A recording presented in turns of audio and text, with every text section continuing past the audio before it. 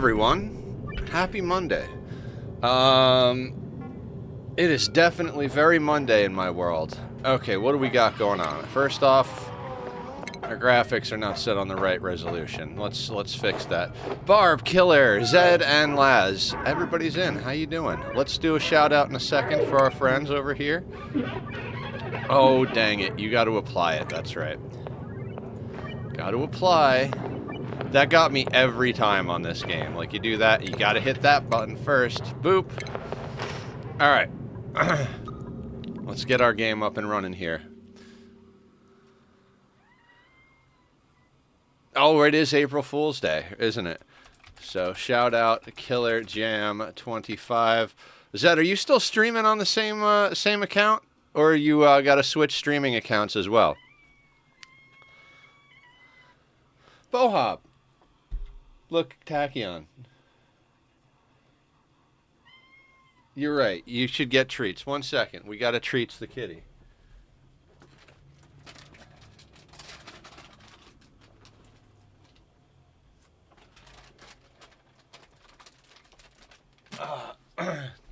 He demands his stream start snackies. Okay. Unlike last week, last time we streamed, I did not look at this before stream, and I remember absolutely nothing about what we were doing. I have two accounts. This one is for my group's podcast, Zed3900 is still... Okay, cool. Let's shout out... That's the wrong button. Zed underscore 30... Wait. Is it Zed3900? There we go. There's no underscore. Right. Okay. So, good morning, good evening, good afternoon, and happy Monday. So, we got a little access channel we dug at the bottom to get at the Steam vent, and I think we got to do that sooner rather than later. Can you guys tell I woke up less than an hour ago? We've got work. Oh, Jesus. I swear I'm awake. We've got work queued up. People are coming out here to do things. I would just press play, but we're doing the things that we need to do. We have a spore kid over here that we can kill and manage to crush the germs out of if we need to. There's a lot of fossil down there, so... And everything needs to be made out of... Hi, Sweetney. Sweetney also said he was going to start streaming again, so I'll do a shout out for Sweetney. Jesus is here. Can't type yet. Alright. Now we've done the shout outs. We've said hello. We've stared at the map for a second. Okay, so lime is new, 5 kilos. We have this set to process steel forever. We're processing a few batches of iron. So we should get our steel real soon. We've got stuff queued up for mechatronics engineer who we don't have. Barb has a level, so let's get her into improved carry 2. We're going to have to skill scrub Barb pretty soon because Barb is just about done with research. We are like spitting distance from having every research I want for this playthrough done. Ada has 4 points, which is good, because we're going to need to get somebody into mechatronics engineering. Ashcan is our cook, who's also a possible mechatronics engineer. Just got out of the gym. Improved carry is accurate. Yes! Tachyon, please. So if we have to, we could scrub Barb into mechatronics engineering, because once the research is done... Like, normally you need a researcher for a good amount of times, but, like, we really, like, we need her to finish 1 or 2 more researches. Screeching Kitty stream, yes. Hey, buddy.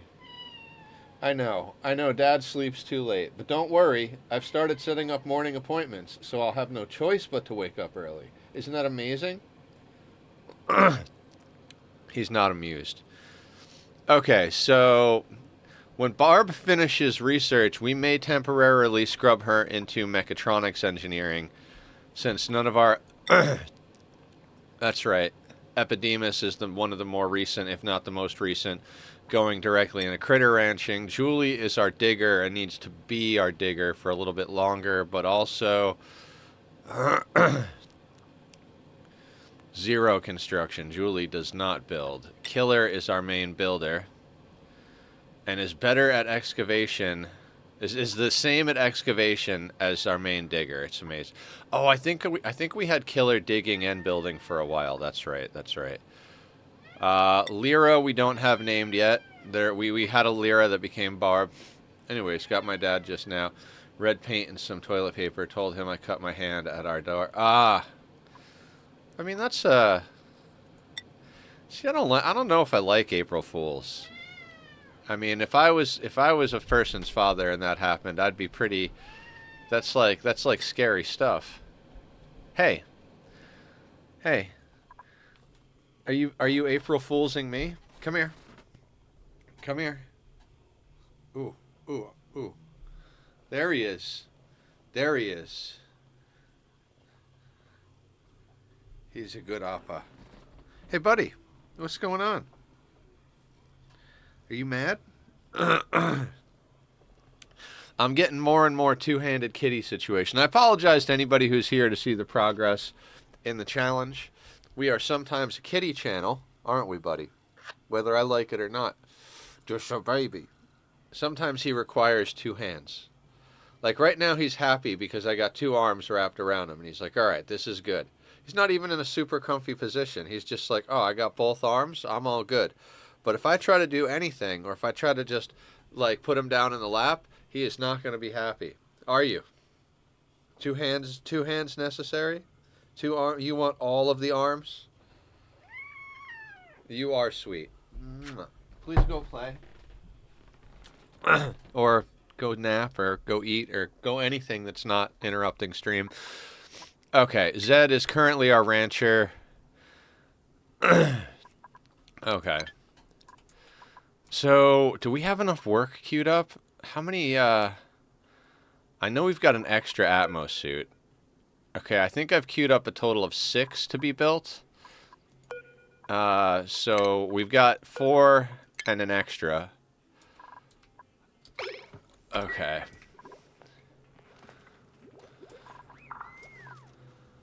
See, right now, this thing is overpressured. And it's 69 degrees over here. There's some stuff in here I'd like to eat.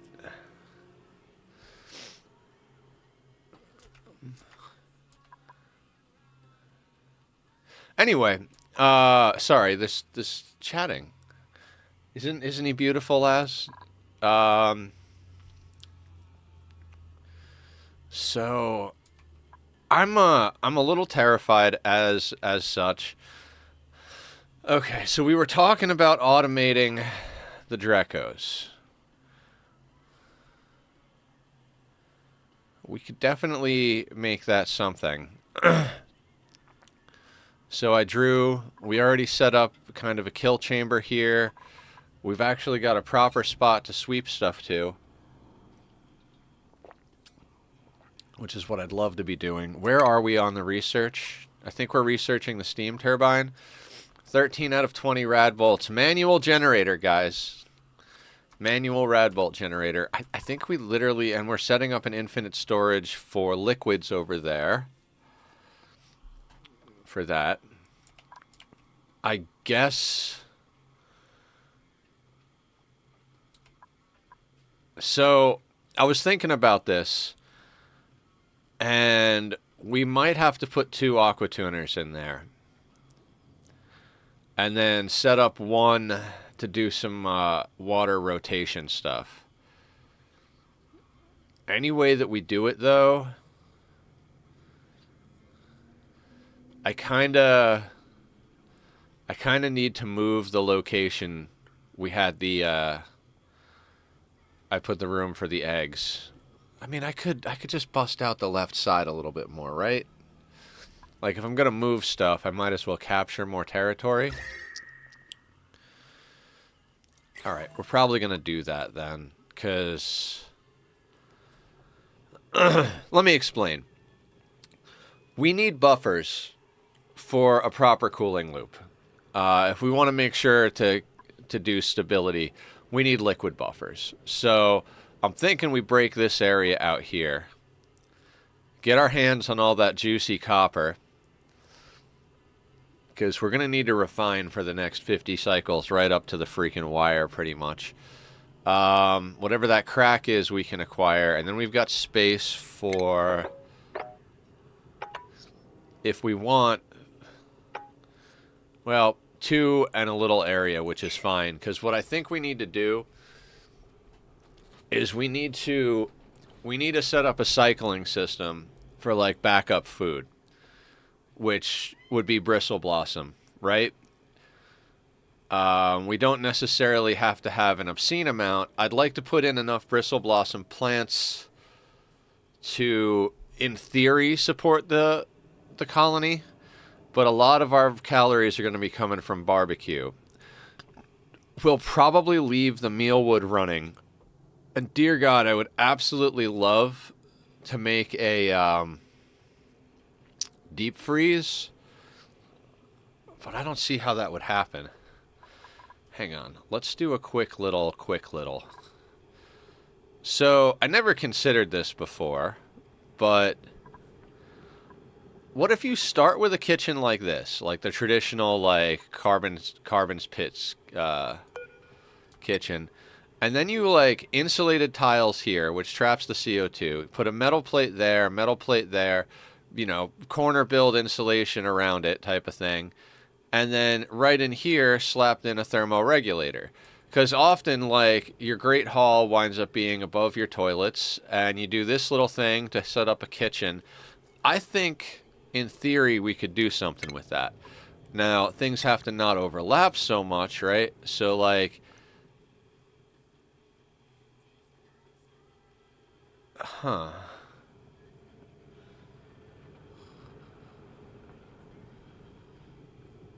I don't think this would be able to see... okay, so, like, if we put that there, we could make this tile the freezer. Huh. It'd be an awkward space for sure. We'd have to put, like, a block here and a block here. And... ooh, we couldn't really do that. We could put it lower and then shift this over and chop out this corner. That's a possibility. Anyway, frills. Not an essential part, but it's something... I like the idea of having a deep freeze set up because that way even if food becomes a problem, it's not as big a problem. The idea being, let me loop back around to what I was thinking. We need some sort of system where if this is above a certain point, maybe not even above a certain point, we really just got to analyze this. Basically, I was thinking we could rotate water if we need to. What we're going to do is we're going to come in up here and we're going to do that. Reason being is that'll keep this thing. Let's put that on a 6. Sorry. Okay. I gotta stop apologizing so much. So we've got air theoretically pumping into the suits. I think I manually disabled that last time. Yeah, manually disabled that last time for a hot second here.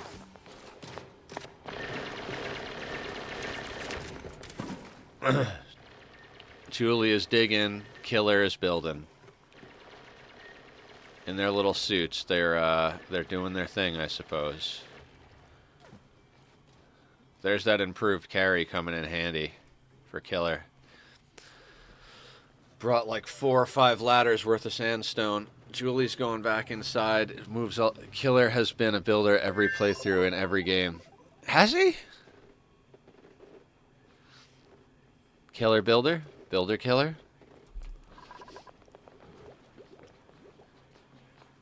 I remember Zed was our cook last time.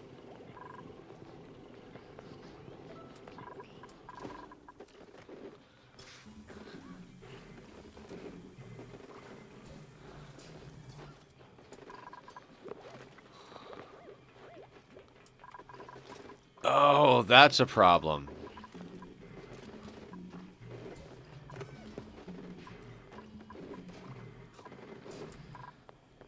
See, hold on. I got an idea. That, if we make it out of granite, he won't have to go back in. Local materials, guys.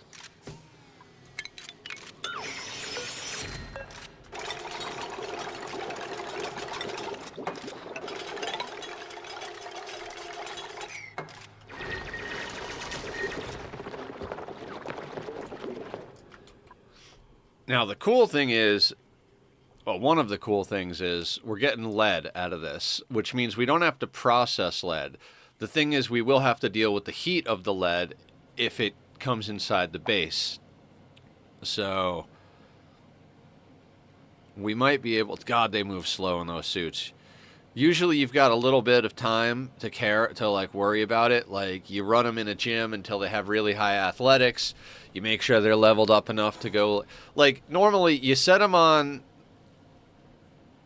You double up tick operating. You make a room where only the people you want to train go in there and run on wheels.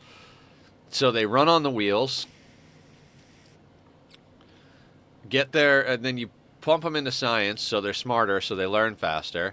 And then once they got like about a 15 in athletics and enough levels to put them into suit wearing and a little bit of what they're intended for, bam, you level them into suit wearing. You put a few points into whatever they are, construction, whatever the case may be, and then bam, you can set them loose, you know? But being that we got so little time, we're kind of just letting them do their thing. I'm very excited to get Julie off of research. Anyway, Monday. Happy Monday, everybody. It's going to take a minute. Sundays is the only day I actually take off from streaming. We were hanging out, everybody in chat for a little while, which was super awesome. A good time and everything. But I was spacey as shit yesterday. I didn't even really get anything done in any of my playthroughs. I woke up Happy Fool's Day. Absolutely. I am a happy fool. I had all these planned. I was like, I have all day. Like I could finish or put a huge amount of work into the second half of the factory, right? In Satisfactory, I was like, I know what I need to do. I just need to figure out a few little logistical things, and then bing, bang, boom, we're all set to go, right? You have 25,000 points. Excellent. Name all of the dupes. No, I'm just kidding. Do whatever you want with your points, of course. Ada is building. Okay, fair enough. So anyway... I just kind of stared at Satisfactory for like an hour, maybe longer, and then did it again later on, and just wound up playing, wound up playing Nightingale. And the thing about my playthrough with Nightingale, I've mentioned it a few times, I'm pretty soft-capped on Nightingale. I've got just about everything there is to get. So are you saying that if you have points in science, you learn other skills faster? Yeah. You level up faster. Like, the smarter they are, the easier it is to learn things type of thing. So I always level them. They get set to do nothing but run. And I level them into science as far as they can go into all of the science skills. And then as soon as they're done, like as soon as they're nicely cooked and they've got enough athletics and they've got enough skill, I'll immediately take them. You disallow them to go into the duplicant gym. You immediately skill scrub them, and you put them into whatever their stuff is plus suit wearing, as long as you've got the morale for it, of course.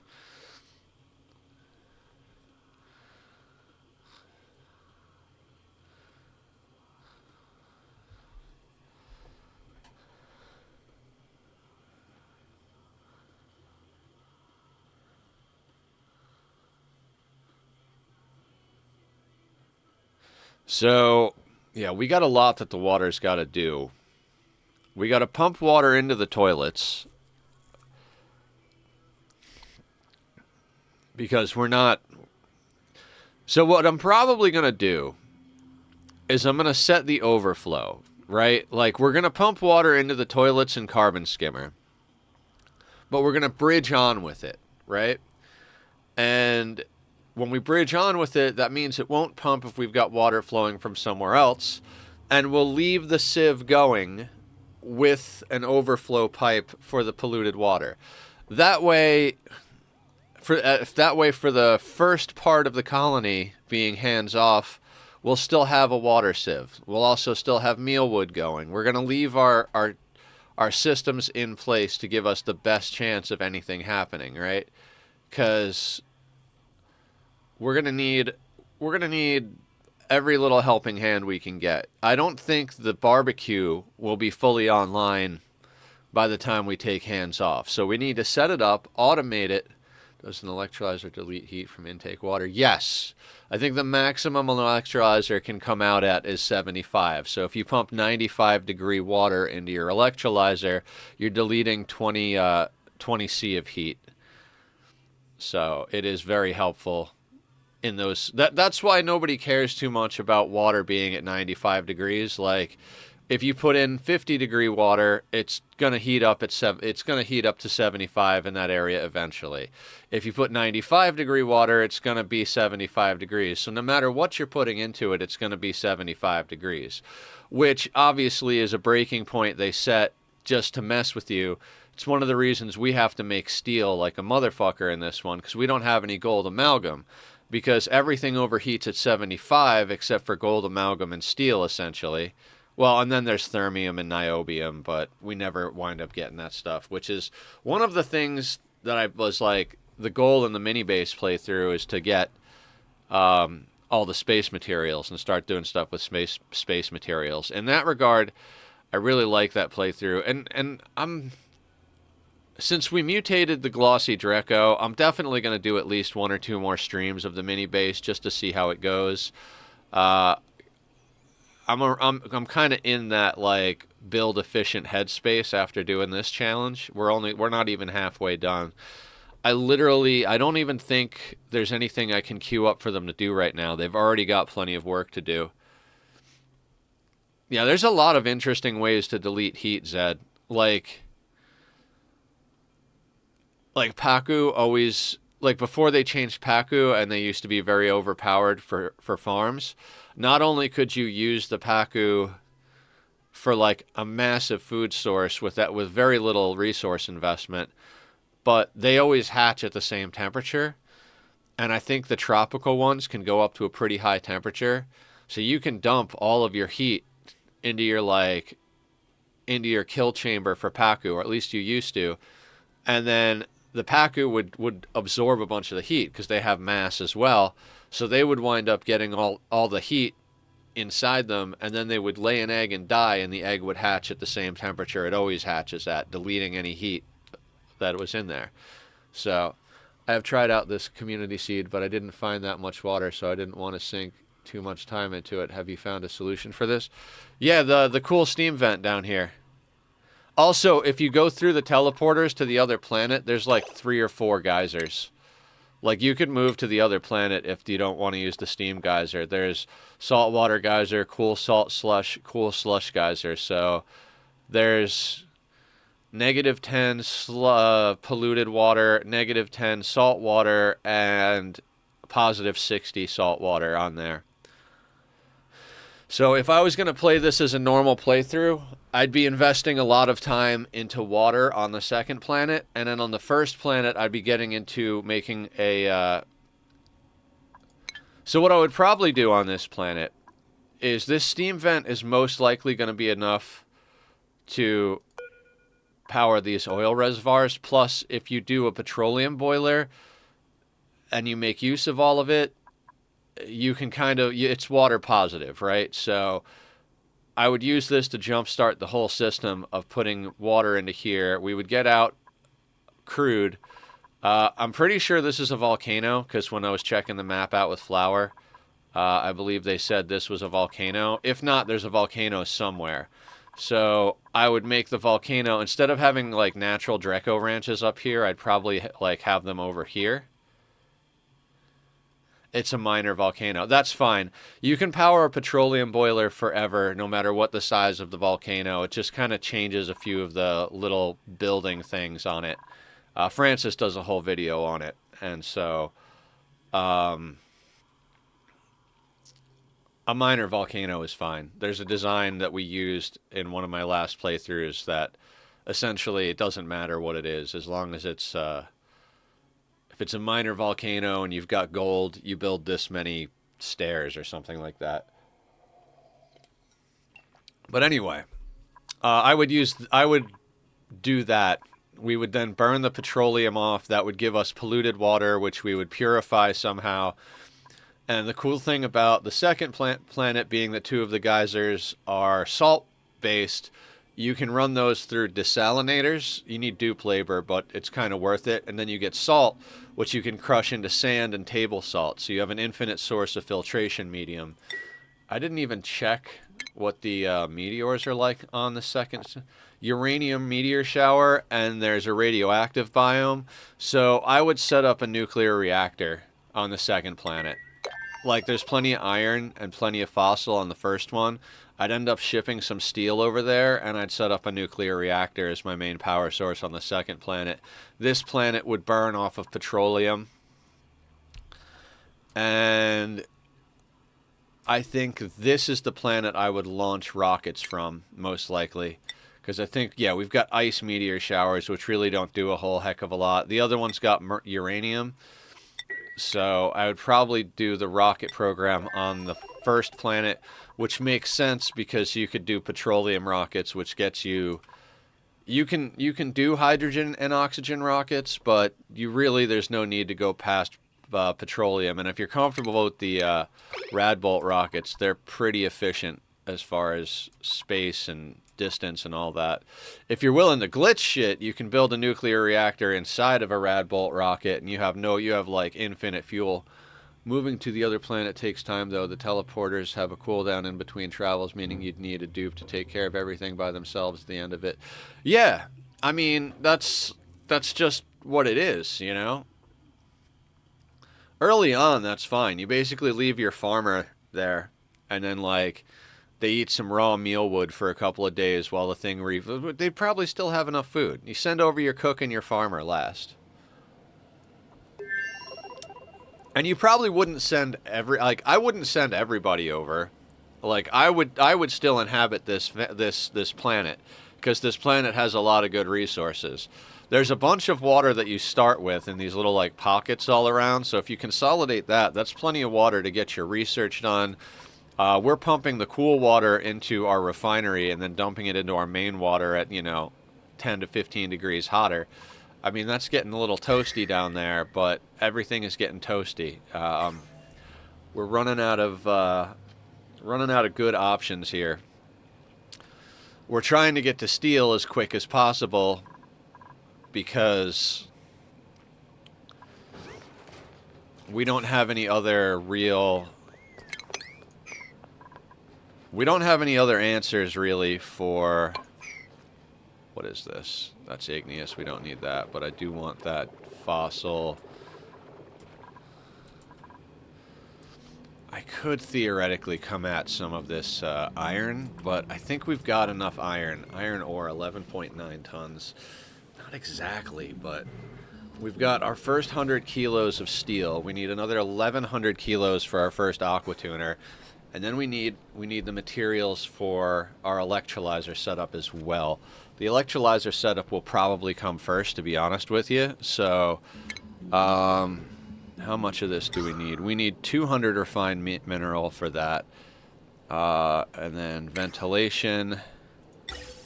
This needs 50, so that's pretty easy. So we're talking 350 kilos of steel to get all three pumps and the electrolyzer set up. So 350. Plus, we're going to need 2 of these hydrogen generators. That's another 800, so 1,600. We need just shy of 2 tons of steel to get our electrolyzer set up. And then we're going to need another 1.2 tons for an aqua tuner. If we want to run 2 aqua tuners with a temperature cycler for plants, we're going to need, okay, so we need about 3 to 3.5 tons of steel minimum to set up this base. We are not taking on any dupes. We can see what we're missing out on, but science, strength, innately stylish, building impaired, kitchen menace. Not a dupe I would want to take on just about any playthrough. Hassan, husbandry, creativity, strength, shabby dresser, critter aversion. Yeah, so your husbandry really doesn't help out. Like, I love animals, but I really suck with them. I wonder if people who think it's an easy... Oh, yeah, moving is not an easy process. Digging, excavation, narco... Okay, so we're not taking any anyway. It's nice to see what's available. We'll take the algae, because we're definitely going to wind up leaving our algae pumps on as long as possible as well. We'll have everything set up for the electrolyzer, but quite frankly, if we can keep our algae burning long, basically my whole thought process is get the core systems done, and then dig out every piece of algae you could find, set up redundancies for food. Yeah. You know what? You're not lit. But if I move this here, you'll be lit.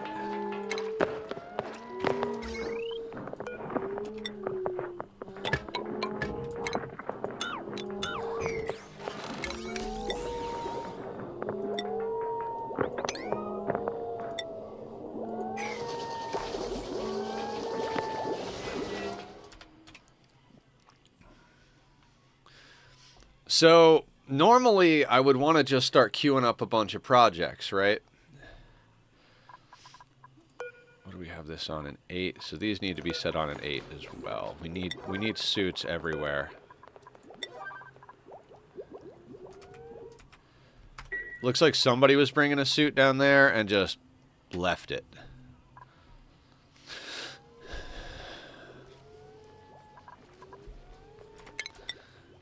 We'll sweep that out.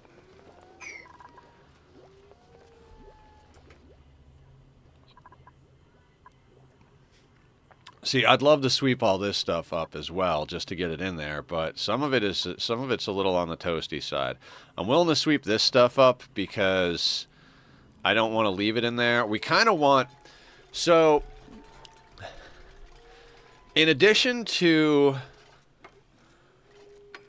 So remember I was just talking about redundancies. We're going to leave our meal wood going, so we're going to sweep up all the dirt we have access to.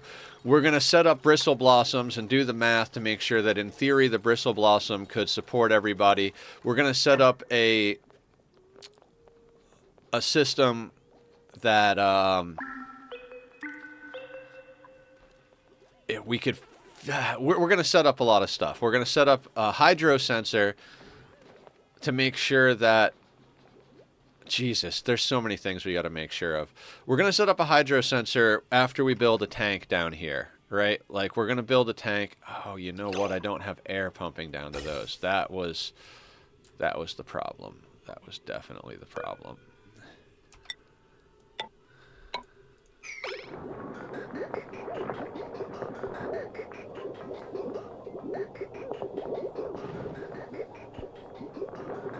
That's what needs to be going on. Starting your run? The colony is called Autonomy. I'm so excited. Maybe try not to play on a 3 from day one. Just, you know, a little advice from someone who's losing their mind on it already. No power. You guys are not plugged in, huh? Nothing is plugged in down here because apparently I want everybody to have problems. We are disabling that guy. Okay, right. The pipes now, that's the one that bridges on. So this is our output.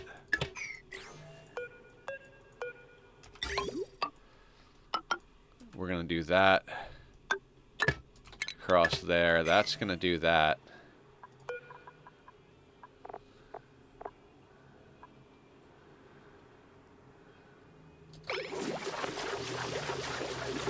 I'm going to wait for all the germs to dissipate before I deconstruct this thing, because there's no need to deconstruct it right now.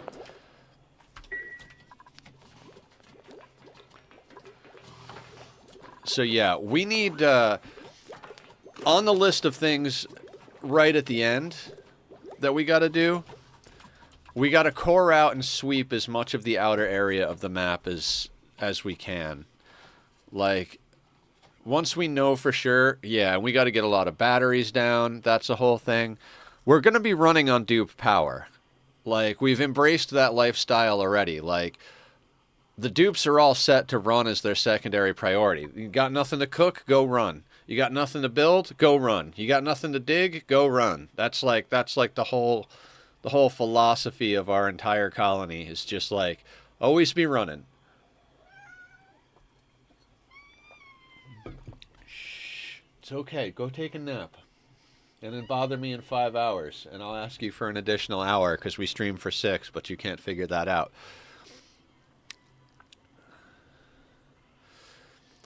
So what I was going to say about redundancy, right? We're going to be leaving a rock crusher going. And when we, because I'm going to set up that system to pump waters into the bathroom if necessary. Definitely going to set that system up. It's going to be very, like, priority based. There's a lot of, do not do something violent, sir. So I'd prefer not to have that happen for a while. So what we're going to do is we're going to sweep all that stuff up, right? And before we take our hands off, we're going to tell them to crush every rock into sand. All sedimentary forever, crush into sand. All igneous, crush into sand. All sandstone, crush into sand. And the reason we're going to do that is, again, to keep the filtration going as long as possible. Because the filtration, the mealwood, the blossom, like, all that stuff is going to stopgap us all the way until our primary, like, barbecue system is online.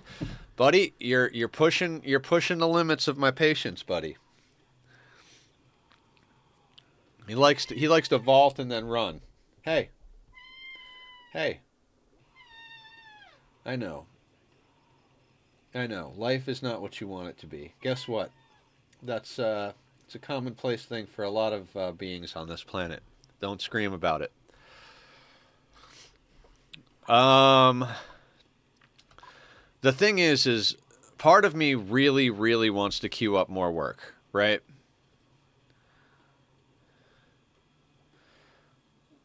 Like, I really want to start drawing pipes. I really want to start doing just a handful of things, right? But we've already got work queued up for them. Important work that needs to get done. So it's kind of like, just let them go.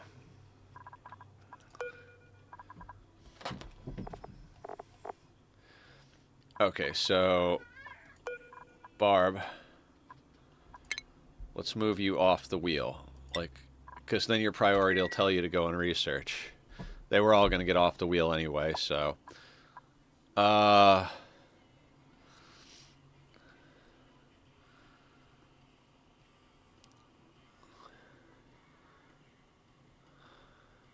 you're on a 3 already? Okay, good luck. Good luck. Alright, we cracked into diamond. That's good. We might need diamond for a temp shift plate or two.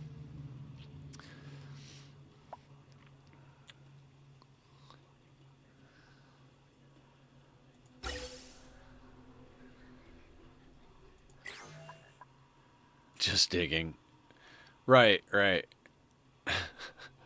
I mean, you know me. I draw my whole barracks and I draw my whole bathroom and barracks out before I even press start, and then I just prioritize things and sit back. But I do like me some exploratory digging, though. Like, what neutronium can I see? Build to it.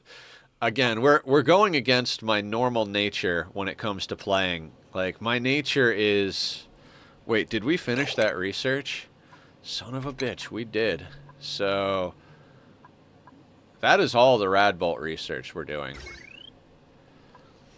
We can deconstruct this thing. Now, I'm gonna snip it We're going to put this on never. Hey, hey, hey. Hey. Taco, taco cat. I want to pet the taco cat. Is it just me, or does anyone else multiple atmosphere checkments in a base and that the dupes don't go back where they went out, and then slowly the atmospheres don't get... Oh no, that's a known thing, Bohob. That's just kind of dupe behavior. You never want to put multiple atmosuit sections that they can cross over outside. Like, if you're going to have a left and a right, you got to split your map down the middle so that they can't cross left to right unless they're crossing through the base. An option that I go with when I'm doing larger bases and stuff is something I learned from Sudsy. They get into atmosuits right out of bed. You have your barracks or your bedroom, and before they even get into the main section of the base, they immediately put their atmosuits on. And so they'll always go back to the right atmosuit because they're going to their bed for sleep. I mean, you got to deal with door priorities. You don't want to let anybody in that section of the base except the people sleeping in that section of the base, because then atmosuit things happen. But I've also automated atmosuit stuff. Like, I've done that with all of them in private bedrooms, and then put a sweeper above it with a loader, and anytime a worn atmosuit fell on the floor, the sweeper would pick it up and send it to the forge so that it could be repaired. And I basically automated everything in one of my bases. I was on a single playthrough for like 400 hours, so it was awesome. We had petroleum rockets, we had liquid oxygen. We were settling the second planet to start getting resin. It was a really good playthrough, but it had to end. We were starting to do massive projects like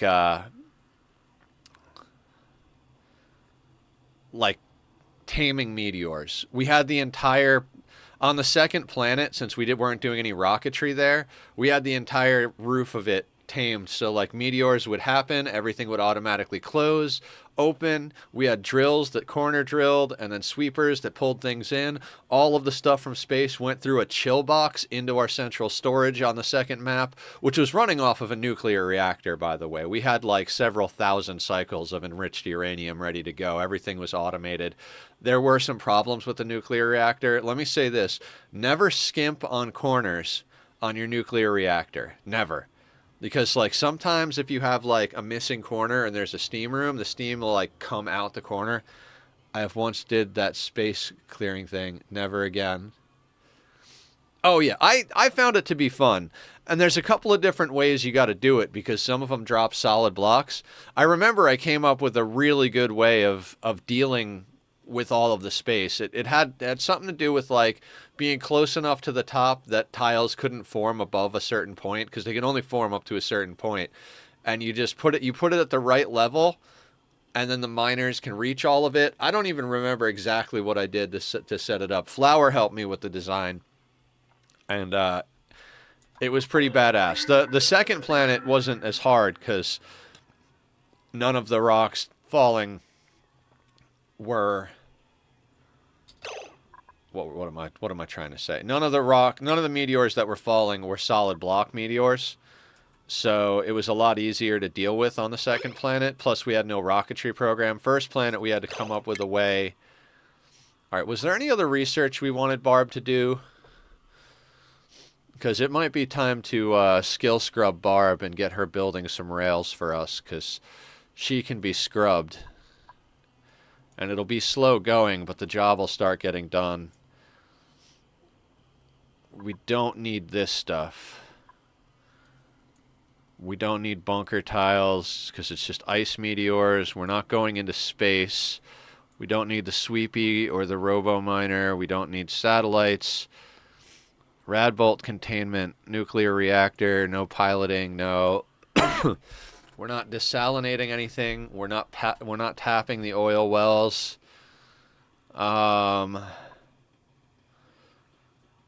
Not making oxalite. Don't need any of that ship stuff. Not doing hypertubes. I kind of want to snag the large sculptures before we go. Like, I think this might be the last thing Barb researches. Could also go into the arrow pot, but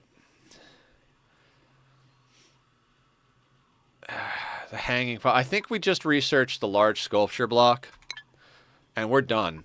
Like, legitimately done. In fact, I'm going to deconstruct this because it's resources.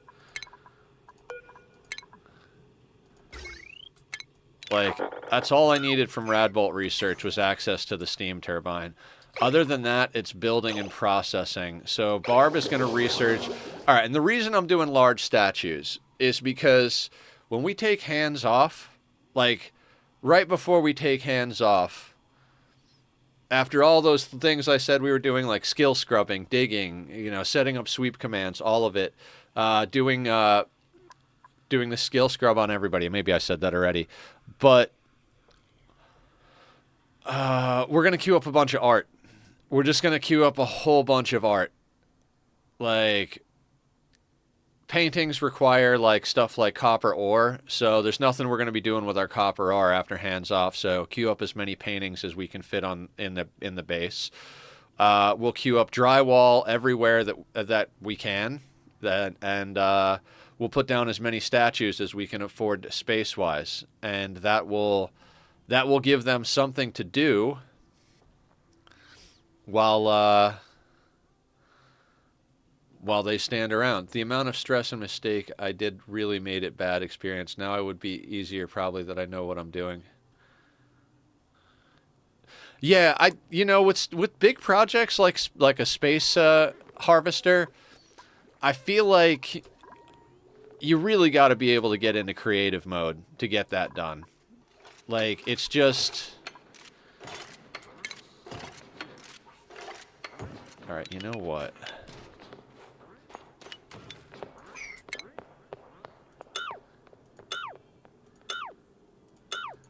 I don't know why I'm doing this. It's like the mini bass player in my head. I want to get back to that. I was going through a frustrating time when I was talking about how I just, like, I didn't know if I wanted to do that. Like, I love the idea of doing the mini bass playthrough. It can't be, like, the main thing on stream, I don't think. Maybe we play it once or twice a week, whatever the case may be. Maybe we take breaks from it here and there. I got to treat it as a little bit more of a casual playthrough. This is a specific challenge. That's more of like this is where we hang out in Oxygen Not Included when we don't know what else we're doing in Oxygen Not Included is on the mini base. Treat it kind of like the way I treated my old long-term playthrough. Like, oh, I feel like playing ONI. Let's get on the thing we're playing ONI on. And if we don't have a challenge or something going.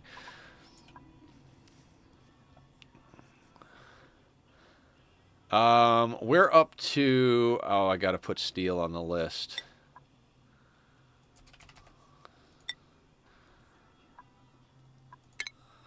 What else can we put on the list?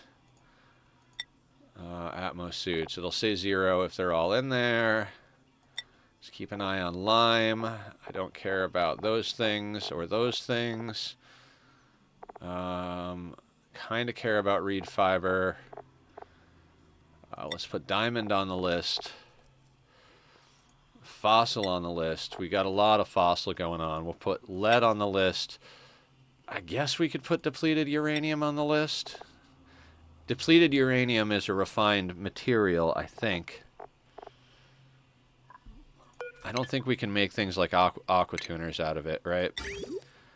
No. So, like, aqua tuners... Steel is an interesting metal because it's a manufactured product.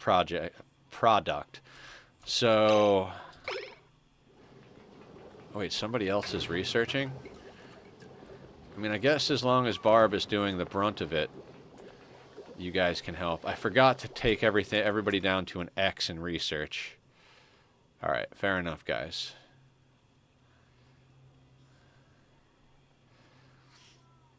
Yeah, we're going to have to do some interesting things. And, like, a lot of systems can just get whoop right in the dumpster when we take hands off. They're not going to need to go out in their Atmos suits. They're just not. Like, that's not a...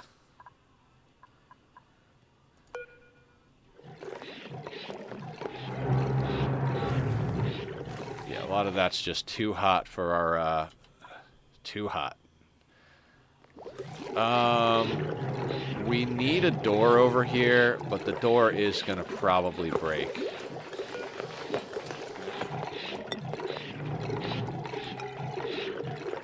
But let's put a door there.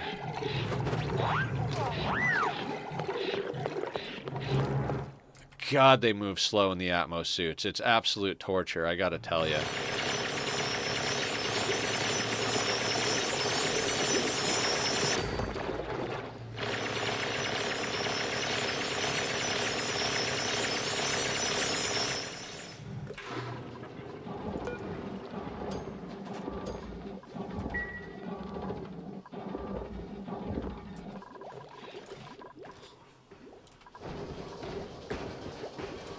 Alright, they're crushing, they're running. So, the crusher is on the main grid, so are these two batteries, so is like pretty much everything in here. The reason we can run so much stuff is most of it's not on at the same time, so it's not overloading the wire. After you've played this game for a while, you kind of get a feel for like how hard you can push it, right? Like, you can push a wire pretty hard. Like, if we look at the wire, it's over wattage every once in a little bit, and it's not even enough to cause a short anywhere. So we gotta start splitting it up a little bit. But when systems aren't pulling non-stop over wattage, you're not gonna get too many. Like, we've got an overload right here, and they're gonna fix it, and I'm not even gonna worry about it. What could we power down? I mean, the thing is the computers are going to get powered down in a second here. Killer's doing a little bit of research. All right, guys, I gotta stop this. I gotta stop this. There's plenty of building you can do, Killer. Are you going to play all the way to Cycle 100 today? No, not a chance. I play way too slow for that. My goal would be to get to 75. Possibly.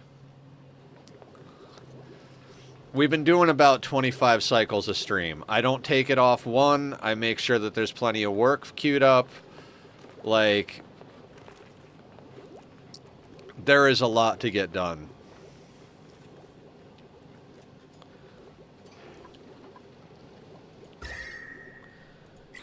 How long till these glossy Drecos come online? 72% incubation. That's just going to be so close on plastic. Relying on the glossy Drecos let us focus other places, but that focus, it's not necessarily the best idea.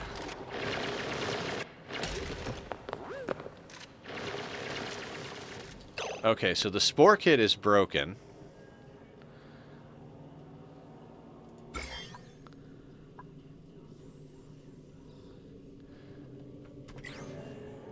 I wanted to get at this fossil. I was like, I don't know if we should even fuck with this. And it's like, yeah, but...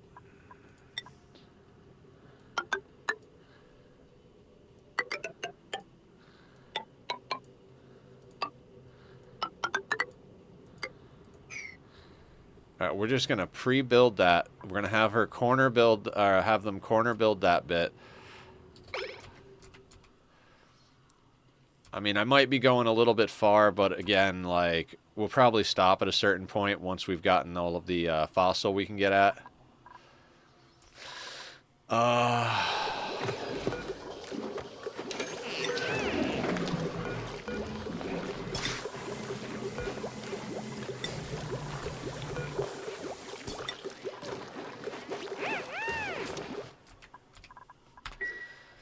So yeah, we'll basically set up so that we can lean on some of our stopgap systems for as long as possible.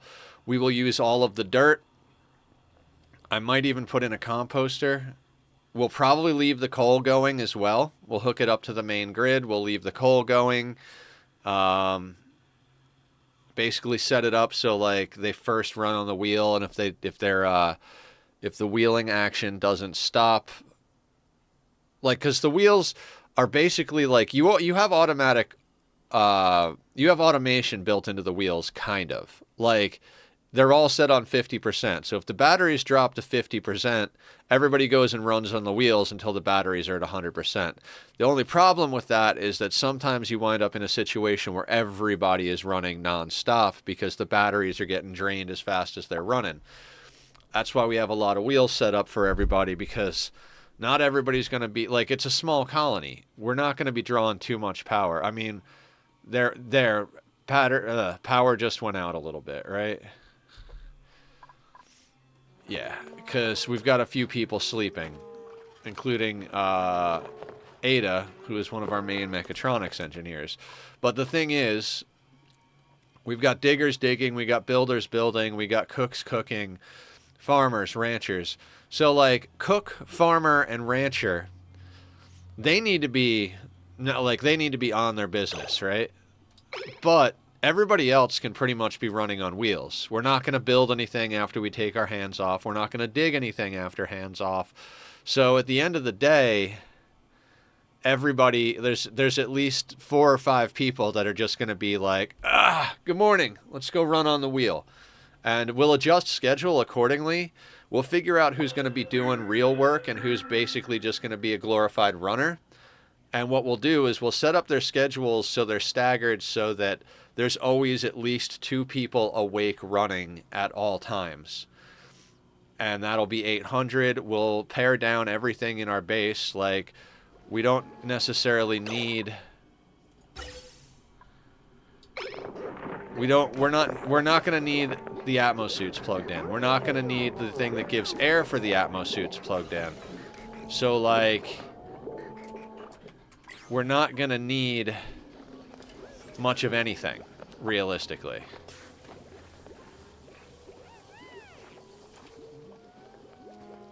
I'd like to actually get all this on a main grid, but right now the coal is running the refinery and just running the refinery. And I'd like to keep it that way for now, because that thing sucks a lot of power. I'd prefer it not be sucking off of our main grid. Although... If we did interlink them right now, we'd be able to use the coal to help keep the main grid online. But most of the main grid systems, like if they tap out for, like, 30 seconds a minute, it's really not the worst. You were playing it a different way with that supply teleporter. What supply teleporter? I'm not even going to the second planet. There's enough on the first planet for me to build a sustainable base.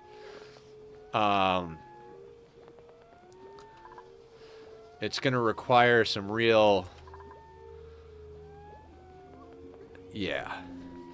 So here's part of my thought process, right? Like, we're moving the water slowly but surely through the refinery, which is...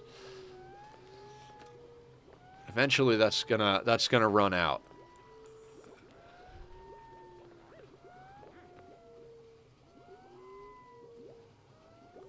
Yeah, Zed's doing the second planet. He's all over it. I am personally not doing the second planet. I am going to live off of this thing. Which Julie is not Julie, Barb is researching. So this thing is overpressured. So... is it overpressured? Oh, not really. Yeah, that could be a problem.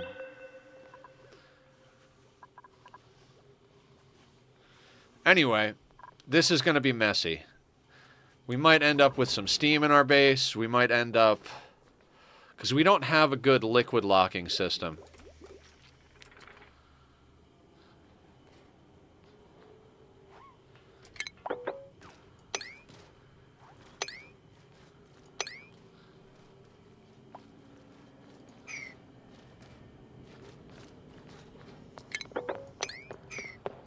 I'm doing the same thing as you because I don't know what I will be doing if I went...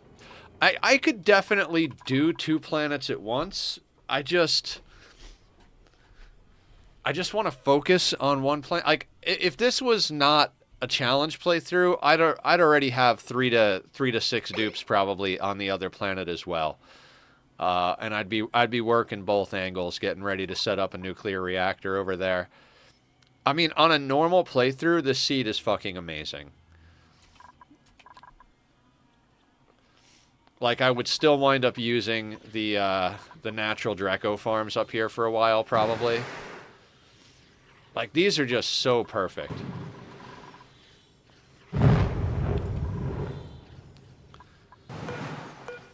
That glossy Drecklet egg. See, it's hard for us to liquid lock in over here because all we have is water. So if we liquid lock over here, we run into the situation where there's basically like the heat is just gonna boil the water in the liquid locks. I mean, we've got air that's not super hot. I mean, it's heating up little at a time here, which is going to be a problem, but this will, like, refill and overpressure.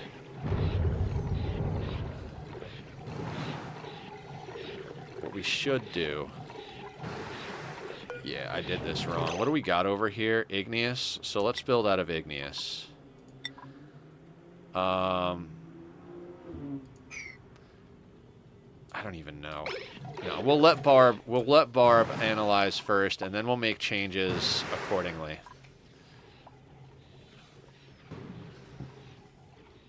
Because we might have to cap this while we dig this out, and then uncap it, get out, and, like, wall ourselves out of the situation. I'd prefer not to have to cap it, but... but that door is going to overheat at 75 degrees. And I'd prefer not to have steam dumping into our base. There, I think it's overpressured. Yeah, it's almost fully overpressured. It just needs a little bit more condensation and it'll be overpressured again. Barb is researching it, which is good. Suits are gradually filling up with air.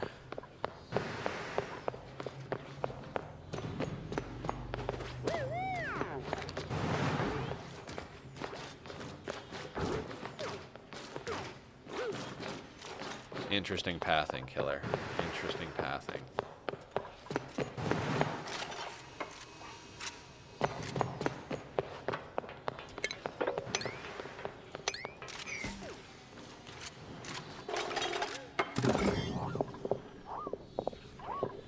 Yep, zombie spores. We're gonna need... We're gonna need you to build that.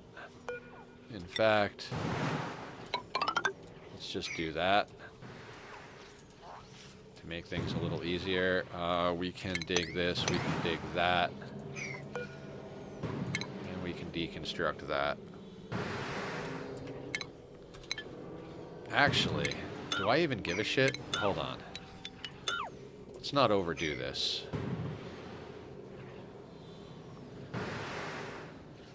Abyssalit's kind of toasty, but nothing crazy, so why even worry? Just boop. There we go. That's the stuff we need. We'll dig out that lead as well.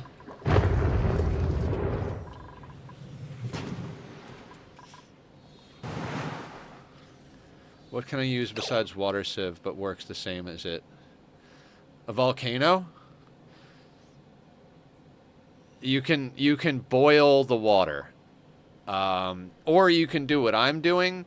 I'm dumping all of my overflow polluted water into an infinite storage that'll never get used, and I'm gonna pump fresh water into the bathrooms.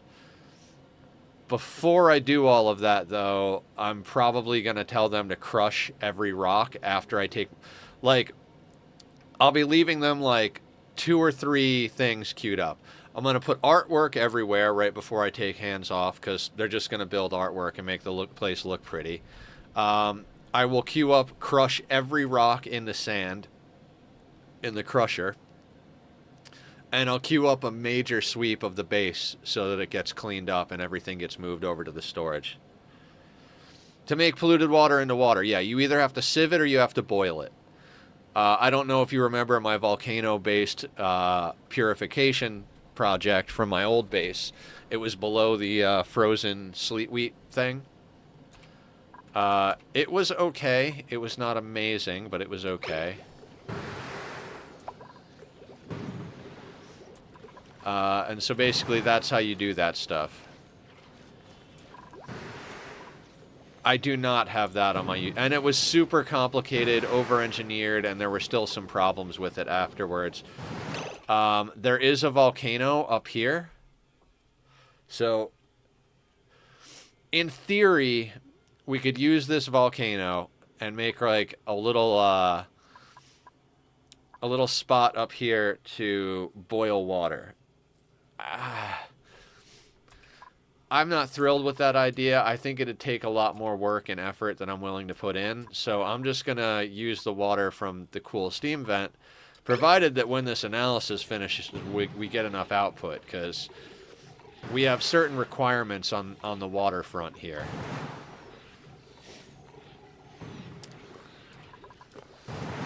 So what I'll probably do is set up a system that any of the water left in our tank is probably going to get fed into bristle blossoms. And then when the tanks run out, the bristle blossoms... Okay, so this got analyzed. 1.6 kilos a day.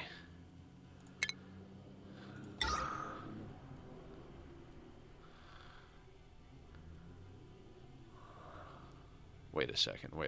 Do we even have enough water? So that's 1 kilo a second. And this is 1.5 kilos, 1.6 kilos a second average output. So if we have enough buffer tank, we have plenty for our yeah, we'll have plenty for our electrolyzer. And then another 0.641, so a little over another half a kilo per second. That should be plenty to pump into our toilets.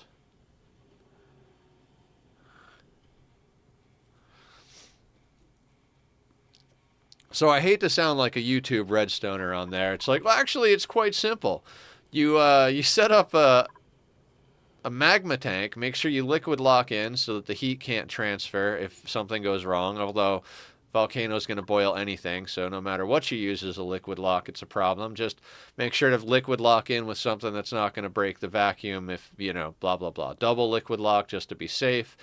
You create a tank. You do the 10-tile dropper method, which is pretty common across all the internet. Francis did it. A bunch of other people have tutorials on it. And then you drop that into a thermal injector setup, which is more steel. It's, you know, it's basically like 2 sets of diamond window tiles, which you have diamond, and then like the lava drops on one side, and then when it needs to be hot in the steam chamber, the door closes and lets the heat go across. Temp shift plates, that whole, like, and it's like, I could say, oh, it's simple. Like, I get how to do it. I don't have enough confidence in myself to do it in under 100 cycles and think that it'll work indefinitely forever. I don't see myself being able to. Now, I could make one that works. Again, if this was a normal playthrough, that wouldn't even be a question for me. Easy enough to get it done. The only thing is that since this is on an oil planet, I wouldn't be using this volcano for water purification. I'd be using it for a petroleum boiler.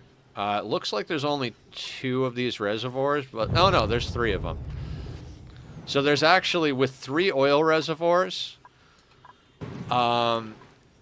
we basically have enough going on in here that we could feed about 50 dupes forever. We would run slicksters. There's 5 oil reservoirs. I mean, that's insane right now, right there, because the petroleum boiler setup, so 3 reservoirs will get you a full pipe of crude. And the petroleum boiler that I use, that's Francis's design, that'll eat an entire pipe of crude forever and continually turn it into petroleum at a 1-to-1 exchange. So I may start a new game after I do this cycle 100. Yeah, I'm probably going to do a new game as well. I'm even tempted, as I mentioned earlier and on other streams, before we do the 100 cycles, once we take the hands off, I might do a save, and then at that point be like, okay, I'm going to save it. Now we take the hands off, and then we see how long it survives and what goes wrong, and then come back to the save and play it as a normal game. But let's talk about right now how our calories seem to be negative. So what do we have here? We have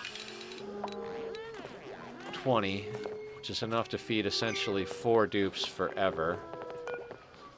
How is our temperature looking everywhere?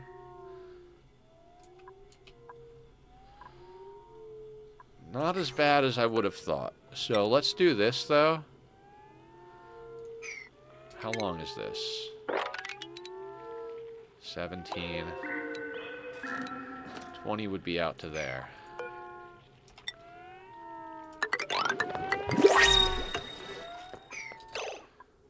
Right?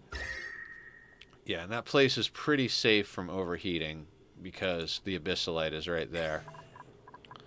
I heard the teleporter. We'll deal with that shortly. That's 20. We do that. We deconstruct these. And that's algae. So let's get that out of there. Hell, let's grab.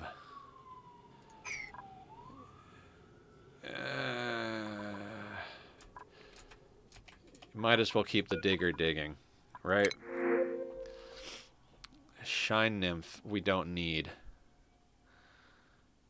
I mean, we could ranch shine nymphs. No, too much. Take the barbecue, Nether. You just talked about calories. Let's take the barbecue. 12,000 calories. That's enough for freaking what? 2.5 days, 3 days of food right there. We got 8 dupes, 8, so yeah, a day and a half of food for free. Wonderful. And that gives us plenty of time to plant the mealwood that's going to go up there. We don't need exactly that much mealwood because we're going to get augmented by barbecue, and we're going to get augmented by the overflow mealwood from the water sieve. Okay, so next dormancy is in 55 cycles. We need to deal with this. Right? So what do we got over here? Granite. So we're going to build out of granite, and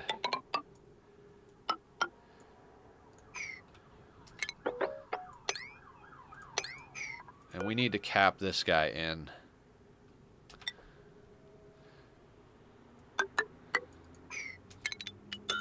Yeah, I should have done that earlier. Screwed that up pretty hard. So let's do that. And what we'll do is we'll delete every other one so they can still get up and down.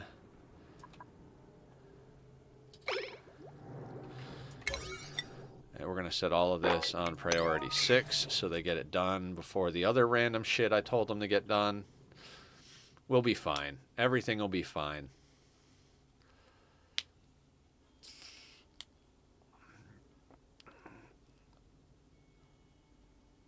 I have 6 dupes and 41,000 calories. Nice. So you have about 6.5 days of food, something like that, right? All right, so it's kind of in our favor right now that this thing isn't gonna. We need to get this dug out. Like, substantially, we need to get this dug out. So, we're going to cap this thing in.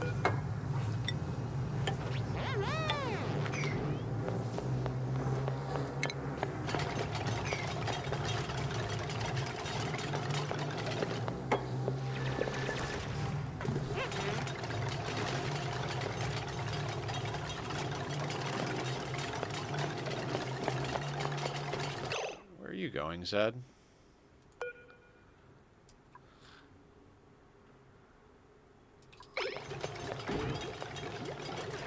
Not sure where Zed's going, but okay.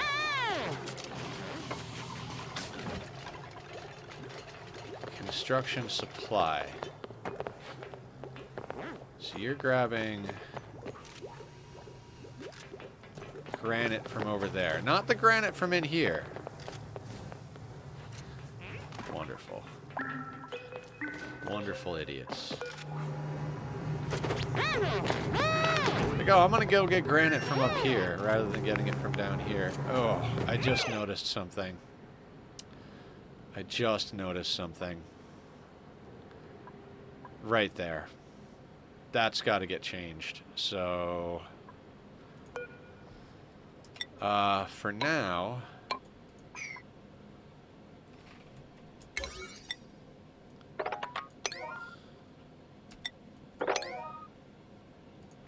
I actually don't think we need to dig this.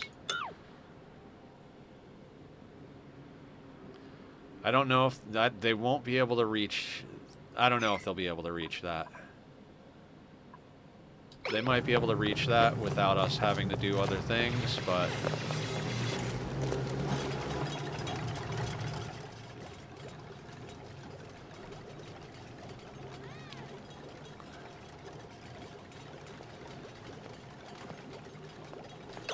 actually, we don't actually need to build this. I don't even know. Hang on.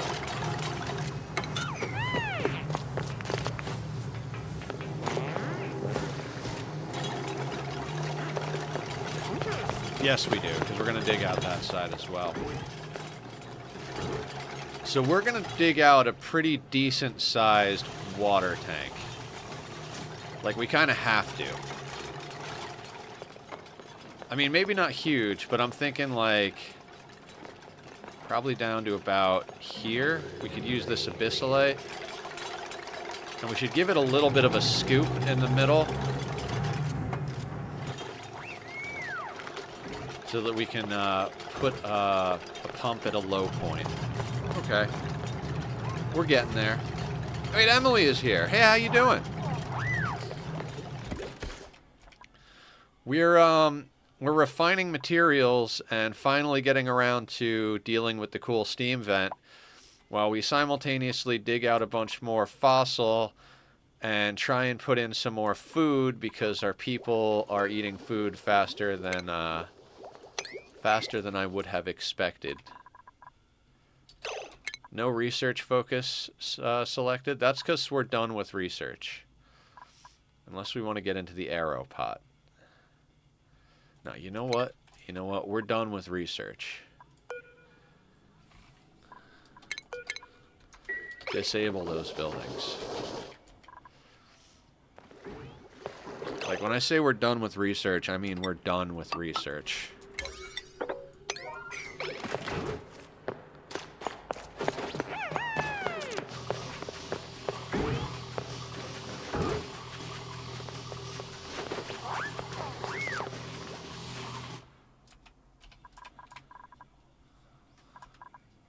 Cycles is actually tough to have all going on autonomously. It really is, Emily.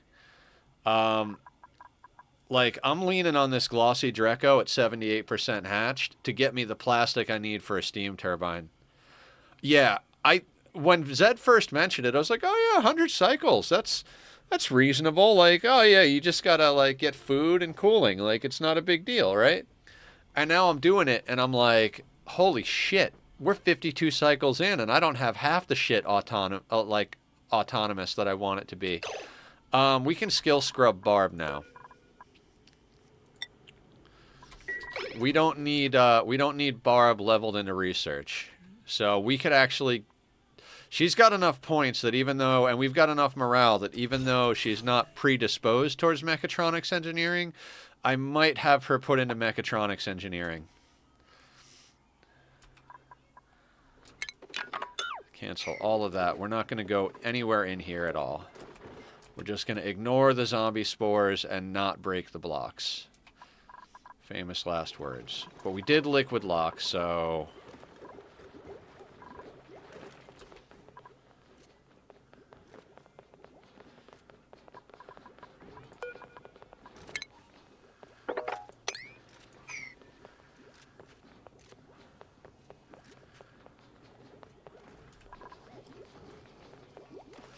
Yeah, I'm very excited to see how everybody approaches it. Hopefully, everybody posts pictures or videos or things up in the community seed if they're playing on the community seed. If not, there's a general ONI chat. So if you're doing the challenge on a different map, please feel free to post over there.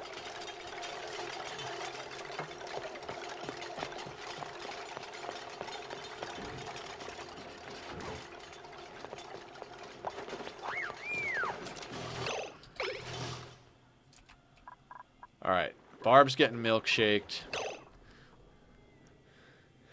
I'm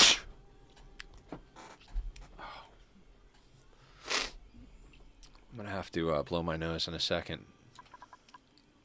I've been posting 100 cycle. Yeah, yeah. Thank you, Emily. Thank you. Hang on. I gotta blow my nose.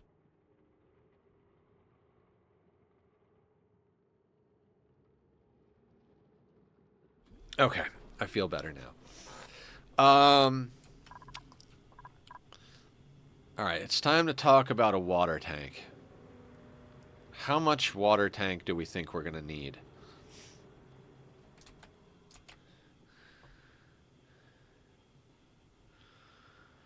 How much water tank? I mean, we could also, like, incorporate this water, right?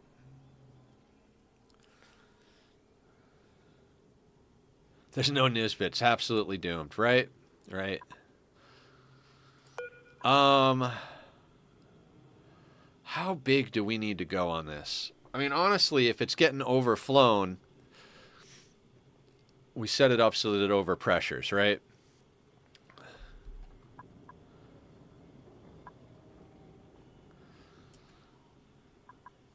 I mean, maybe we use this as a natural low point.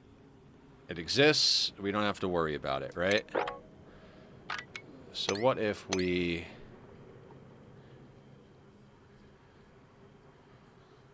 I mean, this spot's not going to be any hotter than the water that's going to be over here. The other question is, are we going to even try to deal with this? I know this is a terrible idea to just queue up all this building. Don't worry, we're not going to just queue up all this digging and building.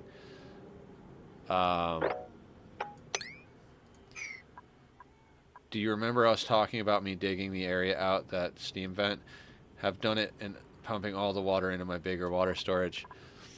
I was just trying to wait until I got to a point where I could manage the temperature a little bit.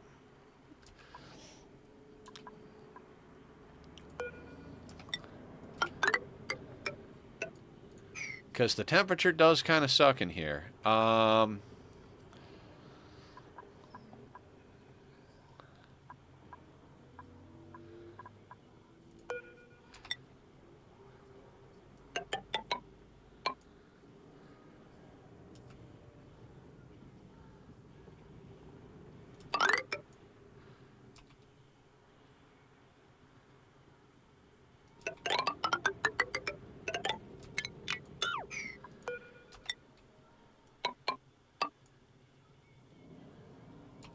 Huh. Now the question is how far to the right?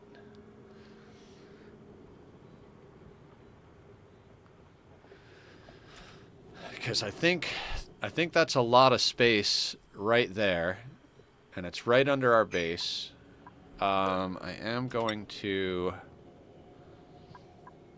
because I'm an insane person, I am going to do that. Not that it matters. It doesn't matter. Nothing matters. Everything matters. Nothing matters. Right? If everything's an emergency, then nothing is an emergency.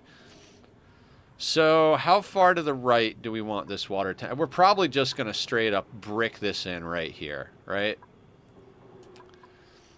So we could have a decent sized water tank, but do we need... How much of a decent sized water tank do we need? And how much digging do we want to do becomes the question. Like, we could literally just make it right there.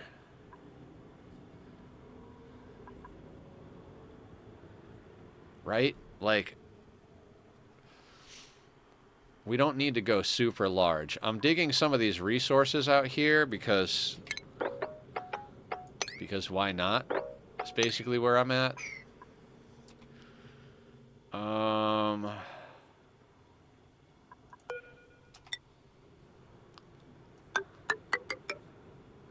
So in theory, we could just...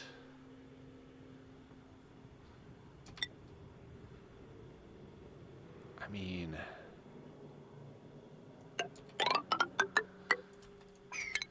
we could do that.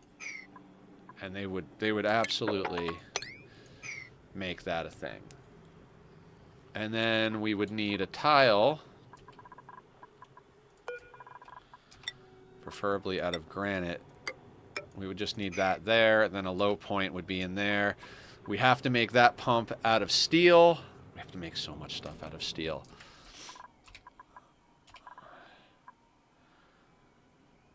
Oh, God. That is just so much work for the amount of people we have. Good thing Barb's getting a good shake-up. She's going to be joining the building team real soon. We are overloading our grid. It might be time to start looking into doing conductive wire. I'd like the entire main section of the base on one conductive wire. In theory.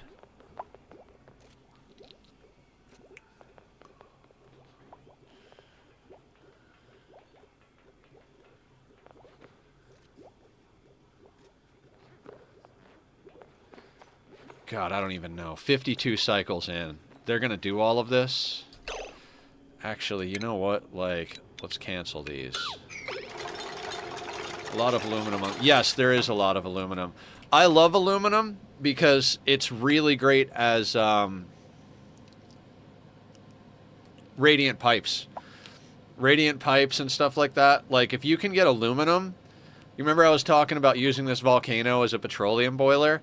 The footprint for the petroleum boiler blueprint, like what you need to build, is substantially smaller when you use aluminum radiant pipe as opposed to like gold or copper or whatever else.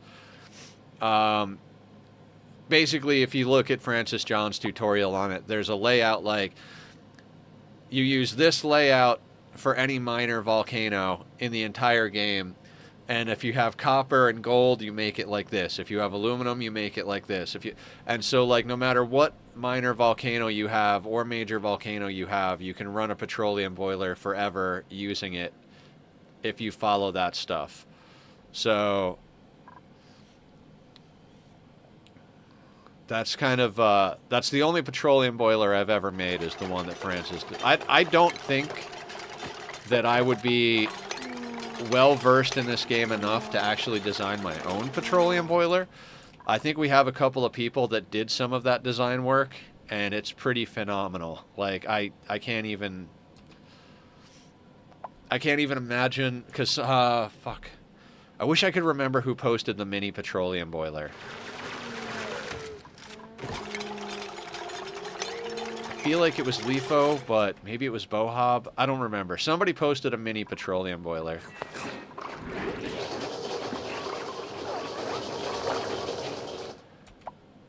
I mean, that stuff will eventually go away, right?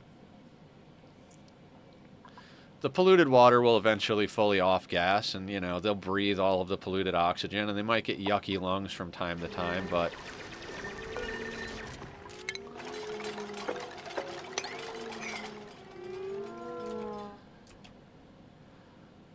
Okay, is Barb scrubbed? No, we just... That scrubber does eat a lot of power. We need more people running.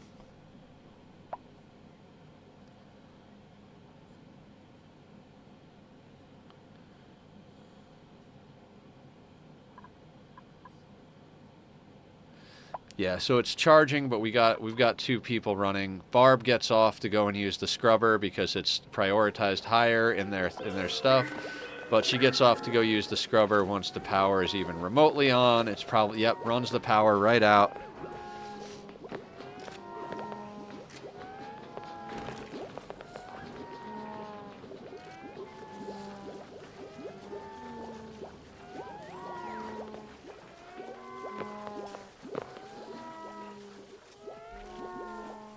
How are we doing on copper? Okay, so...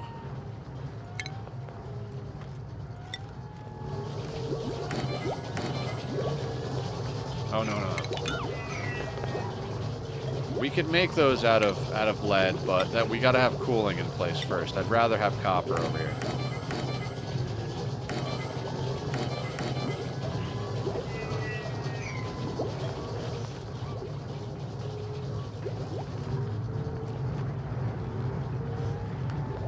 So, these are not meant to be turned on, not even with a timer. These are just going to be to reserve eggs. Every egg from our Dreco farms is going to get dropped in this water that's going to be over here. And essentially, they hatch, they drown, they turn into meat, we eat them. Barbecue factory, basically. But we need Drecos to replenish the ranch. So, you put 3 of these on the regular Drecos, 3 of these on the glossy Drecos, and that should supply your ranches indefinitely. That'll be enough eggs to replace the aged out ones at normal egg production. We could go, if we had enough power, that's the thing is, there is so much potential on this map. Maybe not even like continue after the 100 cycles. Maybe I'll start a brand new playthrough on this map after we do the 100 cycle challenge.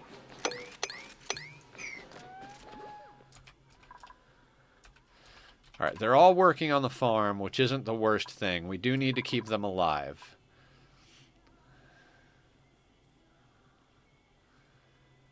Killer is super happy.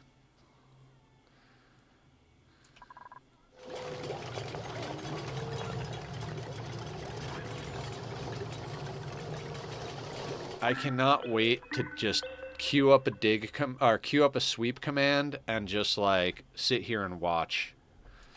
Like I artwork and sweep commands all day long. All right, Barb's jumping back in the brainwasher and immediately runs it out of power. So she goes up to get on the runner. Gets off because the thing has a little bit of power. And she's almost done on it, too. So it's just...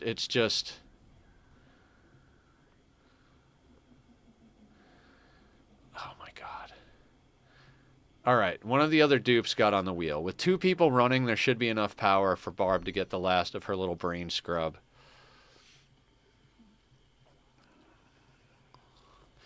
See, that's the thing, is Sudsy was asking, like, it's an 8 dupe minimum, right? Okay, Barb has been cooked properly, so let's get into her skills. Alright, so Barb has 5 points. And we need somebody building mechatronics engineering shit. You know what, Ashcan, we're going to give you improved tinkering, because everybody's going to be running, even the cook in theory. Zed is critter ranching.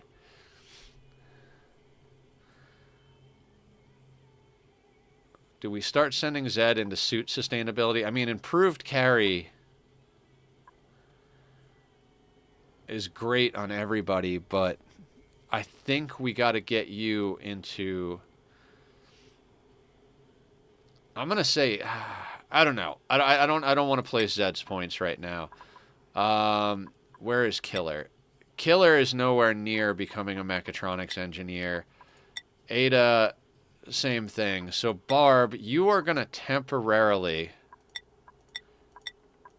become a mechatronics engineer. You are going to build things so friggin' slowly, but...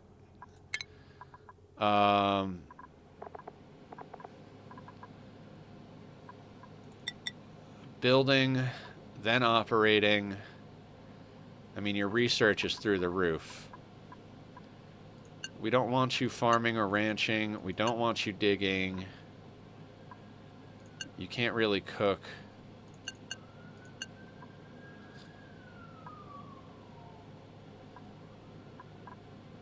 Somebody has creative, right? Oh, Epidemus is going to be our artist.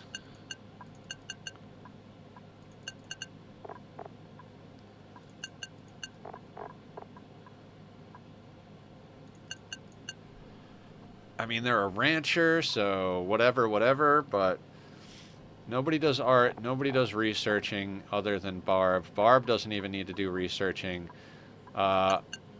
let's X out all the skills. I find it easier to see what I'm doing when I X out the skills I'm not using. Like, nobody is getting on a rocket. Like, that's just not going to happen, right? So, let's X those out entirely. Now, doctoring. We have no doctors. I have no interest in having doctors, not on this playthrough. If we needed a doctor, we could put them on, so... toggling life support, we need those. Operating, farming, ranching, building, digging, supplying, storing. Okay. So, Barb has become a builder. If there's nothing to build, she operates, and then everything else is done at priority. Yeah, I'm good with that. Oh, and everybody will be very upset if I don't give Barb a hat. First mechatronics engineer of the colony. Barb the builder giggles. So what we're gonna do is we're gonna put those on a high priority.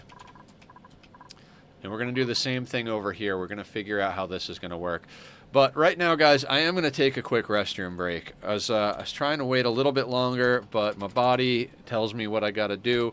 I'm going to put up the music links for Bobby. If you're watching back on the VOD on YouTube, the links to the music from the Be Right Back screen will be down in the description.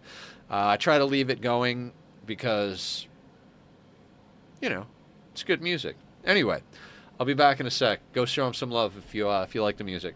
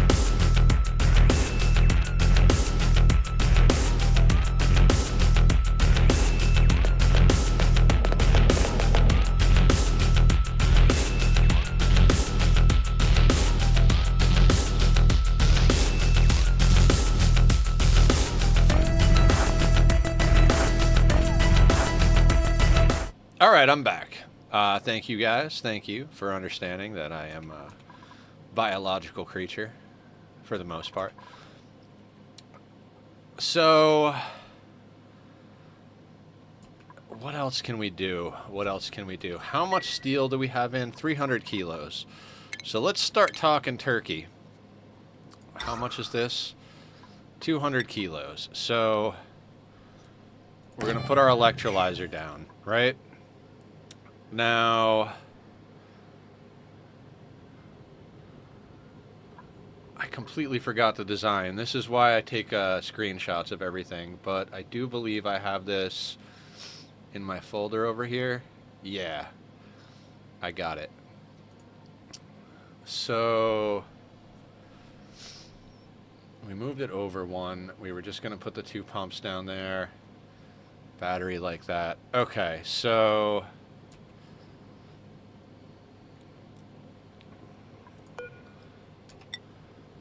that's going to go there.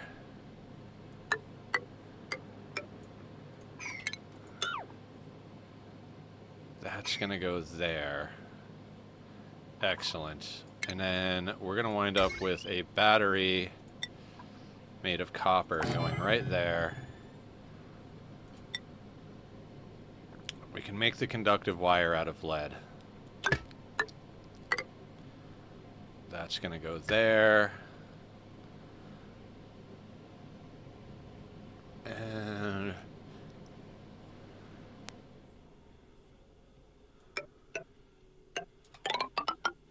that goes through there.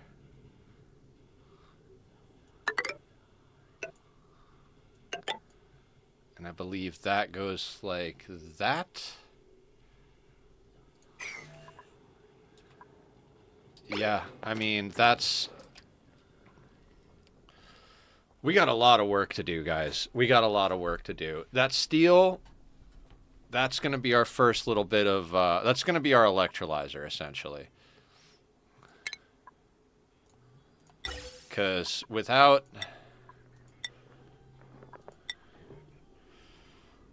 other materials...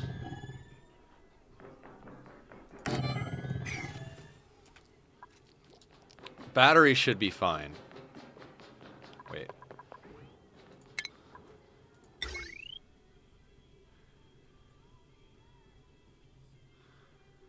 Oh, no. Battery is not going to be okay made of copper. I mean, it might be. 75 degrees. It's just so much peace of mind building it out of steel. Gold amalgam, fine. But the overheat temperature on this is 75. Oh, no, because... Okay, so no. We build it out of copper, not iron. That's right. Because copper brings up the overheat temperature. Right, that brings it up to 120... Yeah, it's plus 50 degrees, so 125. We should not be getting over 125 in there. The reason I'm building the pumps and the electrolyzer out of steel is that, in theory, we should be able to build them out of whatever we want, right? Because we're going to run some cooling in there. So that's going to be a whole thing.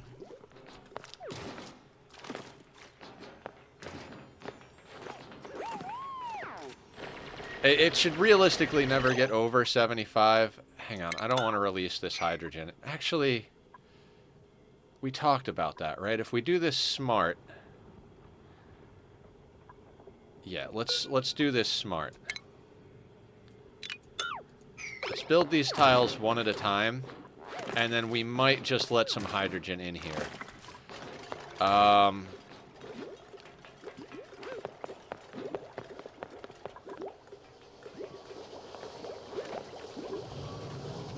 This whole thing, right? So we're gonna need vents. And I don't wanna ruin our nature reserve. I've been very conscious of that the whole time, right? But we're still gonna need...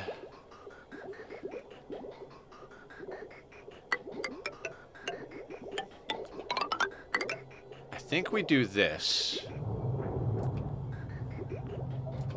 And I think we just do that. Grab these.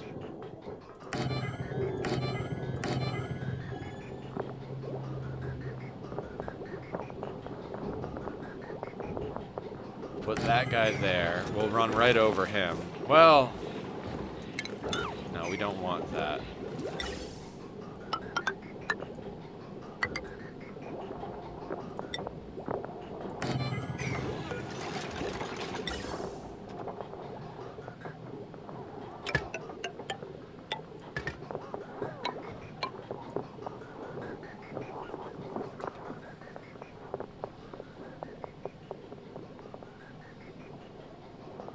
And then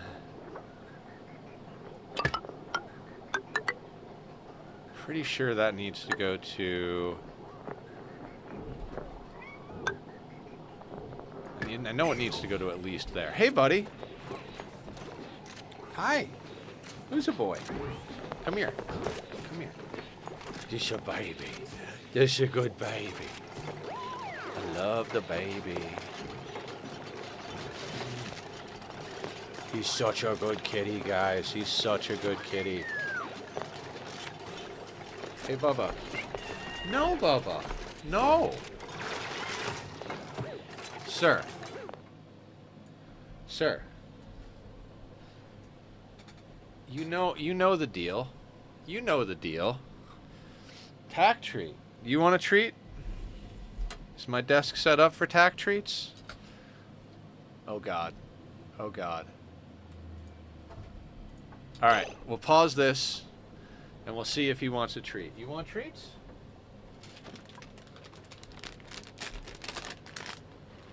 Here. All right, so he's happy about the treats. So there's some cat butt for you. Huh, cat butt? Who's a good cat butt? No treats? You don't want the treats? He's a good boy. He's eating some of the treats. So I wanted to start queuing up some of this work here, right? Because we have to have all of it done. There's no ifs, ands, or buts about the whole thing. We got 55 cycles left before that thing goes dormant. So it's going dormant right about the time we're getting in there. So I might queue that up at a higher priority. But everything that's going on in there has to go on in there. He's a good boy. We'll take a little kitty break here. So what am I trying to say?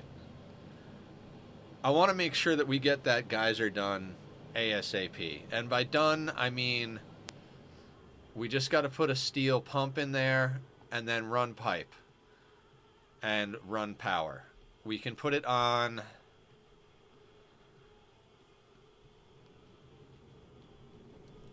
Yeah, he does look happy.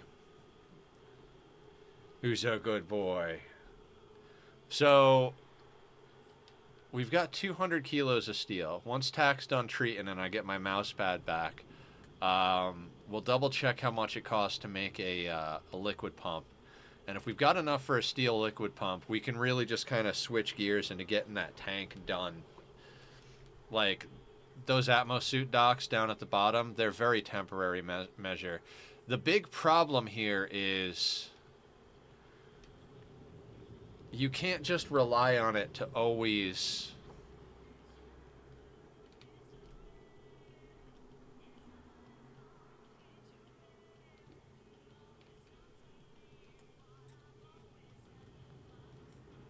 Gee, I don't even know.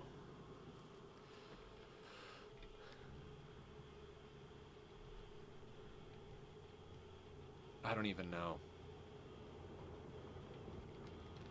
A little bit of a beard stroke moment here. I'm trying to think, like, do we cram in a second aqua tuner? You know what I mean? Do we, like...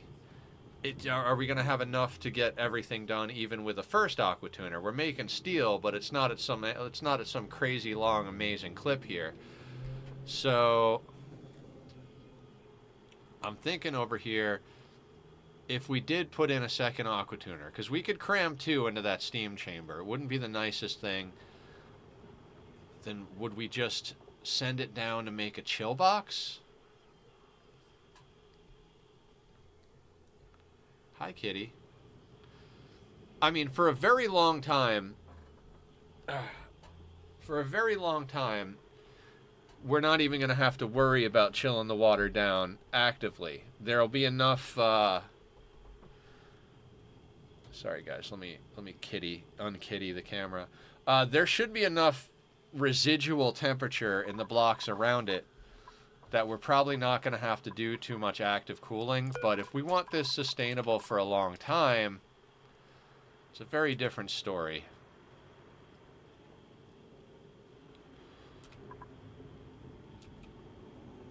No, I think we're going too far to the left. We're going too far to the left. Hang on a second here. We don't need that big of a chamber, and quite honestly,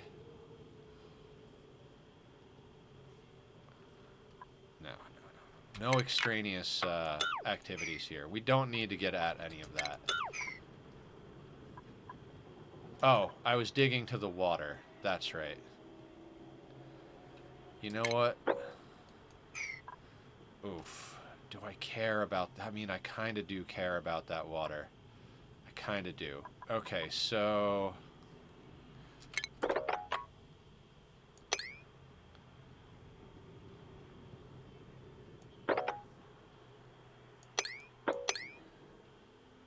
let's...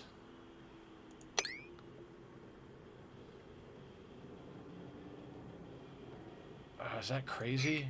Is that crazy? That water won't fit in there. It's more than a few tiles. So we would have to chop a little bit more out for it to fit.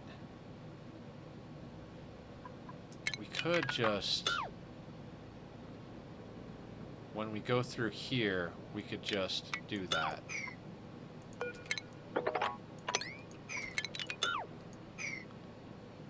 Right, and it'll roll off into the tank. I think that's the best idea. And then we could plug it up after it does. That being said, we should still focus on tank here. I don't actually want to insulate it because I want to abuse that temperature, but we should get a little bit more of a shape here. Okay.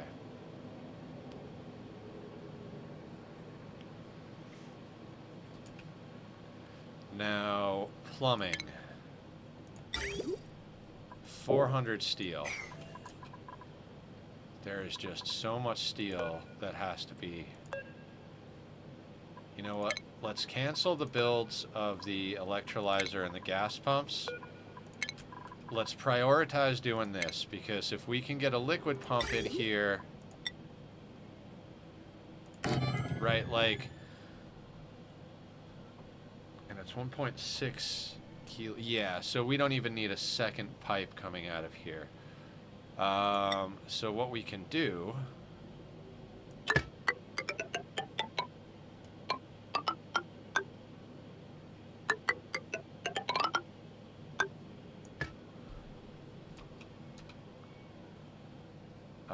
and the electrolyzer, I believe the input on the left or the right? I never remember. I never remember with any of these buildings. Like, if I put that there, it's on the left. Okay, so what we need to do... Sandstone? No. Granite. We need to make that out of granite.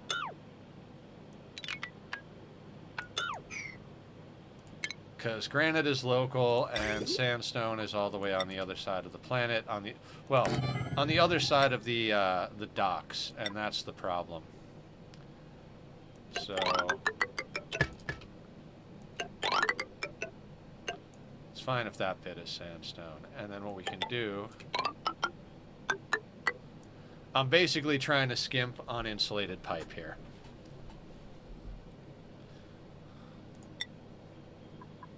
Doesn't matter with this one because it's inside base.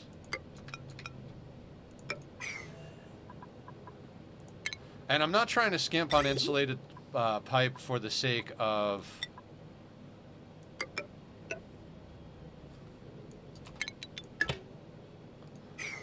I'm not trying to skimp on insulated pipe for the sake of anything except for the fact that...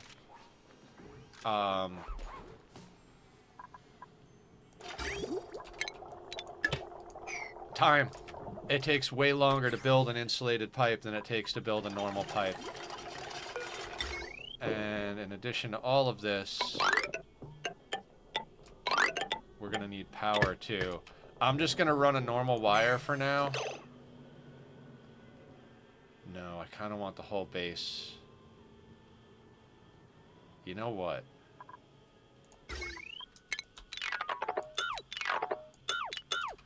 I'm pretty sure... Let's think about this.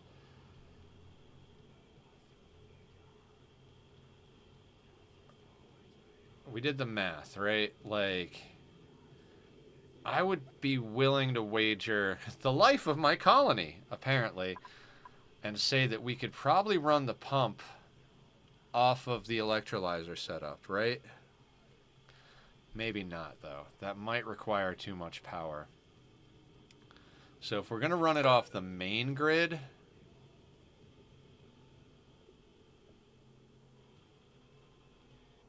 we're going to want conductive wire. Otherwise, it's going to mean another transformer. And we've got plenty of lead to run wire, so... I hate to heat the base up this much by bringing lead through, but it's going to be time to switch the whole base to conductive wire soon enough.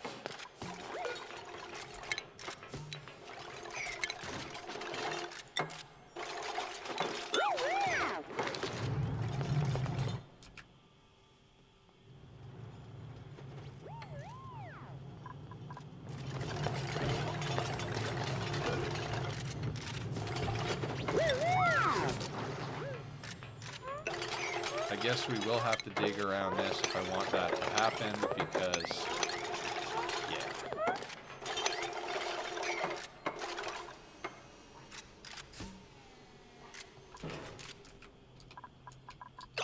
Alright, Barb built a lot of stuff up here, so let's get some of that in place as well. There's going to be a lot of pausing, guys. There just is. Out of copper. I don't know why everything defaults to freaking...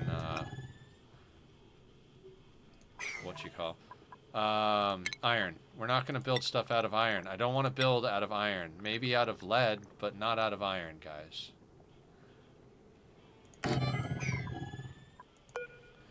Copper is the main thing I'd like to build out of.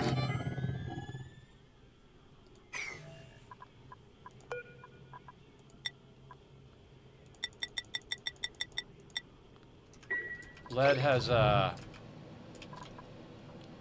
reduced overheat temperature, so I don't like to build any sweepers, loaders, any of that type of stuff out of lead. I like building that stuff out of at least copper, gold, whatever.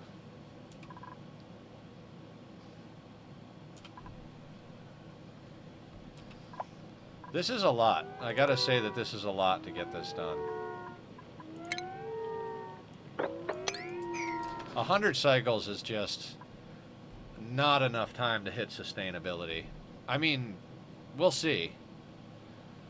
Most of our stuff doesn't have power at the moment.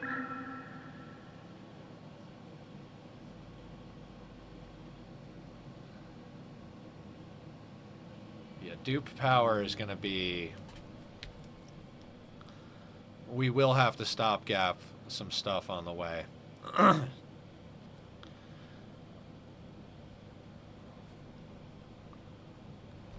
That glossy Drecklet egg needs to hatch. 83%.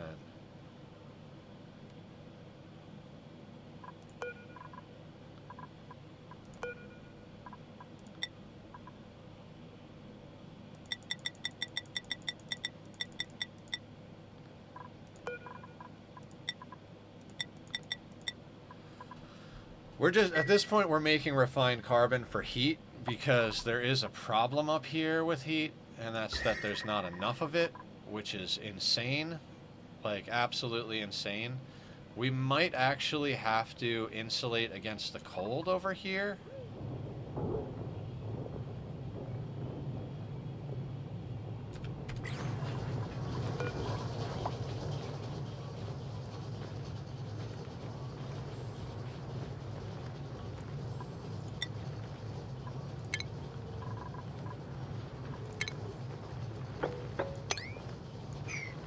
Oh no, wait, cancel. Right now they can do exactly what they're doing, growing in the,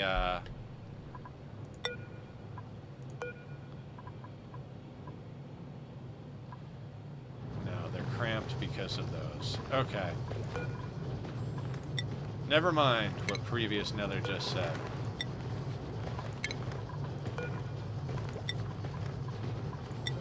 And I think we set these at a 9. That's like the first thing they do is fill those.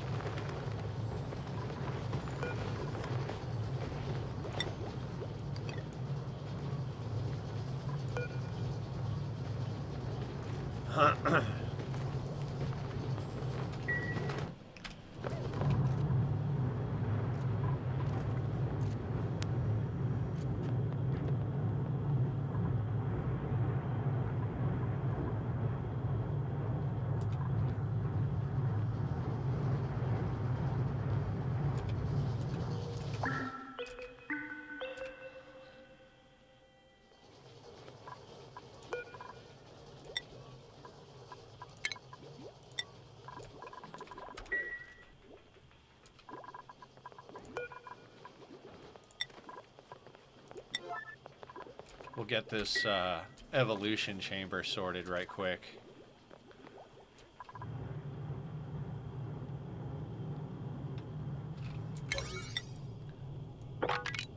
Make sure Barb builds that stuff first.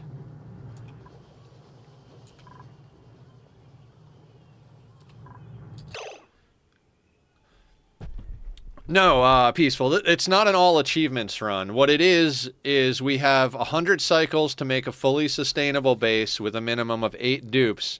And then when we hit 100 cycles, we have to take our hands off of the keyboard and let it run until they die. Or, you know, time runs out in the universe. But they'll probably die long before that. How you doing? Welcome on in. Zed we were talking about Rimworld when I was playing Rimworld. And I was talking about how at a certain point in a Rimworld colony, if you didn't have major events happen, like raids and like cold snaps and all that stuff, you could literally get to a point in a Rimworld colony where you could just be like, all right, colony handles itself, like pretty confidently. And I think I was talking about how you can't do that with ONI. And Zed was like, well, how long would it last? Like, let's say you had 100 cycles. And so we started talking about it, and then over a couple of days, it became like, oh, we should do that.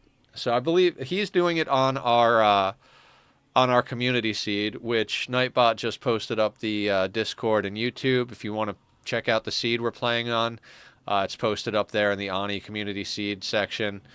We also like have a Minecraft SMP and pictures of kitties and puppies and food and, you know, all the good stuff. If anybody wants to come and check that out. So basically, we're racing to survive on a map that has no gold amalgam, by the way. There's no gold amalgam on this map.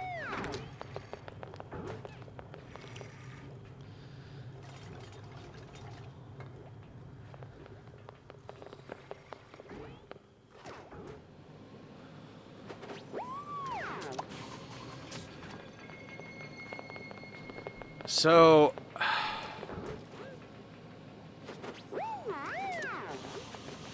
there are a couple of ways we can handle... It's a couple of ways we can handle cooling the water down here. And all of them kind of suck. I'm not going to lie. They all kind of suck.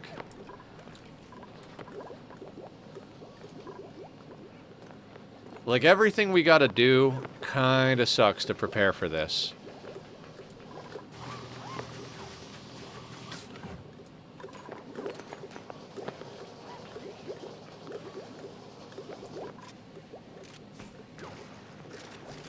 Alright, so they're building the wire. I mean, that lead is hot, but we're running most of it inside the wall, so it shouldn't heat things up too much. Biggest source of heat is the fact that we're running this chill water down here through the refinery to bring it over to our main water source here. On the plus side, we're no longer using water for research, so our water levels shouldn't go down because I always disable the water cooler. There's no reason to leave the water cooler enabled. It just wastes water and gives the opportunity for your dupes to, like, waste... Well, they're going to waste time anyway, but I think you can get food poisoning if your water has germs in it, but all you need for the Great Hall is to have it exist in there with a decor item. I'd like to switch over to a statue, but we don't have anybody spec'd into art at the moment. Alright, sounds good. We skill scrubbed your dupe. Oh, and if anybody wants to name dupes, anyway, we skill scrubbed your dupe. You build mechatronic stuff now.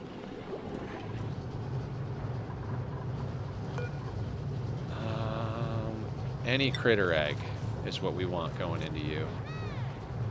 Alright, love you too. Good luck on your travels home. Be safe. Yes, your dupe is pretty badass. 85%. I'm hoping by cycle 60 that thing hatches. We're gonna be cutting it real close with plastic. I'm talking like everything else is gonna be built. It's gonna be like day 99, and we're gonna be like, all right, steam turbine, bam. Everything else is done. Shut it down. You know? Stretch. Thank you, Laz. Appreciate it. We'll do a little stretching and a hydrate. And a posture check. All good stuff.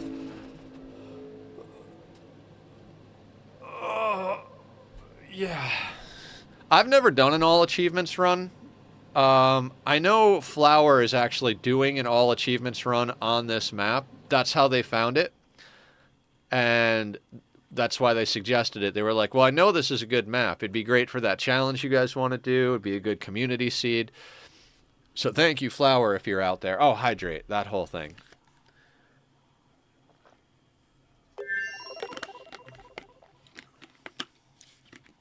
What happened? Did somebody get, like, a skill point or something? Ada, what are you up to?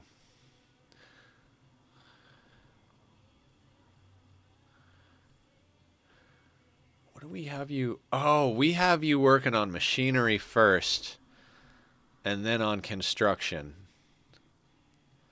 So your construction's not going up as fast. I'm going to go improved carry, because it's a prerequisite for both suit sustainability and mechatronics engineering. And we might go either way. Plus, improved carry for anybody is always good. Epidemus can go into critter ranching, because we need them. We need them as badass as possible with the critter ranching. At least it's not like it was a long time ago. I saw Francis doing runs where the only way to level up your husbandry was to have them hug the eggs. There was no other way, so you had to set timers early game, and you had to do all sorts of fun stuff. Do you got dupes whose names you don't like? I mean, I don't mind any of the dupes' names in theory, but Ada, Ashcan, Lyra, those three still can be named if anybody wants to name them. There's a Lyra that's already been renamed Barb, but once you rename them, they'll let you get another one of the same name. But I mean, they're standard names. I've gotten used to dupe standard names. Okay, so Julie. Julie. I think we got to send Julie into suit sustainability since they're our digger. Yeah, we're doing that. Zed. I kind of feel like Zed's got to go the same route, especially with the passion in it.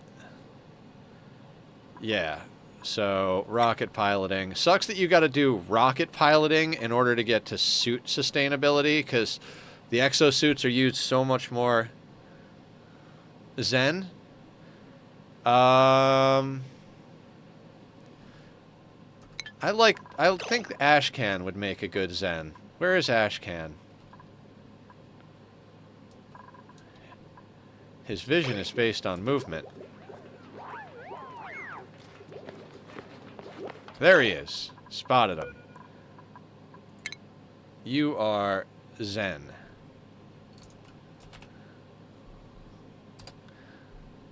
You got an official name, buddy. You gotta last a long time.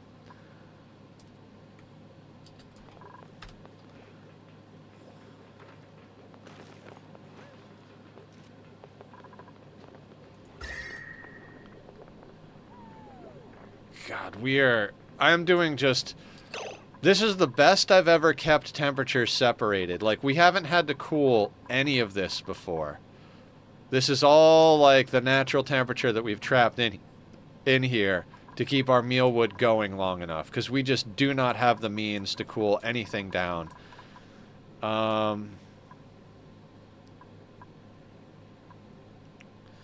know this sounds insane.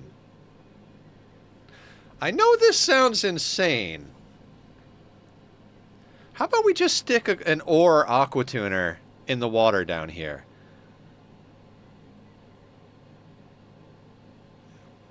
We won't actually have to cool anything down specifically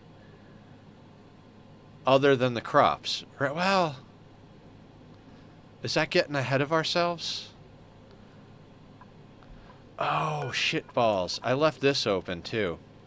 I was thinking we were going to have to go in here for stuff, but we're not going to have to go in here for stuff. So let's kind of get that...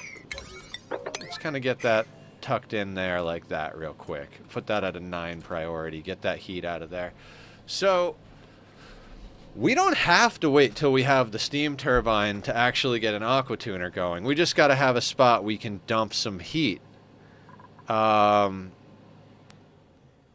I mean, whatever aqua tuner we make is going to overheat at 75, but that's like, you know, that's like 35 degrees away from the hottest point in here. We could stick it over in this corner. Oh, this is an interesting prospect here. Let me think about this.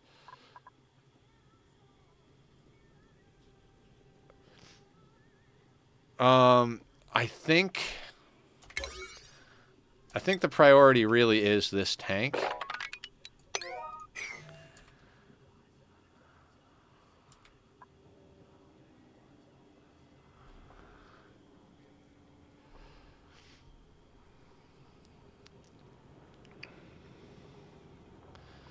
Do I want to try... Nah, we gotta have some sort of cooling going in here, right?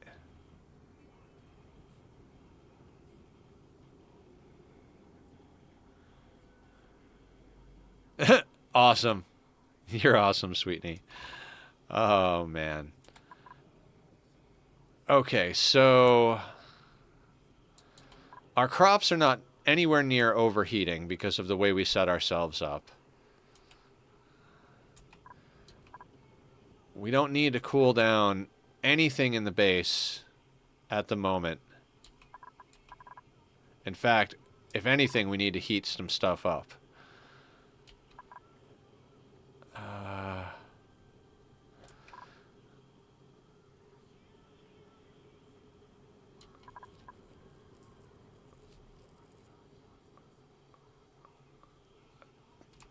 This is why these, like, challenges are always, like...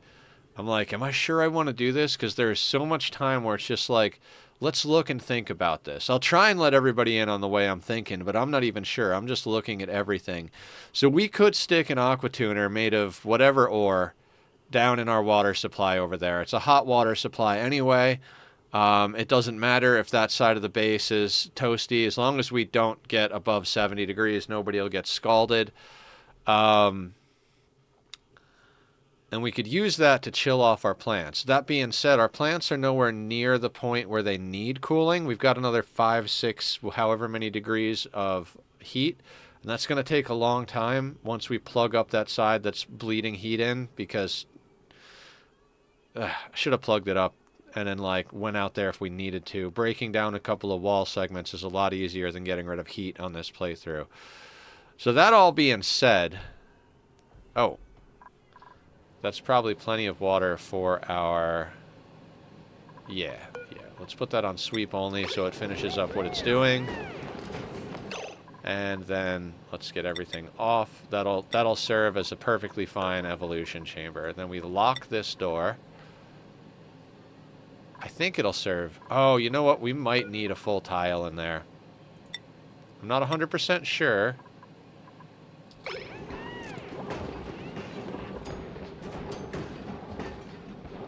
So we might actually have them start crushing copper too, just because like we need copper. We're refining it in the refinery, but we really need that thing pushing steel. So at a certain point or another, we're going to have to decide what needs to get done quicker in order to get all this done. All right, so there's Gristleberry.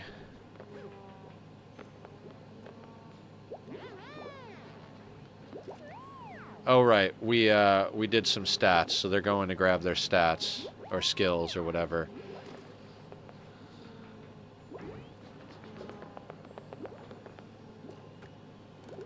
I'm tempted to just delete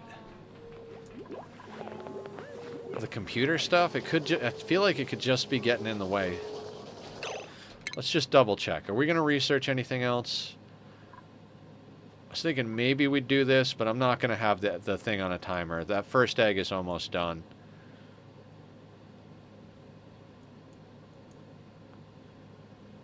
I don't think there's any... We went through this at the beginning of stream. I don't think there's any other research that I want to get done. It does not look like it. We got the steam turbine. That's the only thing. We already broke down the rad research thing. We're not going to use the spice grinder or the plant pulverizer in this playthrough. I'm not setting up Radbolt research for critter stuff. We'll just go with old school ranching methods. Yeah, this is all done. So the reason I'm thinking about this is because we no longer need those doors or that thing. And it sounds insane, but I'd like to just get rid of that stuff, because it's going to create more room for us to do things we need to do. In theory. I mean, we might need more farms. We could theoretically move up these hydroponics next to this thing, because it provides light in like a 2 or 3 tile distance, which means that we wouldn't have to pay money. We want efficiency. We want efficiency. You know what I mean? This place needs to run on as little as possible.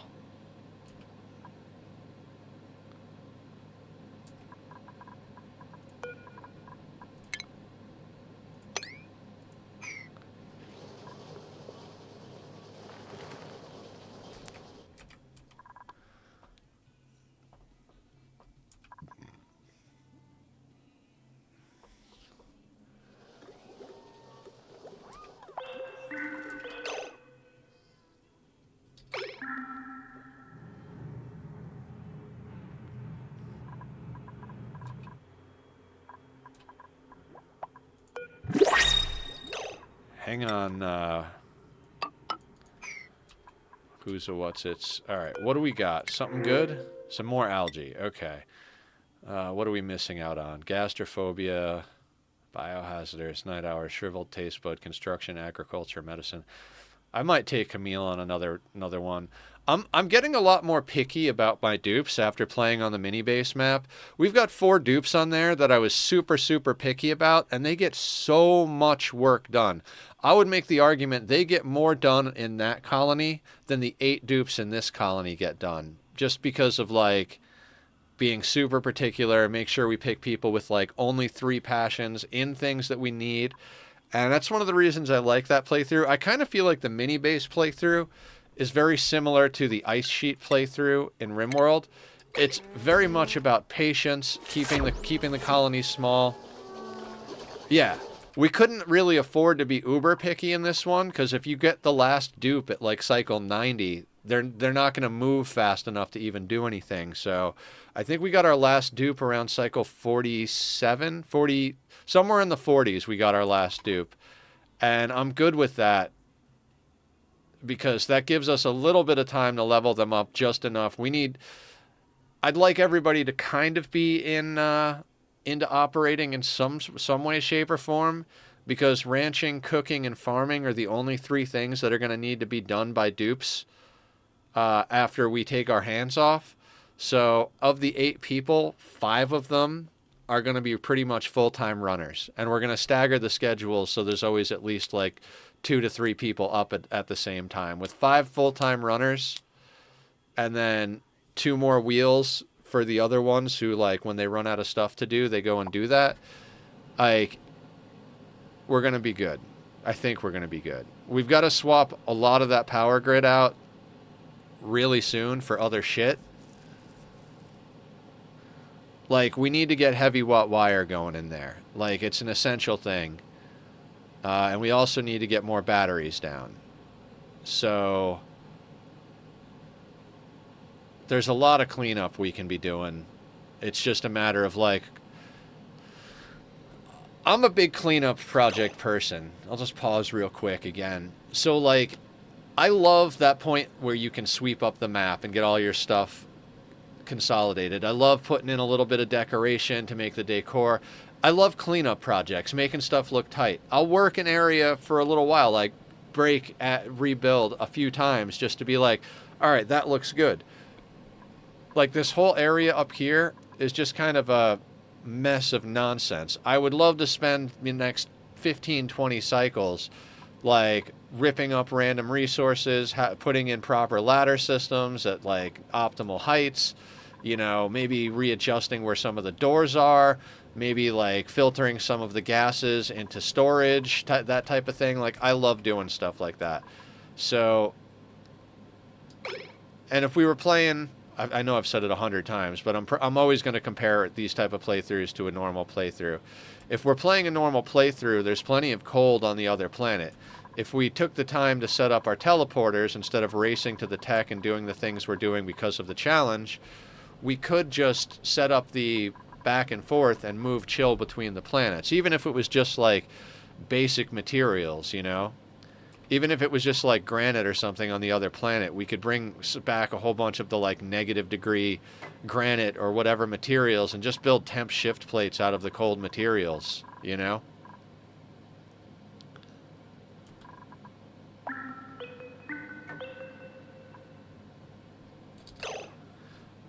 Oh shit, I deleted those doors? Can't delete those doors. That breaks the,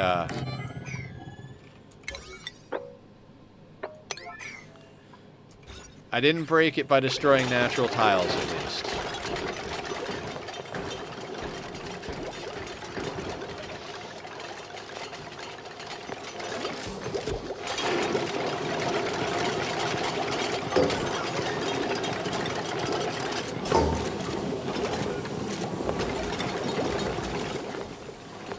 This game is fun. Is it? Oh, it's frames. I am so sorry, guys. Alright, seems to be starting to come back online. It might have just been a minor dip, but yeah, we got a little bit of frame droppage there. I'm sorry, guys. We need an infrastructure change in my neighborhood. The big lines have problems.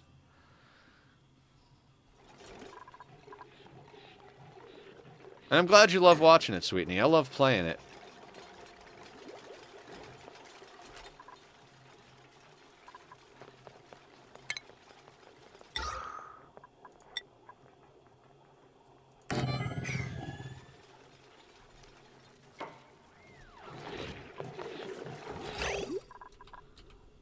I'm still filling this with water. Yeah, that's going to overflow. Like, pretty much guaranteed to overflow, but hey.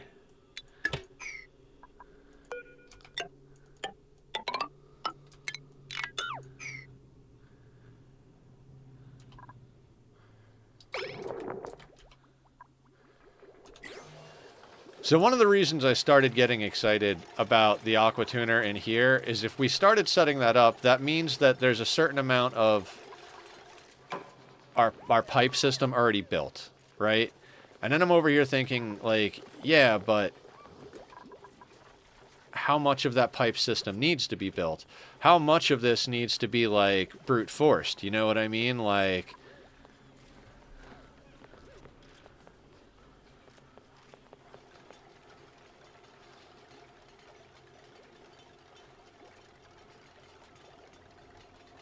So, I'm thinking about just sending down a little blade here with a small amount of radiant pipes, like mixed into our system. What I like is for the cooling system to head to all of the essential spots like plants and stuff that need to be cooled properly, and then secondarily go to our oxygen supply and then come down here to this area. So when this thing is off-gassing steam, it's just like cooling down the air. So when the air gets to a certain temperature, like basically when the steam hits the pipes, the steam will just turn into water. You know, easy peasy lemon squeezy. I'm going to have coolant issues real soon.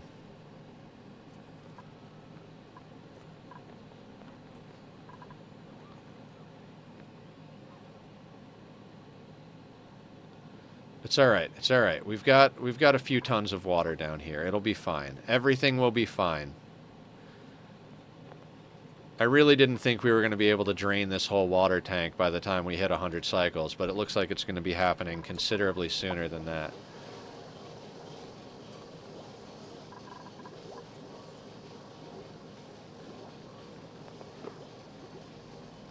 All right, one more delivery of water. I think it has to be a full tile of water to drown them. If it's not a full tile, I think they can kind of gulp the air above them. I'm not 100% sure, but I'm not willing to risk it, you know? No egg selected. I selected glossy Drecklet. Or Drecklet eggs. We're not going to do the glossy ones just yet, because we've only got one, and I want that to just hatch up here naturally. 89%, because these aren't going to help incubate it until they're actually powered on, and we're not going to be able to afford to power them on. As I was saying, it's really just to reserve eggs to be hatched so that they don't all drown type of thing.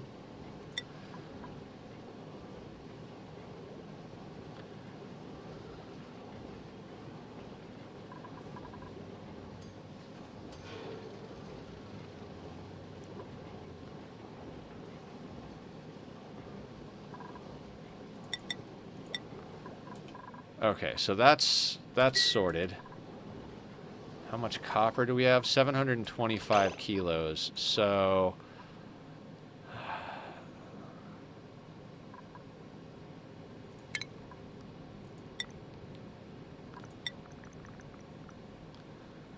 what did we say? We put one there.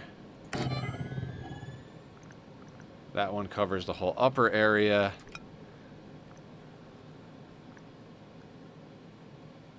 And that covers the lower area. It's a lot of excess, but it exists. And I always make the mechatronics stuff a higher priority. That way our mechatronics engineer, who's a builder, doesn't go and build normal projects before they do the mechatronics projects. Now,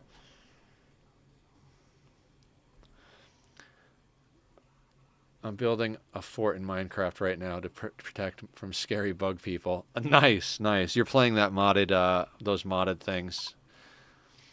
That's intense.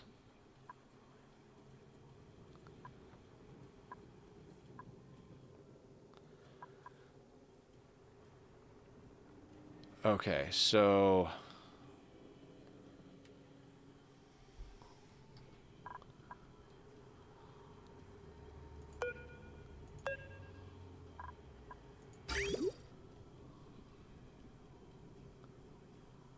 Did I flip the You can't rotate the electrolyzer, right? No. Okay. Okay, I'm not crazy. I mean, I am crazy, but not for that reason. Alright, so they're putting the Dreco eggs in there, which is good. Because that will... Oh, they're starving. That's not good.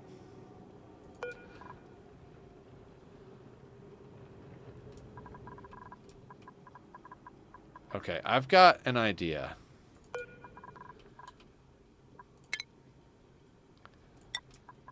And we're going to have to do a little bit of manual stuff here, but some of this stuff is 57 degrees, right?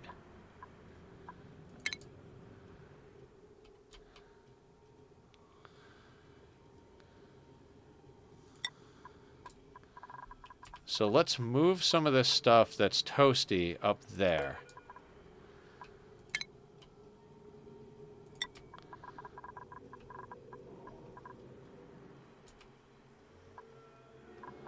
And I'm moving the phosphorite because there's already phosphorite up there, but we could literally move anything.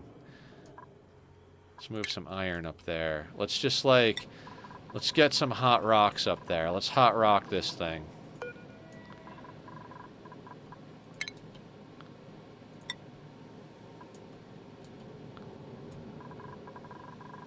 I mean, I don't know how much this is going to help.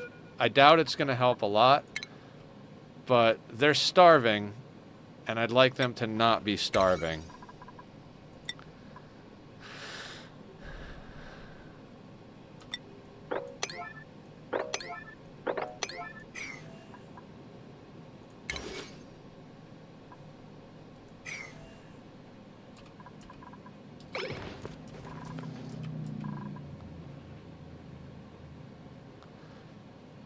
Like, having that naturally occurring bomb lily is very helpful.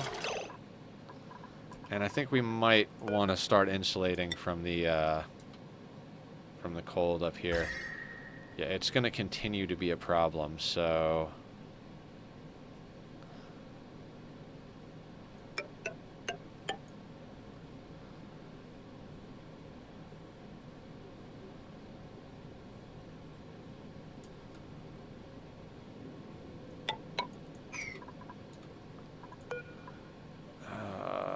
how am I going to deal with all of this?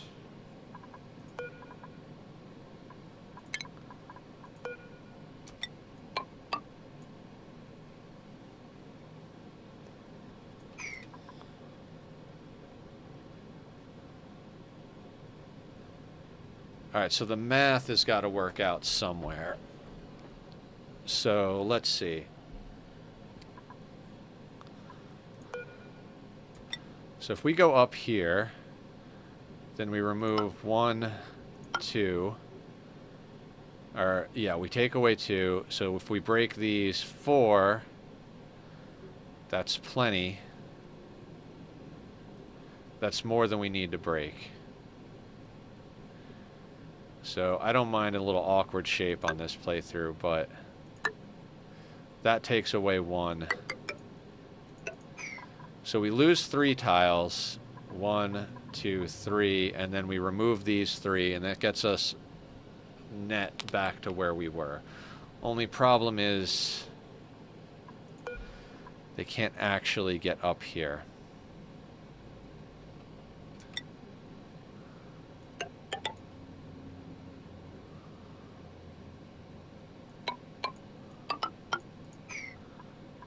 Yet. So if we do this for now, uproot that.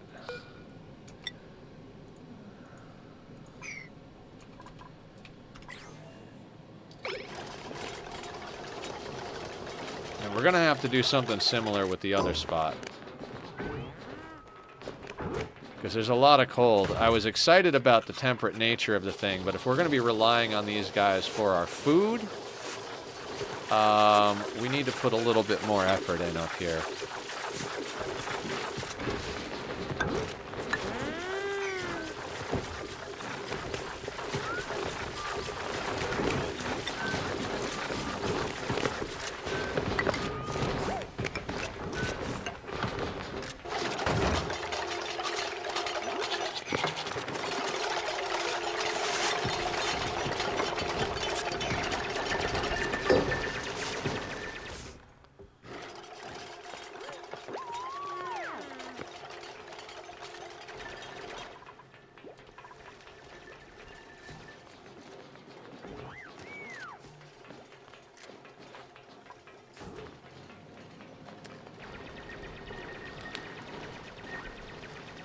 This whole challenge is insane. Sorry I got really quiet there for a second, guys. I'm just trying to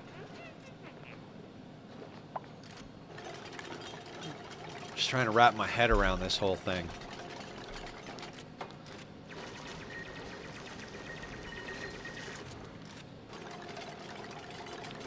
Like, I keep seeing little problems to deal with, right? Like, I was trying to fight the heat problem over here by putting in some kilns and having people just stuff stuff in the kilns, but that's not cutting it. That's not even remotely cutting it. So we gotta start taking this a little more seriously. I mean, hell, we're gonna have to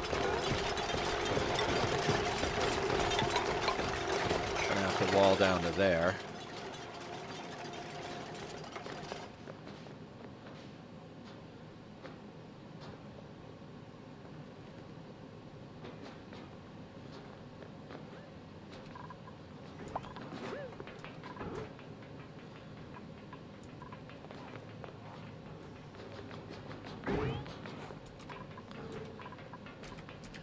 Like, these Draco farms are key to our existence, and the problem is, if we don't work off the bomb lily... See, it's naturally planted bomb lily, so that will keep them alive without us having to feed a plant. Our only other option is to go bristleberry, and then we come back to the whole problem of having to chill the water down enough to keep the bristleberry alive. So no matter what we do, we gotta take some measures. We might as well rely on what we have, like... If we insulate in above these things just a little bit, like, we could probably, like, legit go like this too.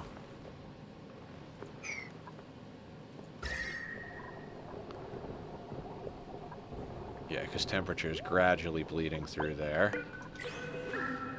We don't really care about releasing hydrogen, so we could do that whole thing right there.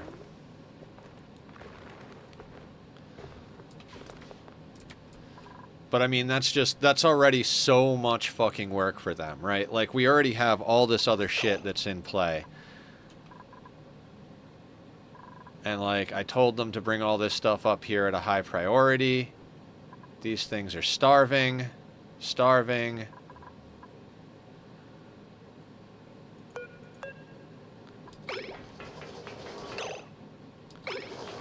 We've got 5 cycles to get that shit back online.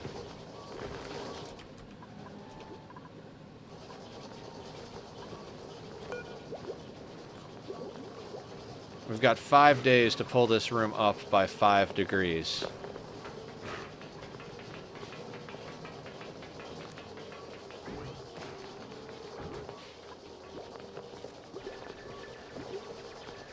And at the moment, they're breaking the bonuses. Should have dealt with this sooner. Should have dealt with this sooner.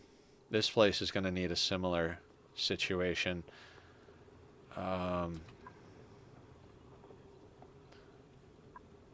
Alright, one at a time, Nether. One at a time. This one is online. This one has 10% of incubation ahead of it.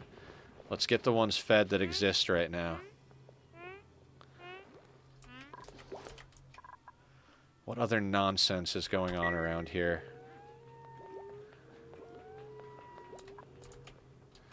We've got another 200 kilos of steel, so...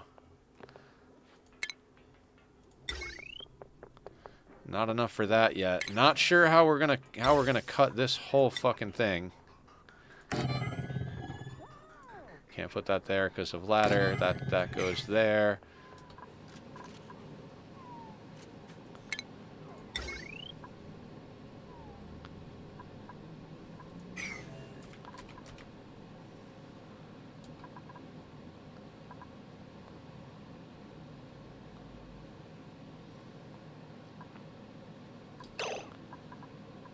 We don't have digging orders queued up for you. Cut it with your mind, right? Alright,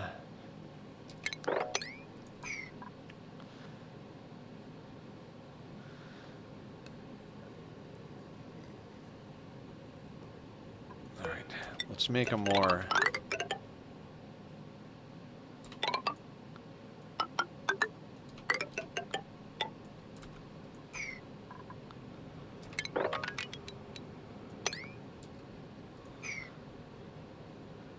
That'll release a little bit of chlorine into the situation. Do I give a shit about that? Becomes the question. I kind of do.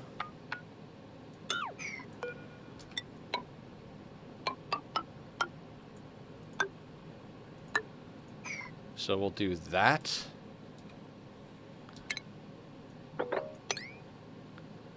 There's a crack there.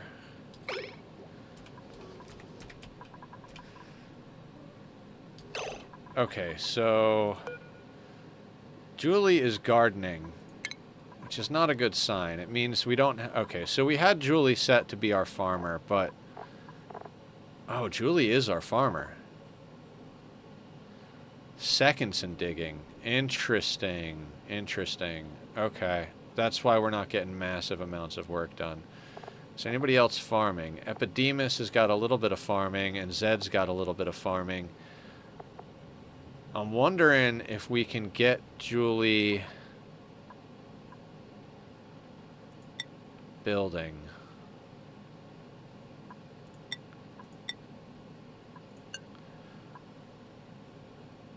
Yeah, let's get Julie doing some building right now. I think the people that are seconding and farming, because it's ranching, right? So it's not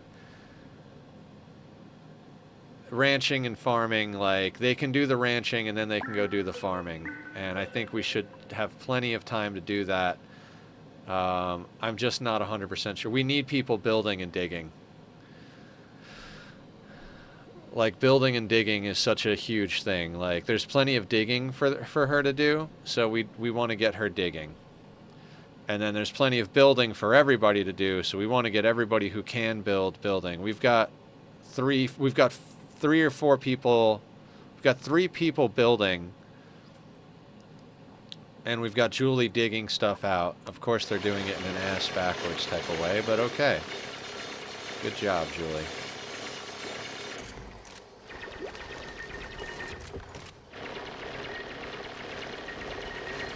Gonna have to keep an eye on that situation.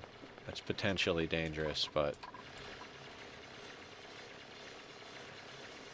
I mean, our people are getting slightly more specialized.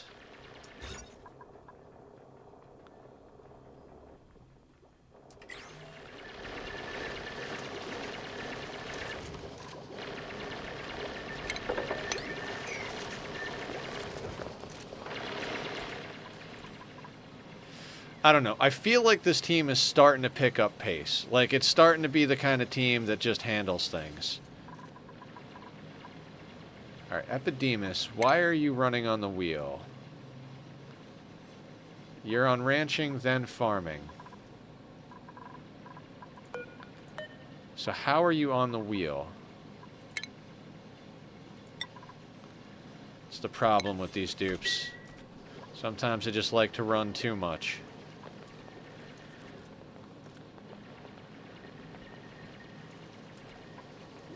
God, I am slow. I think slow and steady wins the race on this type of challenge, but I'm like, man, we've done like 8 cycles since we started almost 3 hours ago. I hope everybody doesn't mind that I play this slow. My goal is to actually create a sustainable colony. I'd love to see it actually work forever on the first try. I don't think that's going to happen. I think I'll get a nice long run out of it, but I don't know that I could actually do it. Like, I think given a year of in-game time playing this tight, like if it was a 365 hands-off challenge, I think I could do that a lot more reliably, because this is where I would get to, and then everything else would be installing systems that make this easier. Like, we would basically be at the same spot at the point we're at, and then we'd have a whole, like, we'd have like 300 something days to just solidify the systems. I love when you go slow because I can see how you're building stuff easier. Oh, awesome! Colony achievement earned. What did we earn? Enter an oil biome. Oh. Yeah. I've been moving air.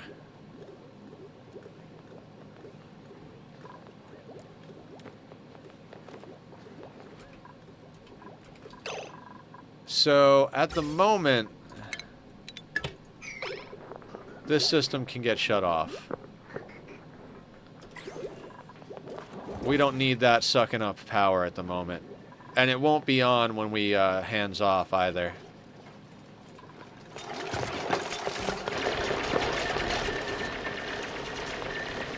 See, look at the productive little ants.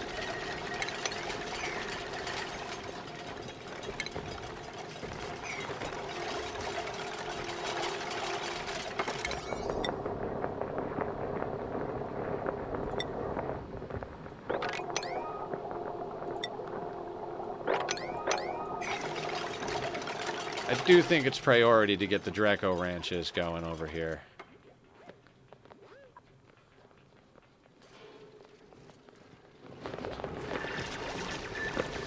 Alright, I think dropping those hot rocks up here is helping the temperature. We'll probably have to do some more of that. I don't think we'll have a like, once the temperature is what it needs to be, I don't think we'll have a problem keeping it the temperature it needs to be. Because once we get this insulation in, the Dracos are going to be warm anyway, right? When they're born, they're pretty warm.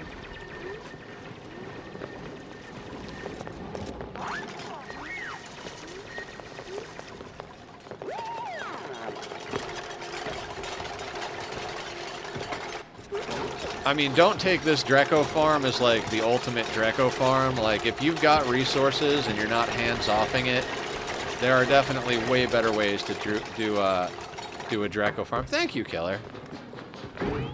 My base, this is one of the more organically come-together bases I've ever had. I mean, I do it often when I'm doing stuff like this, but they always wind up looking the same. Kind of wide in the middle, and then, like, almost like a spade. Like, there's always, like, a little tail that goes down to take care of stuff.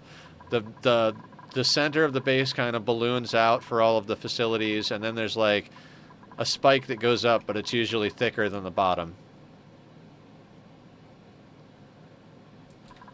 Yeah, I like to build relatively open so that the dupes don't have to slow down. I open doors everywhere. There's a lot of things I do to try and make sure that everything is doing stuff. Now, can I could get that other natural one growing.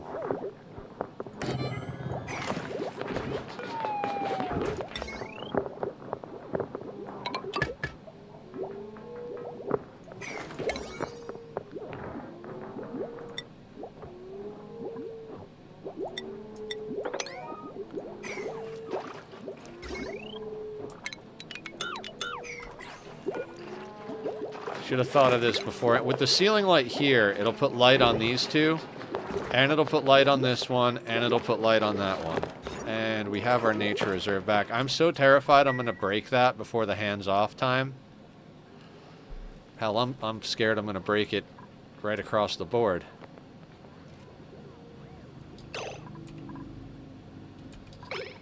Alright, where are we on our sanity check? Oh, they can't actually reach those. All right. Sorry. A lot of this is going to need to get built out.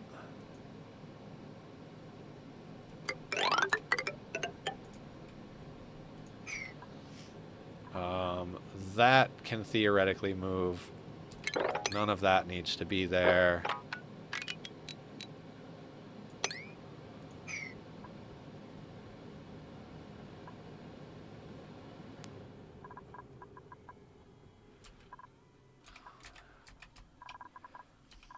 I'm trying, like, I know that seems like meaningless space there, but that's the space where a lot of our batteries are going to end up going, so not not the worst deal.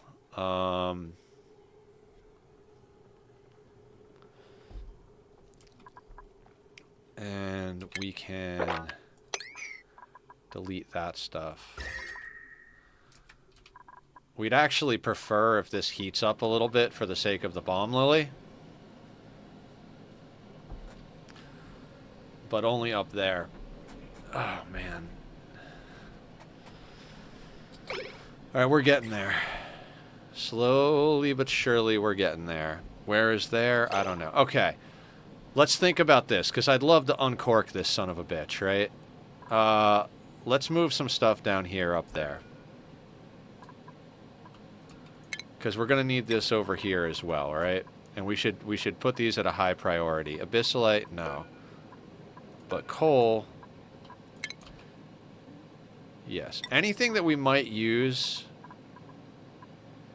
inside the base, I want to move up here. Like, not that we're going to be using coal long term, but we will use coal as a backup method of power until everything starts to, like, even out. Like, even after we take our hands off the keyboard, there's going to be a long stabilizing period. I don't think it'll be, like, insanely long, but I also don't think we're going to get away with knowing for sure that everything is well tested before we hands off it.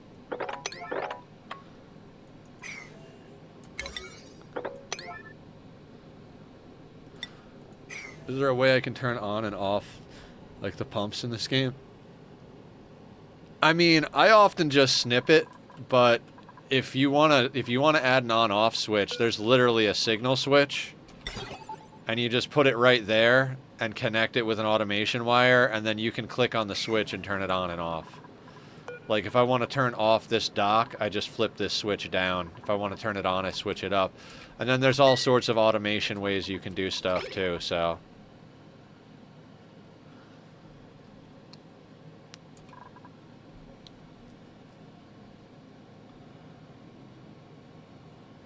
Oh, no. There's too many things. Don't ever say stupid, because there are so many things to memorize in this game. It's just not...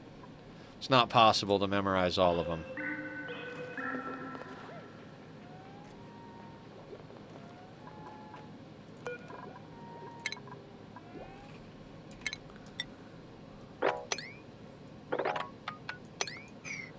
Gotta get all of that out of there.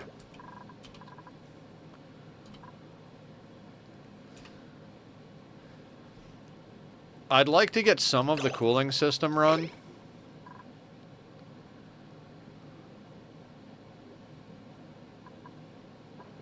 What temperatures do we have over here? Anything scalding hot anymore? So yeah, so literally I'm turning that off. That way anybody can go down there right now, because it's all under 70 degrees and it won't go up until I uncork this thing. So we're going to turn off that Atmos suit dock so anybody can go down there and get business done without having to get into a suit. That should speed up that whole process. We're real close to having this Draco farm insulated in. We've dropped some hot rocks up here. There is some chlorine that's, like, heating up a bit.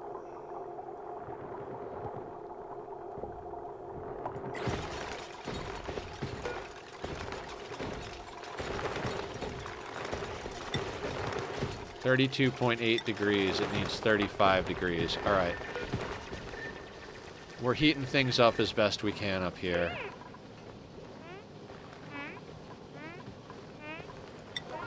We're going to put these at a nice high priority. That one could be at a 6.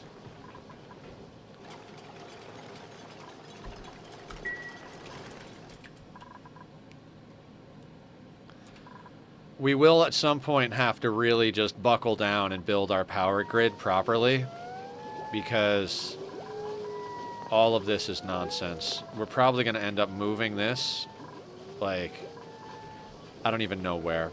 But we do have some conductive wire. What we need to do is get our heavy watt wire. What we need to do is get all of this, all of these, everything up on this shelf on the heavy watt wire. Then we need to get a couple of transformers set up and have them going down into the base with conductive wire. And everything you see here needs to get replaced with conductive wire. That being said, replacing wire is not the easiest of tasks, so we're going to have to draw it a little bit different to make ourselves have a little bit easier time.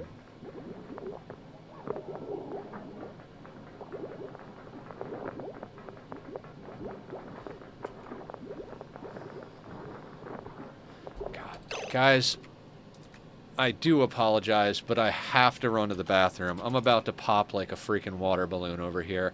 I'll put up Bobby's links and I'll try to make this one as quick as possible. I hate taking them this quick and this soon, but bodies, man.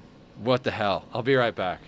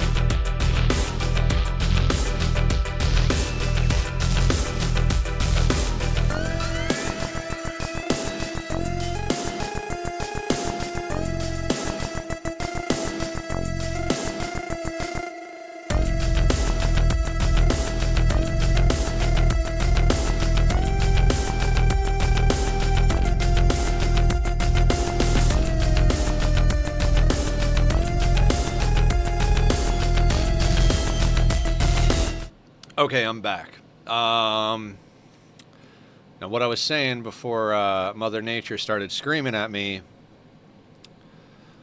I think what's going to happen is these two batteries are going to wind up moving up here, and they're going to become the transformers for our main baseline.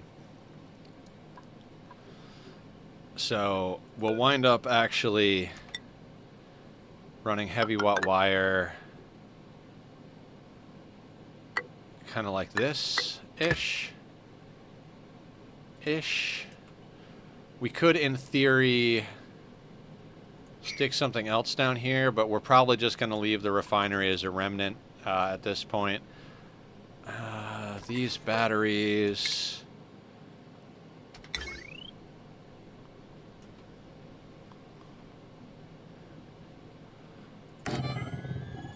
I'd like to start planning for the moving. We're going to put more batteries in than that to make sure everything is nice. Now.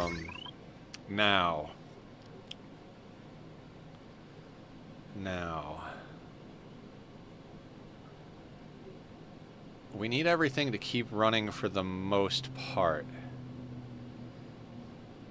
So what I think we're going to do is we're going to do that, build that into place, and then we're going to run the conductive wire right down here. Like right down this side. So that it gets to pretty much everything, but we can kind of skip over a few pieces and then build the last bits later. Okay. And we're going to build all of it out of lead. It's going to be toasty, but I'm not seeing any other choice. Now, we cannot go through that one, so we're going to come down here instead. That'll bring us right into there, and that can connect like that. And then we can do away with that corner, and we can run it down to here. Now, how do I want to run that? I think literally straight across here and down to there for the most part.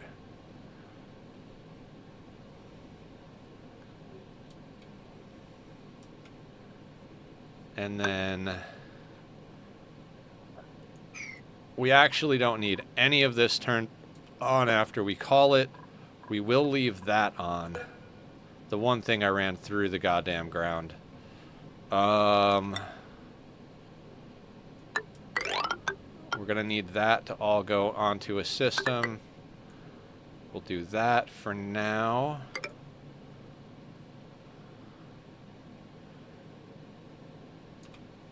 I might just...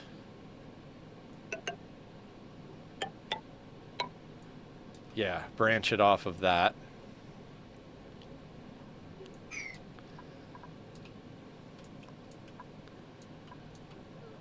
And that would connect the entire base.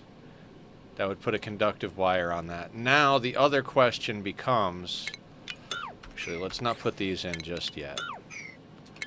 The question becomes, do we want to put the Dreco ranches on a separate grid, like a separate wire? Because of all of the automation. Well, the shearing stations will be out of work. The other one should only pop on every once in a while. We might very well run the whole base on one conductive wire. There's really not much it's going to be running when you think about it. It's going to be running... I mean, the oxygen power is going to be self-sustaining. So it's going to be running... for a little while, it's going to run the sieve, the Drecos, and the food. What's toasty? Oh, the lead that we're going to be making our wires out of. But we gotta start actually prepping for this to be end game.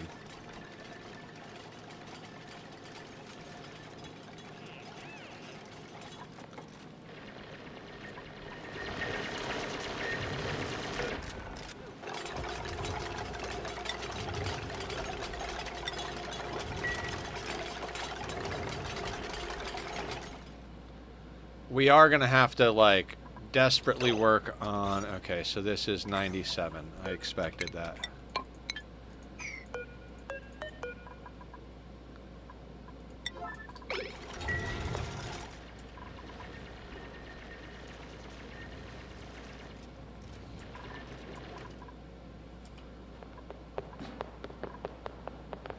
Now, there is a problem with chlorine, and that is that it will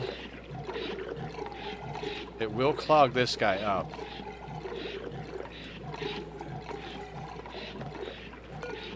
So we got to keep an eye on that. We might have to raise this up a little bit or deal with the chlorine there.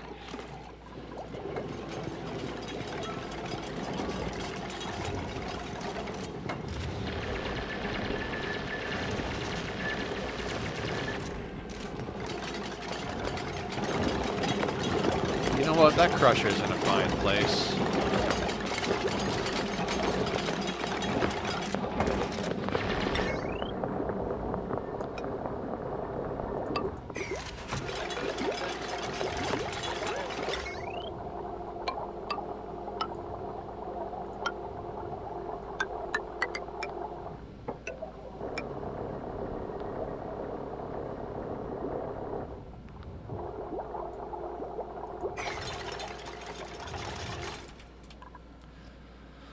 Okay, okay.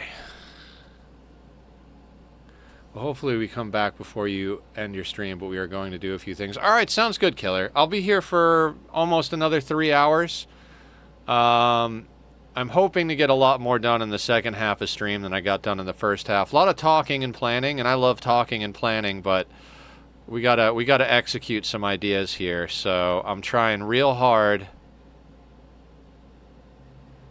to make sure our stuff doesn't die. Because the bomb lily won't die without the right heat. It'll just... what is it called? It'll just stifle. So it's not like it'll just die and fall out of the ground. So as long as we can get it heated back up and we don't lose all of the Drecos, we should be okay. But it is going to take a little bit of work to heat stuff up in there.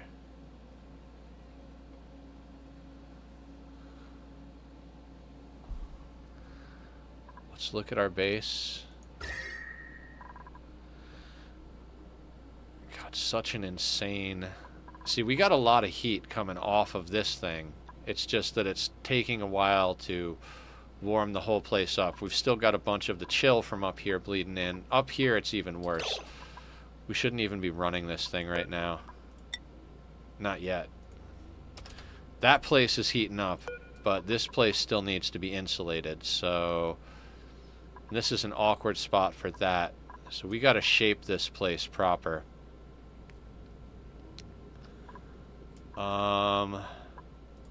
Wonderful. So I'd like to just come straight up here and build a cross somehow. Like even if it was here,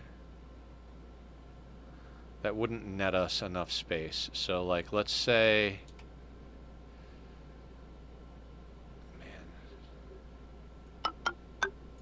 we're also real close to the surface. So let's say we did do that, right? If we wanted to open that, then we would have to close off another tile.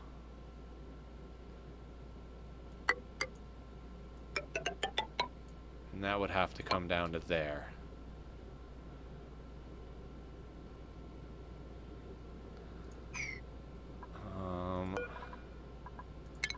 I think it's easier to deconstruct this than it is to do anything else with the ladder situation, but we could absolutely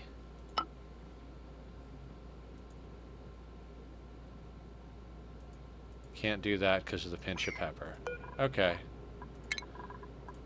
so we got to uproot these guys and then make sure we've got a proper ladder system. So that'll go over to there, this will go to here, that can go there, that can go there, and then there'll be one or two on this side so they can get that bit.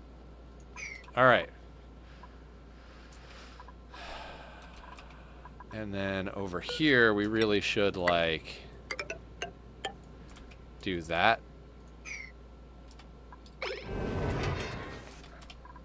It's all insulation. It's all it ever is insulation.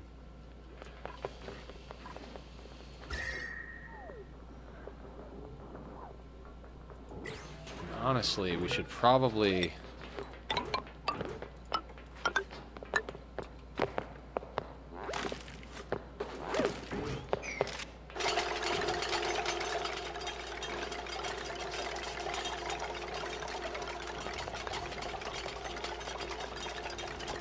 Is this back to being the right size? 96 tiles. Okay.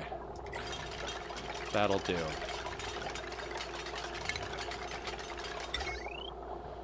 Now, conductive wire is going to be a thing over here, too, right?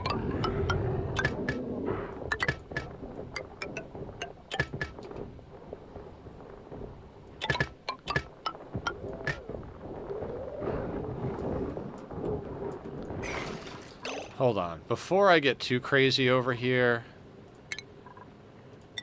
let's take a look at this. So we would need one there,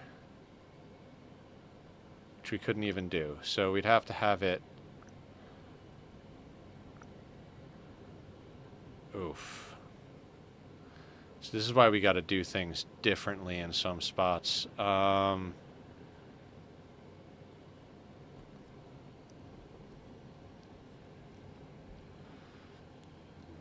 Could we...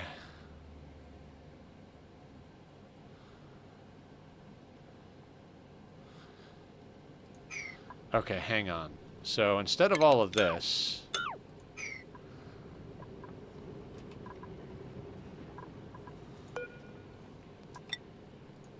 Because we were going to lose 3, because we had a piece built here. So we broke that, which means we were... Okay, so we were going to net 3. So if we block this off, like that, then we need...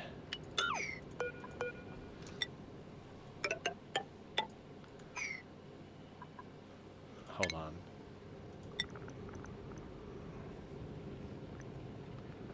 So that could go there. Then we would need one here. But also like there. Oh, that is such a kick in the nuts. Just because of the shape of it. I mean, I guess that would have to be what it is. We could put this here. Nope, we can't put that there. Dang it. Okay, hang on. Hang on. We're trying to use this natural shape, right? So right now we've got a room that's 97. So minus 4 puts it at 93. We don't want that. So we could open this up a little bit in different directions. 97 minus 4 puts us at 93. So we could get 3 more tiles. So over here, we just go like this. That's a little easier to deal with. It still creates a problem, though. If we want to automate this whole thing... Is this Bomb Lily here? It is Bomb Lily. And it's entombed by... Okay. This is going to go away. We're not going to be shearing things, right? We're not going to be shearing things. So we could legit break that, and bam, that covers the upper 2 levels. In fact, that covers just about everything except for if we do this. Yeah, okay. So we would move this up there, put a sweeper right down here. That handles most of that, and then, yep. Where does that other sweeper need to go? We might have to shift a few things around. It needs to be here. So we have to move the drop off.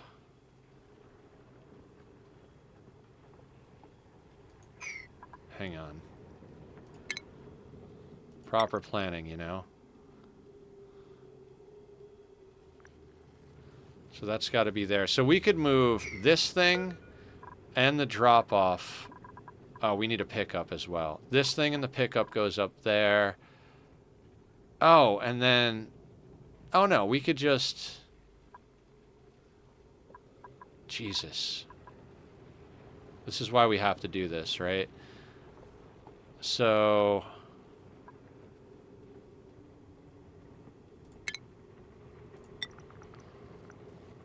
If that's going to go there, we could just drop this down by 1.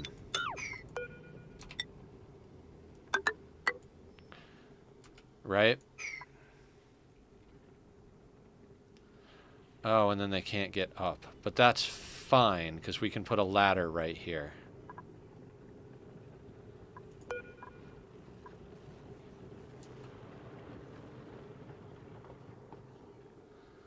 I mean, we have to shear for now, so that's got to be like that. But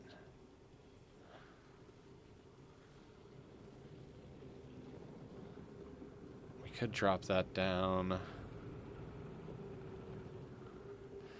Because this could drop down, and then the pickup and drop off could just go up here. Or the pickup and drop off could go here, and this could go up there.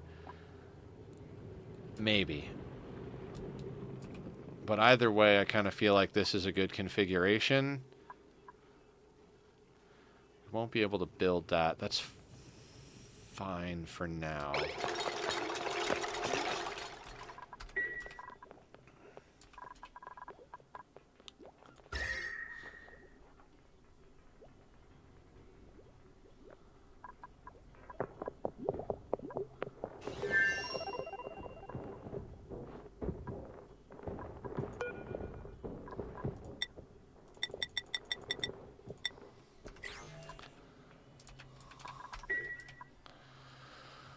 Okay, we're getting things done.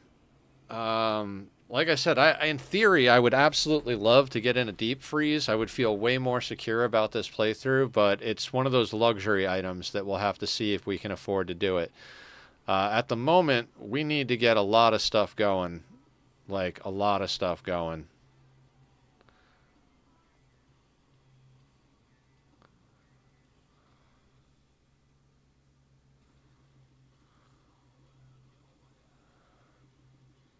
Like, these Dreco farms were essential. We have to keep these Drecos alive. They are our lifeblood. Like, no matter what you do, plants are going to run out. Like, unless you got bristle blossoms going, which we're going to get going. I got to do some math. All right, sounds good, lads. Love you guys too.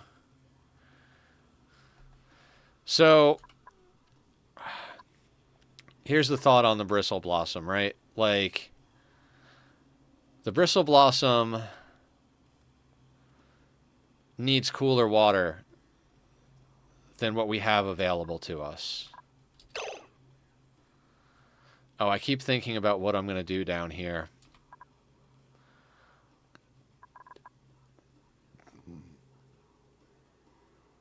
We're going to have to do something. So... okay, we have radiant pipes, right?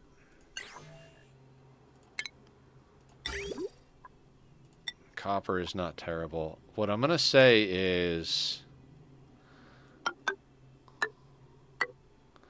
like, I don't even think more than that would be necessary, right?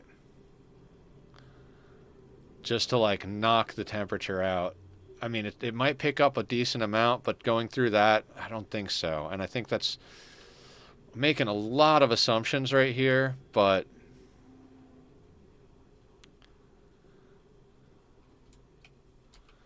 you know what? Let's not put it that place. Let's make it a little bit easier on routing so that I don't have to think too much. We're going to put it right there. No, maybe not.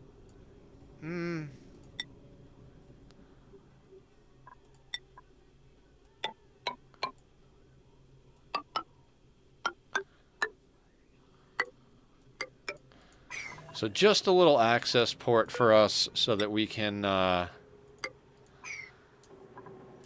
make this happen. Once that's built, let's put that on a 7 actually. Once all of that is built, then we can break this open and brick this in.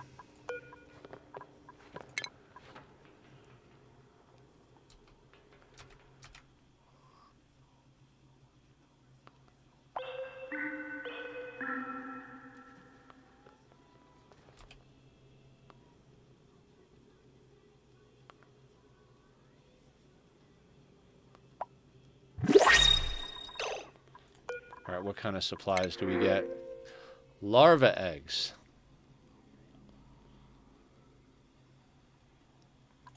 I mean, we're not taking anything else.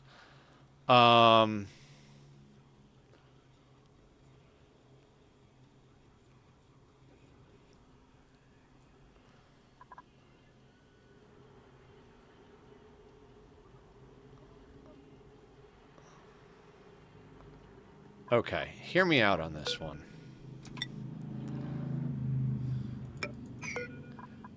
If we put a...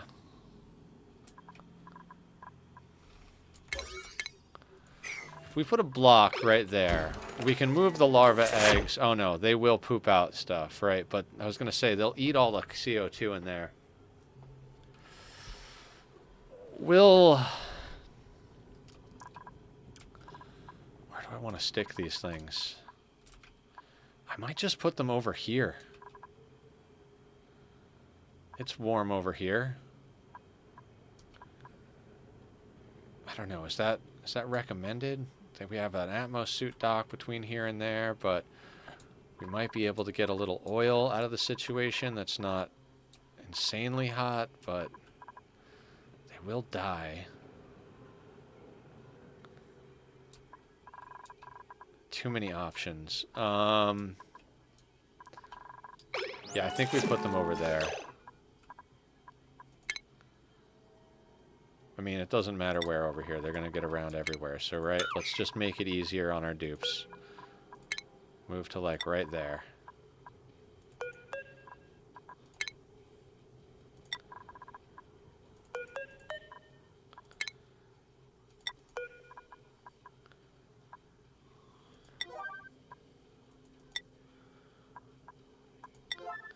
Yeah, let's get that done. I don't want them hatching inside.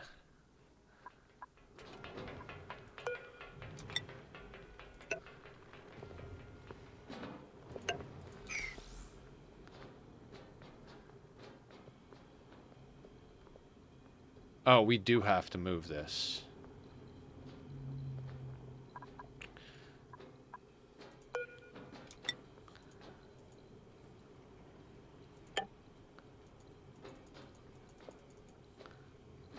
Oh, because of the bomb lily there.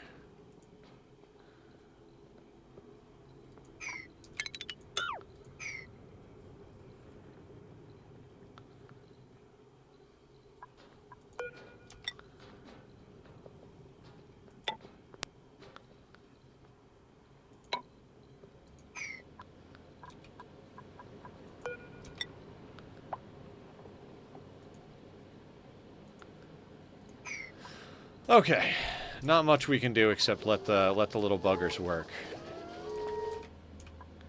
which is terrifying. Like, I don't know how to explain to you guys how terrifying.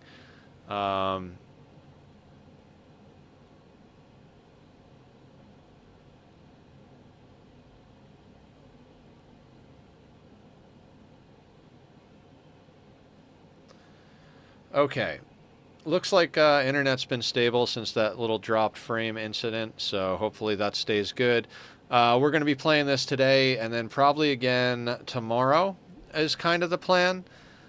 I'd like to get to the end of this and then, you know, take the hands off. I'm still considering, like, it might be better to record it and then put it out as like a YouTube video. Maybe I'll record it and like take my camera off while it's running, and that way you guys can see it. I don't know. Oh, I did not actually want to build that. That was supposed to be canceled. Good job though, dupes. Yeah, maybe I'll do that. Maybe I'll stream, and when we go into it, I'll turn off all the overlays and just let it run. We'll stay zoomed out so we can keep like a good angle on it. We'll turn off some of the like resource overlays and stuff like that in the game.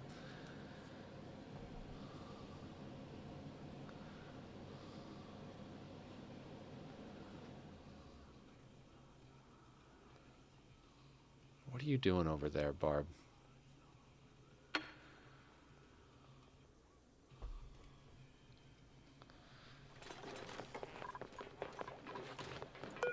Okay, so now what we're going to do is we're going to turn the suit dock back on. So anybody who comes through there now has to wear a suit. And we're going to deconstruct all of that stuff.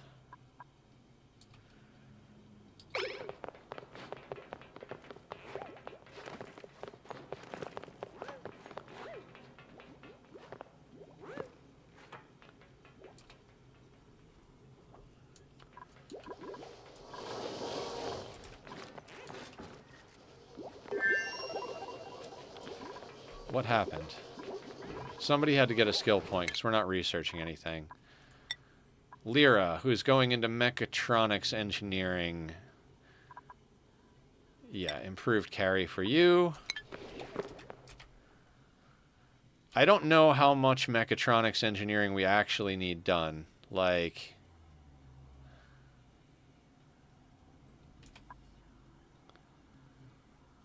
I mean, it's good to have them improve tinkering. I think it does help with them running on the wheel. I'm not 100% sure. Most stuff, it has an increased work speed if you're like, I don't even know what I'm trying to say. Like, if you're good at it, they do it faster. That's what I'm trying to say. And so, like, yeah, that lead is pretty hot right off the bat. But we've already built some of it, and mostly it's cooled down. So since we plugged up the hole on that right side, that's why I've been leaving these natural tiles here too, is like these kind of serve as a buffer. It's like stored moderate temperature, I guess. I don't even know. At one point, we're going to have to do a bunch of math, right? We're going to have to figure out how many calories it takes to feed dupes, because I'm fairly confident we can get these things running again.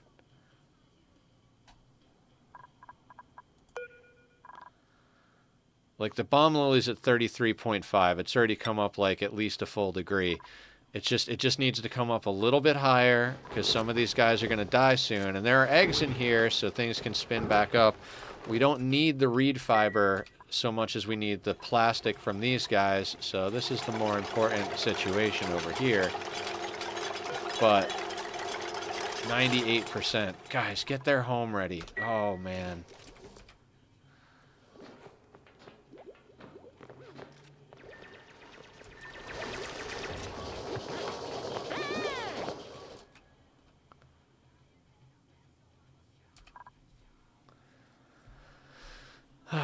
Okay. Now, I'm not even sure how we're going to run our cooling loop. I have ideas on how we're going to run our cooling loop, but you know what I never do? I never give our people light, and that's going to help actually. It's going to help a lot with them going quickly on tasks.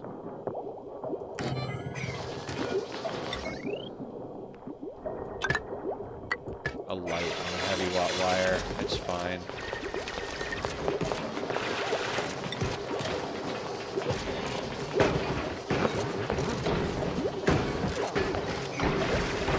It's a huge deal right there. They're working on that tile, so...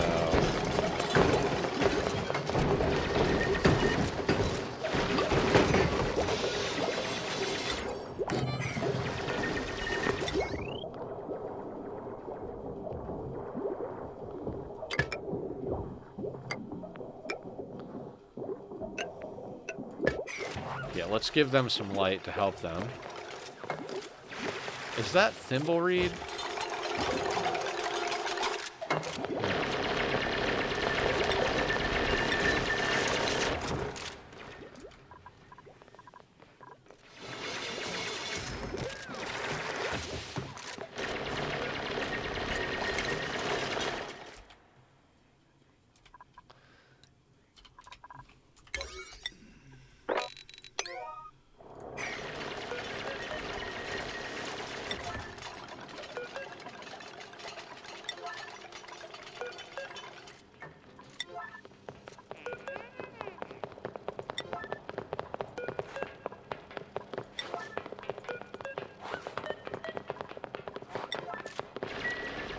The pitter-patter of the build team coming to work on the thing I just prioritized.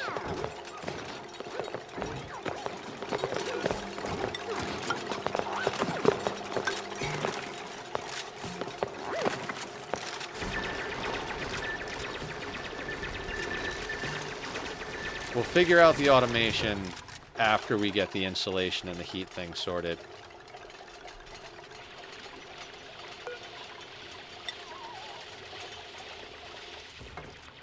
God, at this point, these just need to be on forever.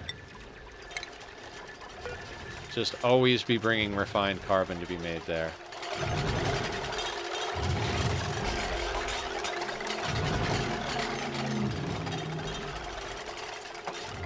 Because this doesn't have to start at 96 tiles. We can make adjustments on the fly here if we absolutely have to, but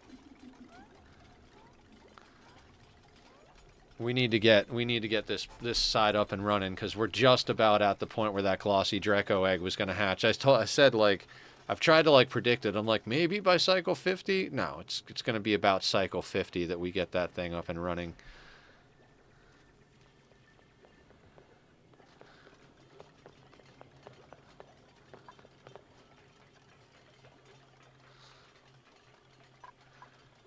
Okay, minor eye irritation. Yeah, there's probably a little bit of chlorine and hydrogen floating through the base. We are not perfectly like pressurized or insulated or whatever the case may be, but one thing that is going to be a problem is that chlorine gas down here is a thing. Okay, so this is open. So more important than the rest of it, actually, is that. And we're going to cancel the moves here. We'll have to deal with this heat a different way.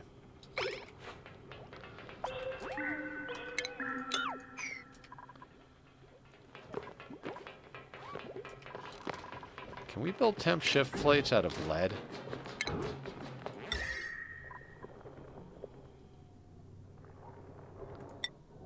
I know this sounds crazy, but the lead we have is nice and toasty, right?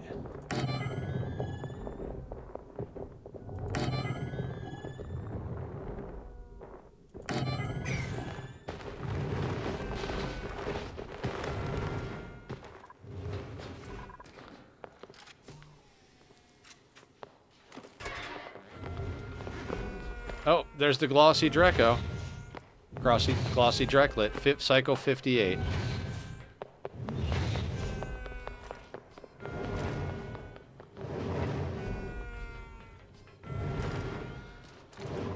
Okay.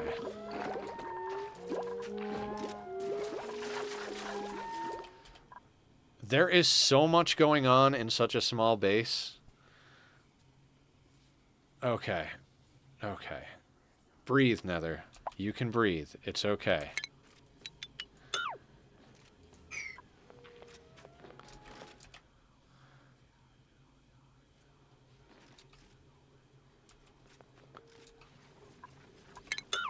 They won't be able to get to the other one, that's right.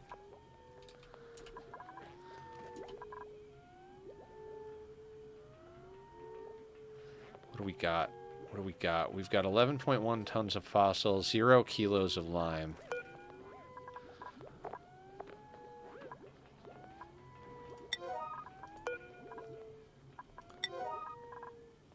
Those have to get prioritized.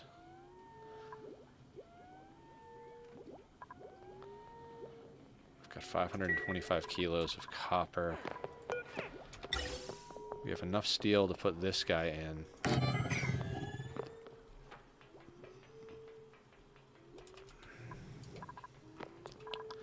I'd love to start getting some things done over here, but this is not a simple situation by any means. So that conductive wire is actually built, which is good. Automation-wise, we need an Atmos sensor. We can build that out of lead, and that can go right there and right there. Automation wire can also be built out of lead and just be like boop, boop, and boop.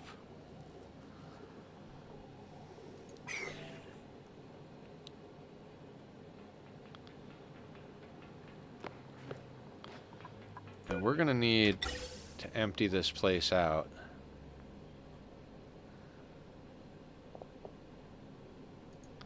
I'll deal with that in a little bit. See, that's the thing, and I'd love to prioritize... Like, we have the Dreco Ranch prioritized, right? Like...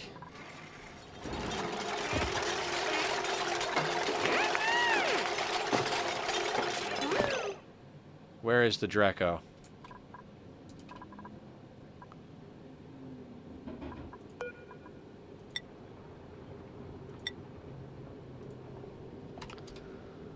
Where is the Dreco?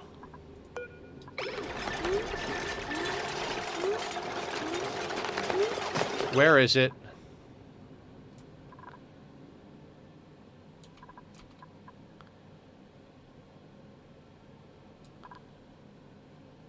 No, like, this is, like, super goddamn important. Where is the glossy Dreco, guys?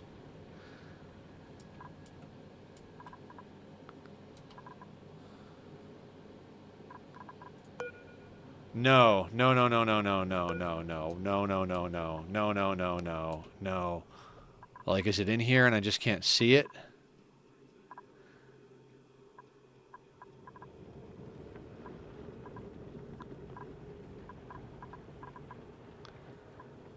Where is it? I'm worried somebody moved it somewhere.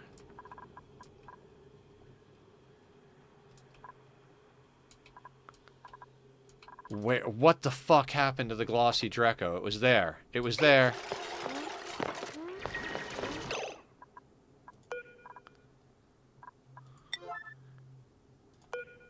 All right.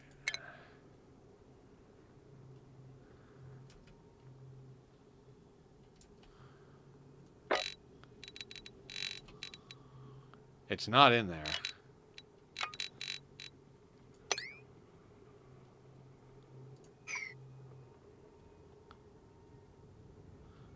How did it get in there?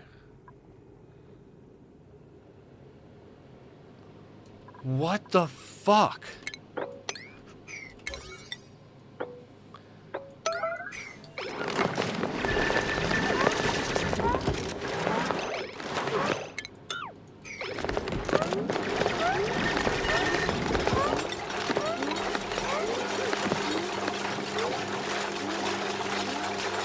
I have no idea how he did that. He somehow magically teleported 2 tiles down and got himself confined.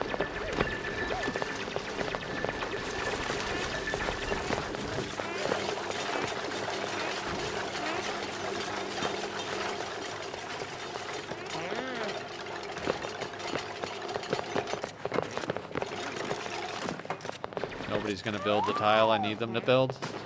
Nobody's gonna build the tile I need them to build. Oh, here comes Barb. Barb's on it.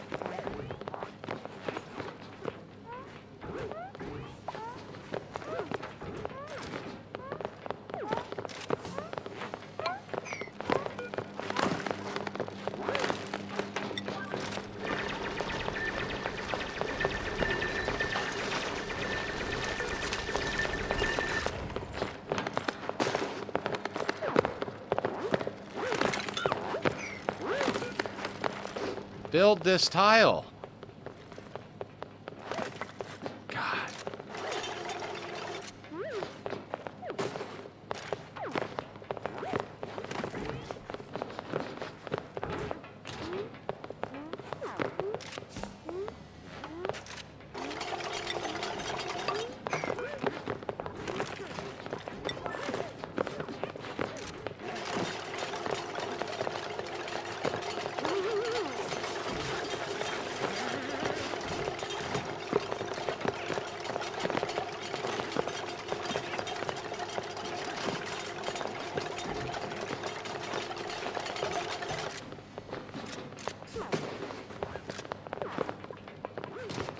Yeah, if you're chilly, think how the bomb lily feels. Come on now, guys.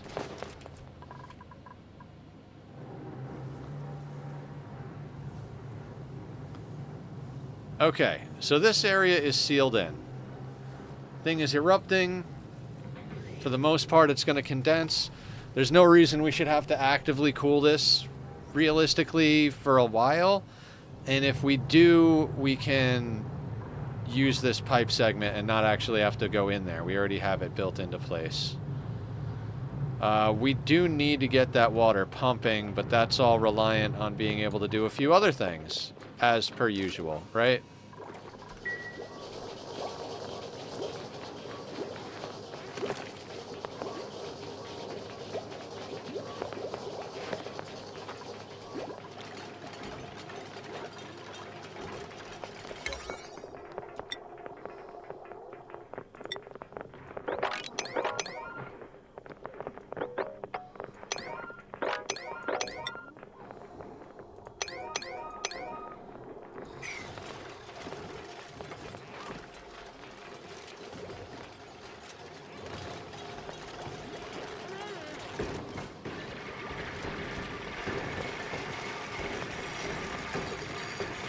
I'm going to be nervous about that glossy Drecklet for the rest of my life.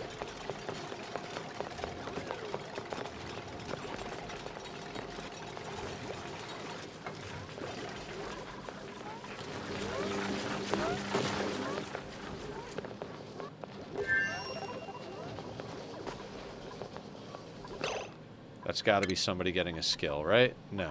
Okay. God, I don't even know, guys. I don't even know. I know nothing. I know nothing of this crazy world that is oxygen not included. I'm just doing things.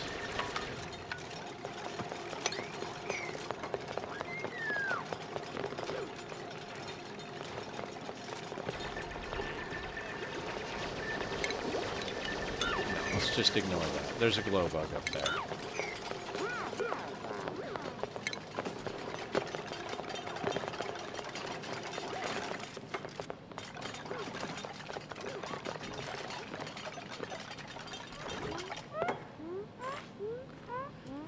Barb the Builder. We had a Bob the Builder in our Rimworld run, so that was fun.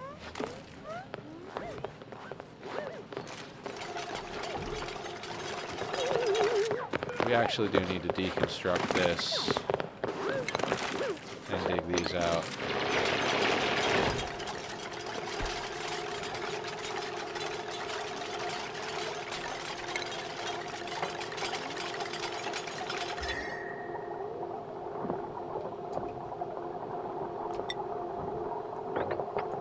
We actually need to sweep all that because it's all cold and it's going to make our bomb lily cold.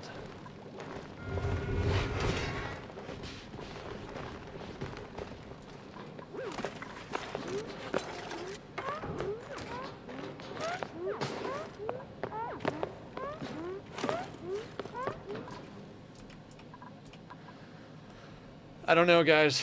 I have no idea. I will be scared to death of this entire situation until we have substantially more steel and our first round of plastic from the bossy Drecos.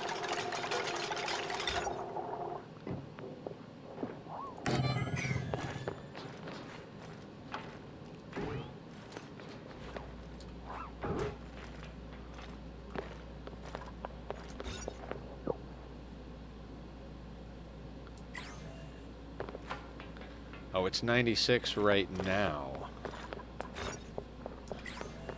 So we're gonna have to put in a couple of tiles. So like just something like that ought to do the trick. Actually, hang on that, because we got to figure out our this has got to move, so we could put that somewhere. Like if we got to fill 2 tiles because we're about to knock out 2 tiles.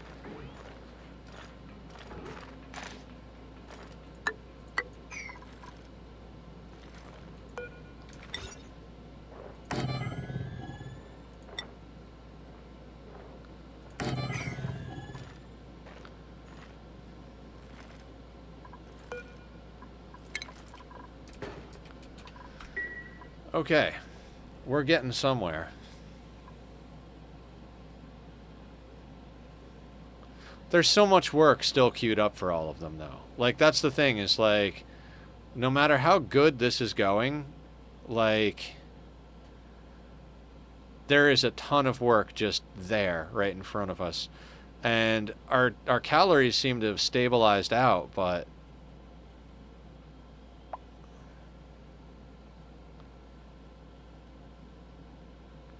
And I don't think we could cram 2 aqua tuners in here, so we're going to have to do the whole base worth of work on one. I'm also not sure what we're gonna do as far as polluted water for our... I mean, I guess we could just run regular water in our line.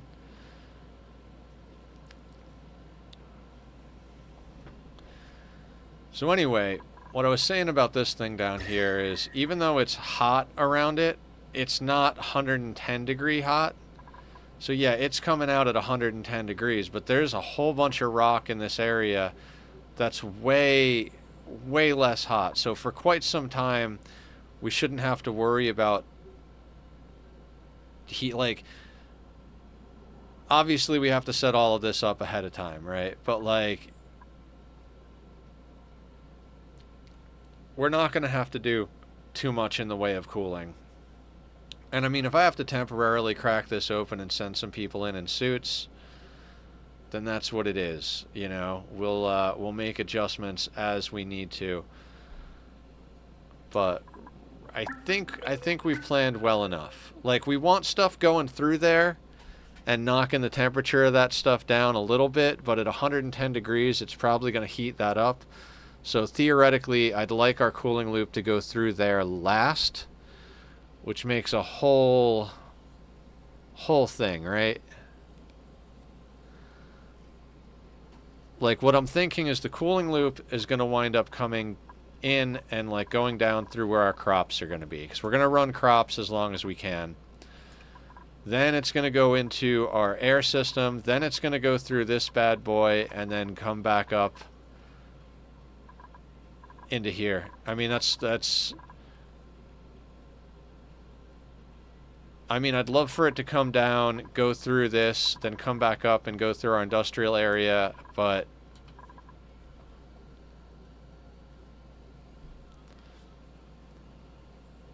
I don't think our industrial area is going to overheat too much, to be honest with you. Like, we're not going to be running refineries. It's basically going to be batteries. There should probably be enough ambient cooling .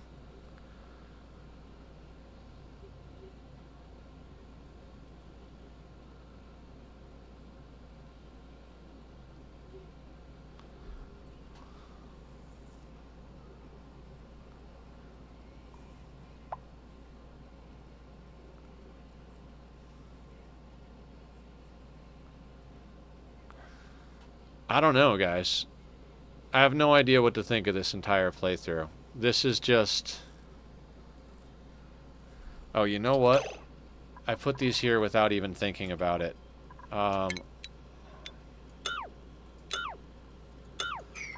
Let's not shoot ourselves in the foot, right? I'm going to let them get a little bit more work done in here before I make decisions, because we're going to have to put in the automation as well, so...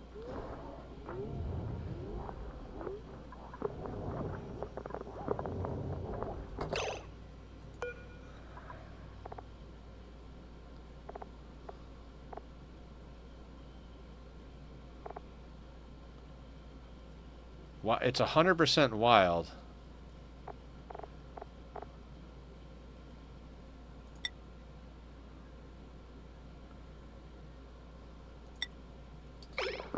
Okay.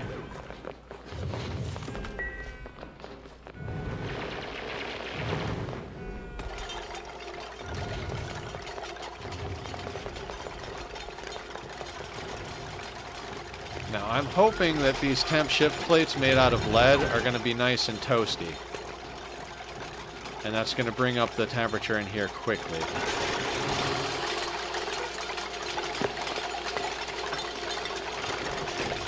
That bomb lily is 34.3 degrees. So we are gradually bringing the temperature up in these rooms, but gradually is the main point there. And nobody can breathe to go in there. I do wish oxygen suits right in front of the barracks was an option. It just really isn't. Like, that's a lot of oxygen suit docks. That's a lot of dependence on the oxygen going into them without having any problems. So we did what we did. We locked out to the places we needed to lock out to.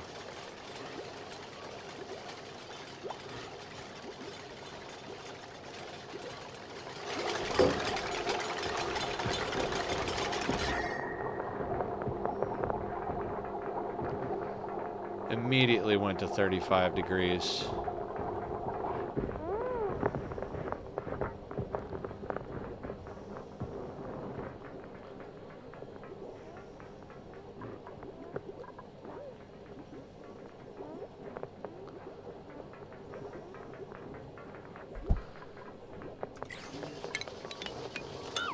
You know what? It might be easier just to put the lead there.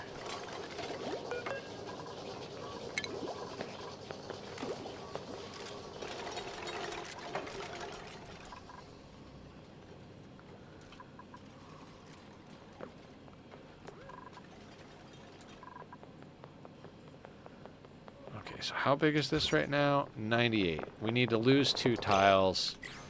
But we need to make sure that our sweeper can sweep everything once we put the other 2 tiles in place. So this is going to be here. Right?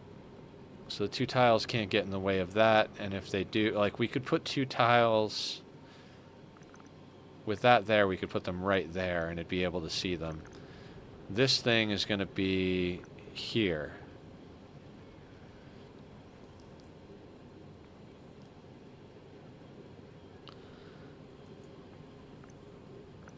And it can be built that far. Okay, so we're going to deconstruct this for now. And then we deconstruct this. And what we do is we put a tile here. And then we're going to stick a tile up there. And we're going to delete this so we have a pickup and a drop off.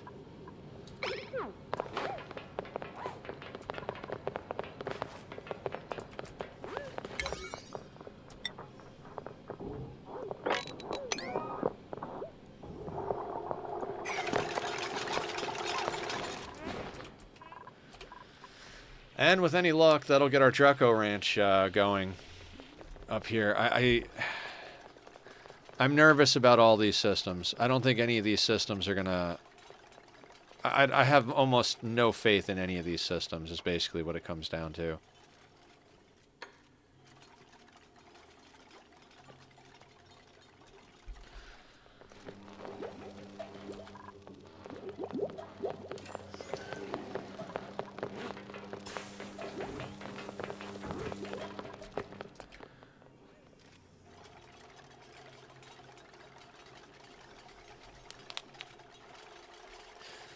For the same reason that I'm leaving the natural tiles here that are at a decent temperature is the reason I'm removing them here.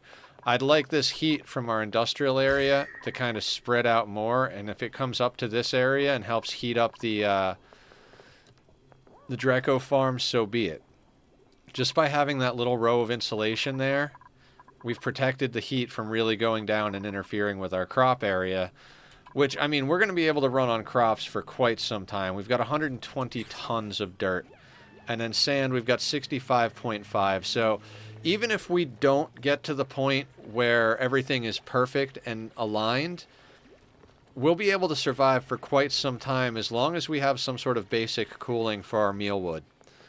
As insane as that sounds, like 120 tons of dirt is going to last quite some time. I don't want to do the math because it'll hurt my head, but we just have to make sure that all of the systems are in place. Our coal is gradually all getting turned into refined carbon because we have no clay.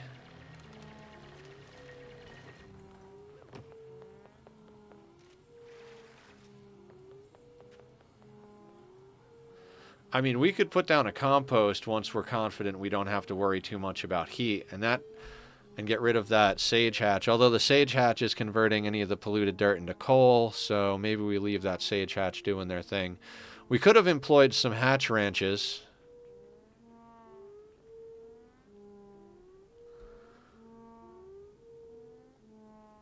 If we could get the base switched over to conductive wire today,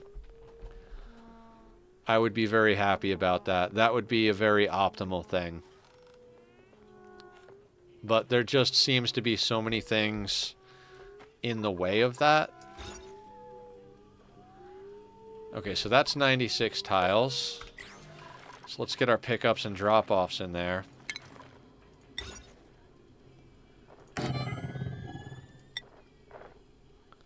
Okay, we're up to 250 steel.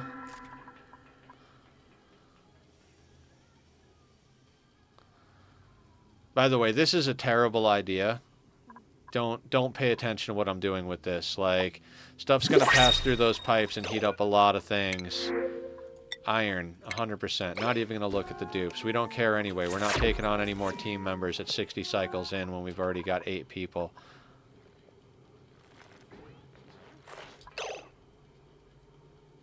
Anybody see the glossy Dreco?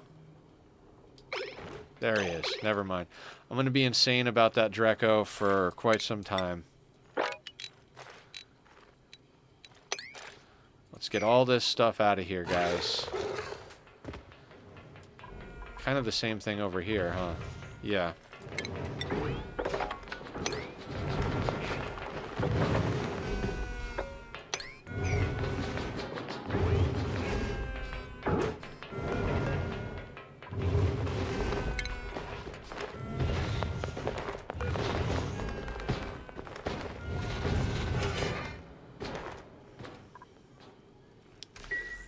I wasn't thinking about it. We need to sweep all of the cold stuff out of here.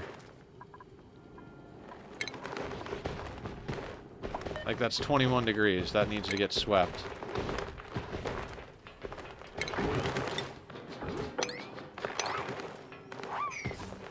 Like, the lead that's at 34.3 even, that could get swept.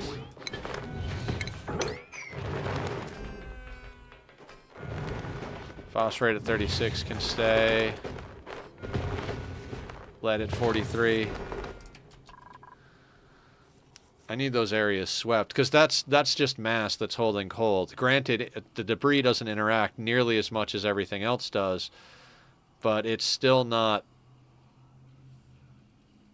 great to have that cold. That's something I should have done a long time ago. Something I really should have done a long time ago. And I'm tempted. I wish they had sweep filters. That's something I wish they would do quality of life-wise, is like in Satisfactory, you can set a filter for what you delete. And I just learned about this, so thank you everybody who helped me with that. But there's... Hang on. Brain just crapped out on me. Good job, Brain.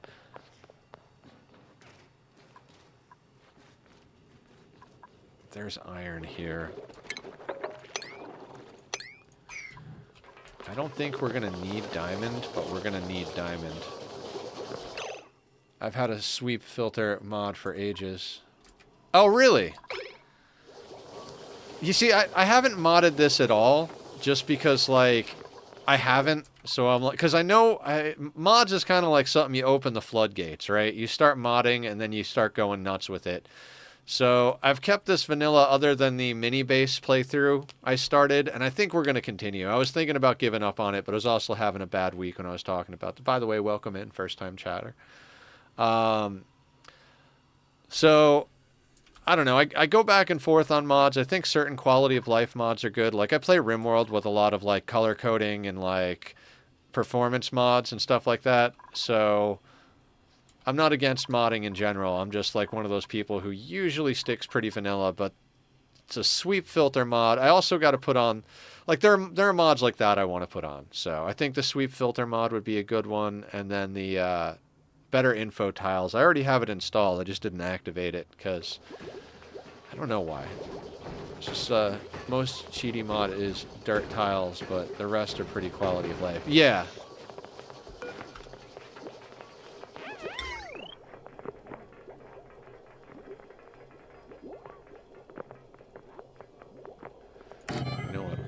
I will queue. No, you know what? We're not ready for that. We're not ready. We got other stuff we got to get done. Let's not get too far ahead of ourselves. Let's get all the wires built.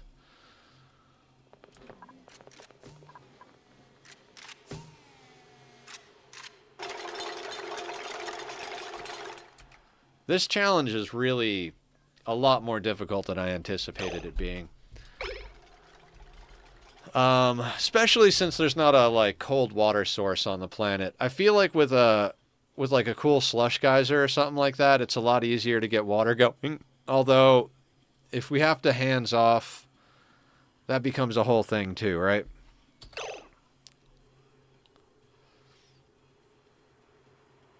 This is going to be so difficult.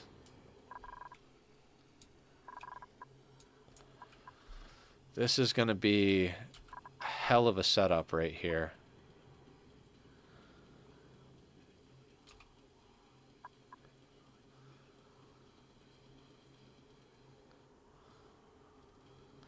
We just do not have...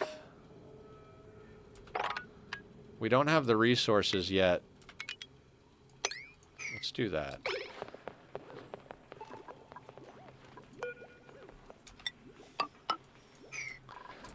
We don't have the resources yet to build the generators. Generators got to be built out of steel too. Everything's got to be built out of steel because we have no gold. That's the one thing I would say that makes this seed a little bit difficult for this challenge, is that there's no gold. You know what? Let's not sweep up the Dreklet egg. Let's not do that. Maybe let's move the...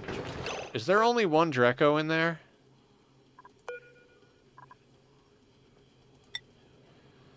Yeah, everybody died of starvation.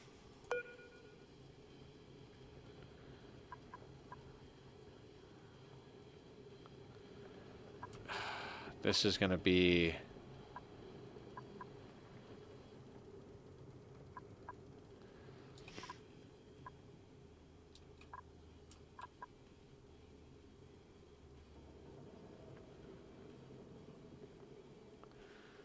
God, there is a temptation to just kind of stick a heater up here. The problem is that since all of this stuff is naturally occurring bomb lily, I don't want to dig any of it up.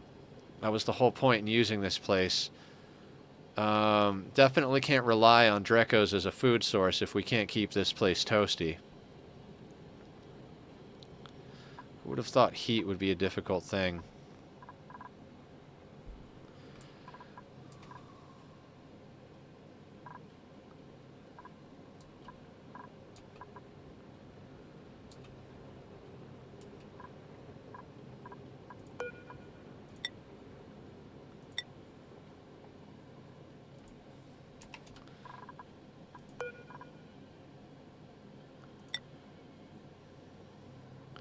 I mean, it doesn't matter with the pickup, right?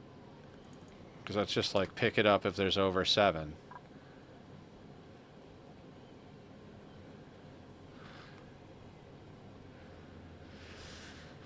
Okay, so we should probably link this up.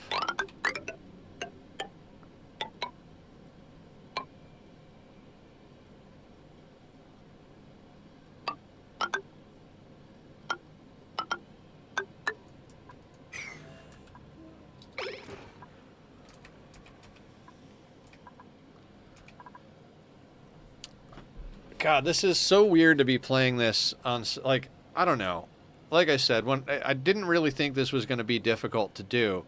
It's like, oh, 100 cycles, that's a lot of time to get stuff done, but it really just isn't. Like, there are so many things to get done.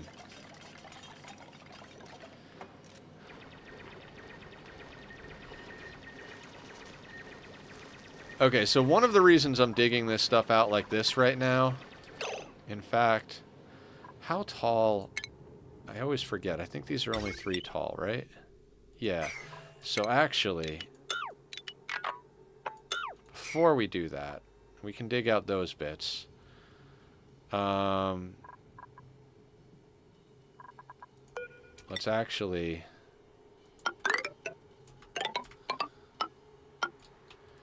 do that first.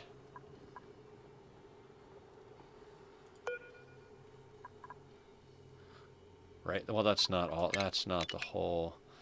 This is by no means a perfect design. This is a design I just slapped together.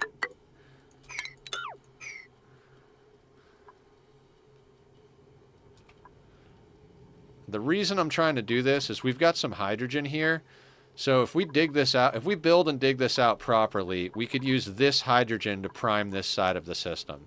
We just need to catch a little bit of it, and since it floats above the other gases and our pump is down below here, we should be able to use this pump to pump out everything without having too much trouble.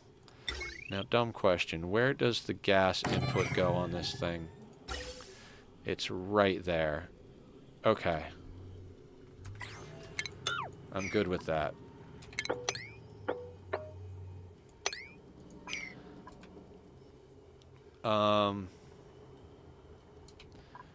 That being said, what we're going to need is this thing to come up here to a vent. And then this is going to have to come out as well with a vent.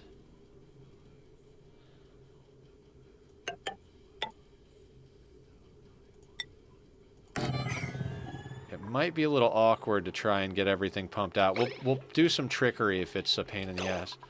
Oh my god.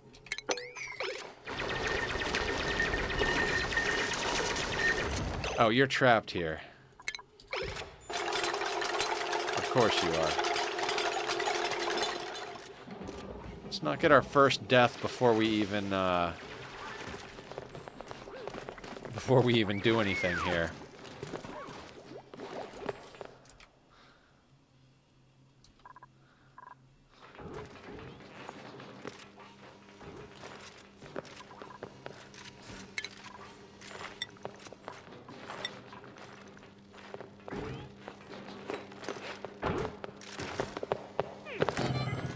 That'll go there, that'll go there, and they'll both be able to see something that's here.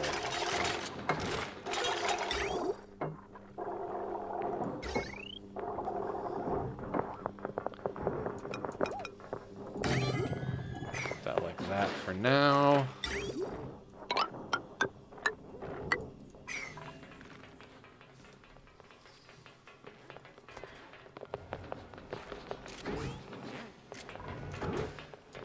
Now, that second sweeper is not going to go in right away because we need to be able to shear the Drecos that are in there.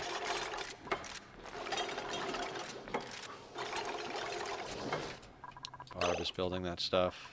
That stuff's getting built.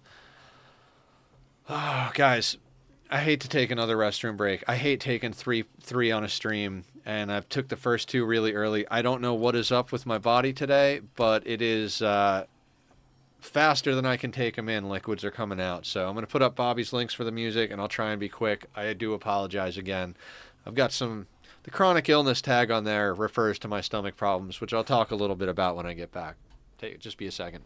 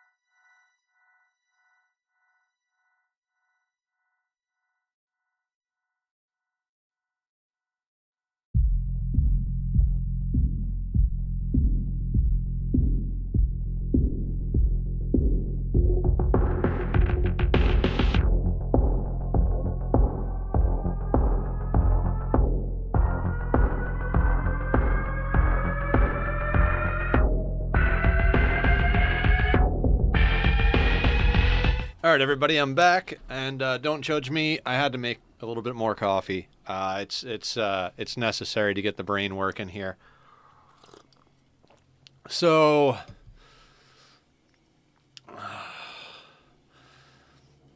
we've got the theoretical start of automation.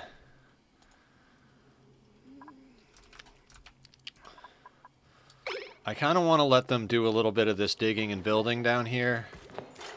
In fact, yeah, this, we can definitely... I was like, no, we can't dig that out yet. We can dig that out yet. We can't dig that out yet.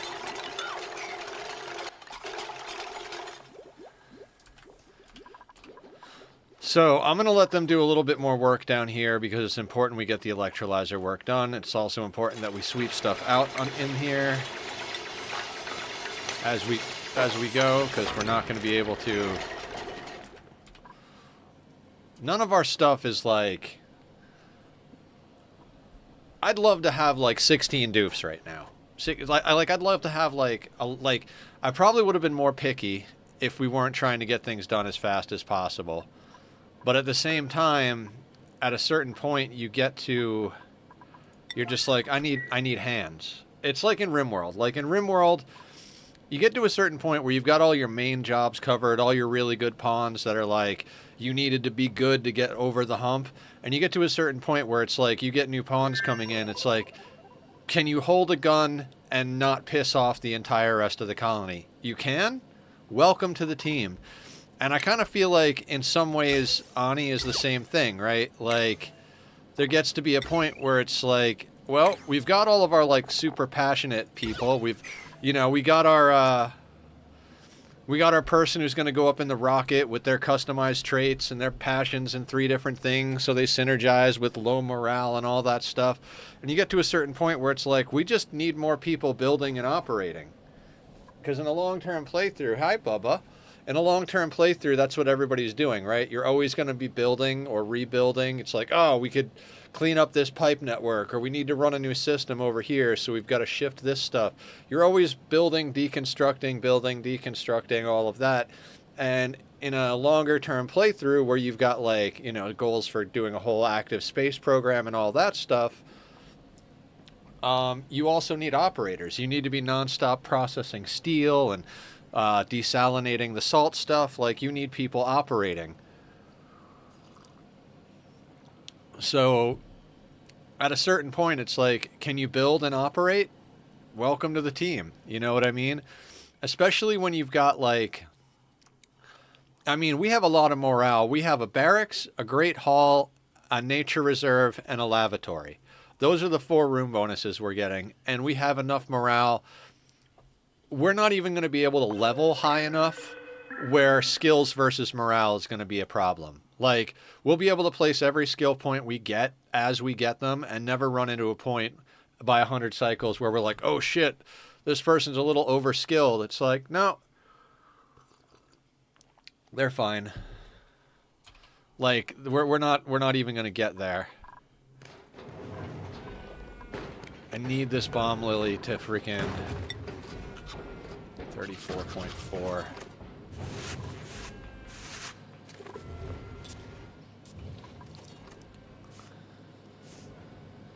Do heaters... Target temperature of 70 degrees. How much power do they take?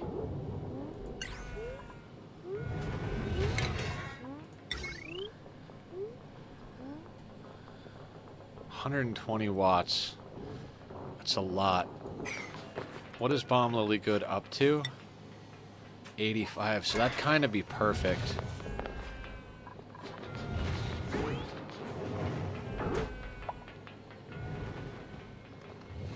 mean, that's a lot of power, though. It's a lot of power we do not have.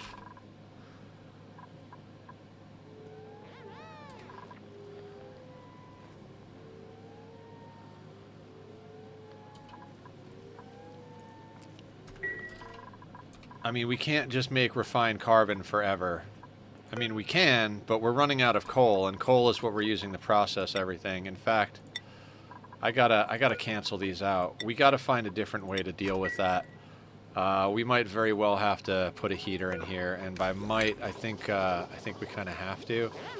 Now, our main wire isn't fully overloading, but it is not in a great position, so it might very well be time to start that swap to conductive. Oh, yeah.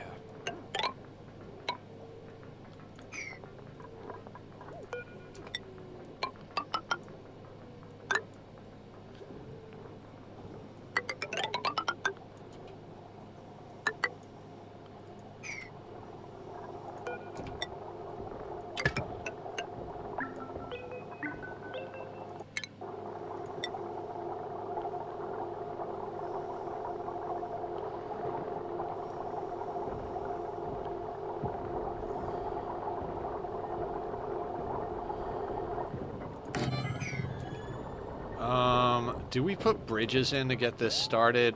I feel like that might be a good idea, but at the same time might not be.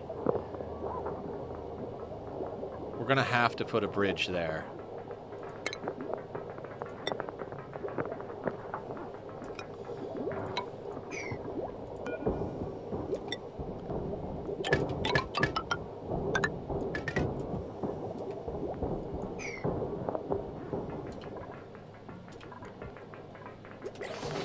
This stuff's got to be built. Probably going to wind up building more of them. I mean, I'm glad we've got a substantial amount of people building now. It's just not enough.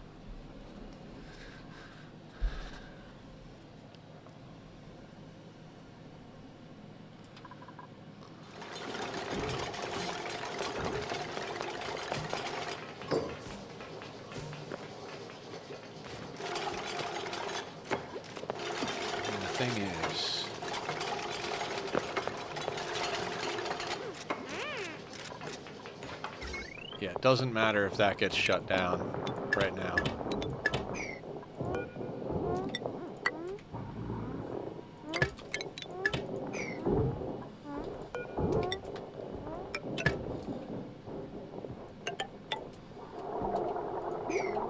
And that actually means this can all get annihilated.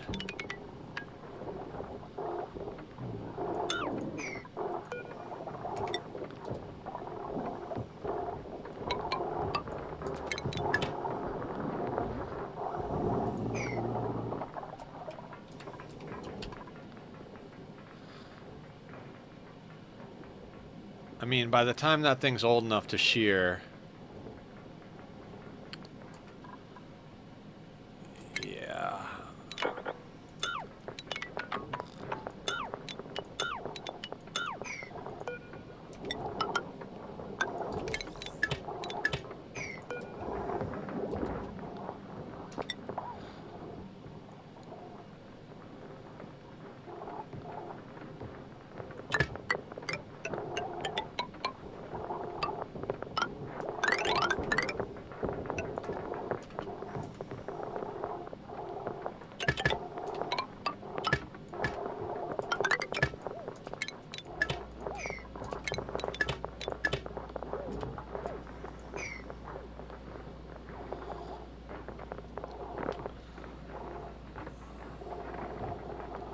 Okay, makeshift Dreco ranches. Starting to make sense. That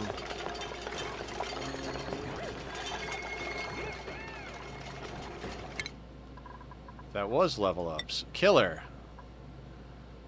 Suit sustainability training. Zen.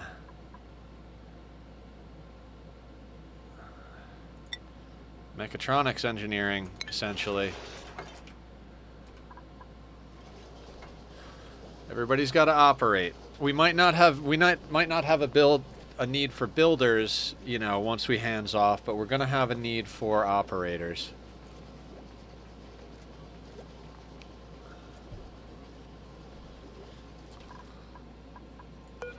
Yeah, and this isn't going to sort us out at all. We're going to have to put in that other thing, the heater.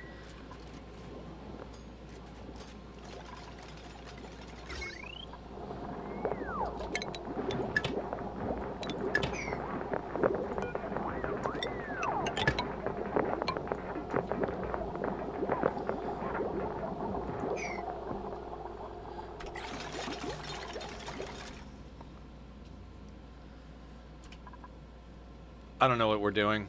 I don't know what we're doing. How much steel do we have? 550 kilos of steel. So...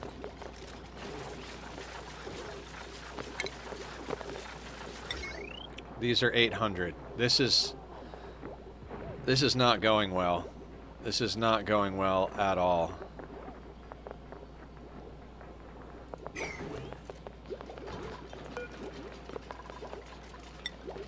Do we have iron? 4 tons of iron. This requires... yeah, so we don't need iron. We've got... oh shit, we do need to keep those running. There's only 20 kilos... oh no, we've got 12.2 tons of refined carbon. It's lime that we're lacking here.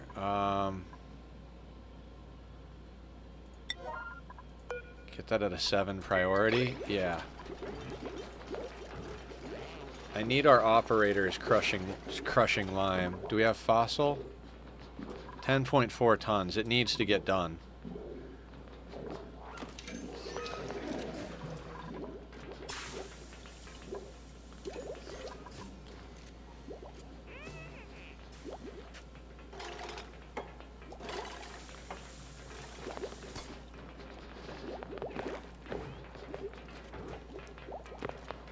This is gonna get a little messy when we switch over. It always does. It always gets a little messy.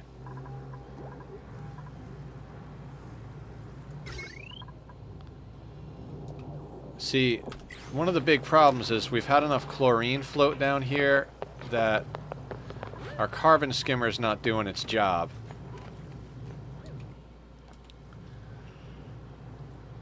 So... hello, sir. What are we screaming about today? Can I scream? Wow! I'm tempted to move the carbon skimmer just up here. How much chlorine is down here? Grams. So, yeah, realistically, it's like it's more of a pressurization issue. Like, that stuff will get pushed down if the carbon... hey, hey! Come here. Come here and let me look... okay. You don't want attention, you don't need attention, but you don't need to scream in my face.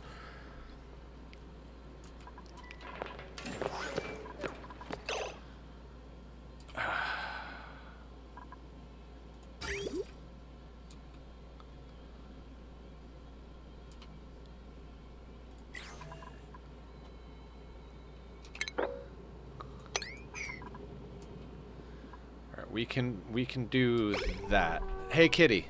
I'm not going to have any of this. Stop it. Stop it. You can stay up there. You can stay right there. None of this getting whatever. None of this. None of this. No, no, no. No, no, no. Stay.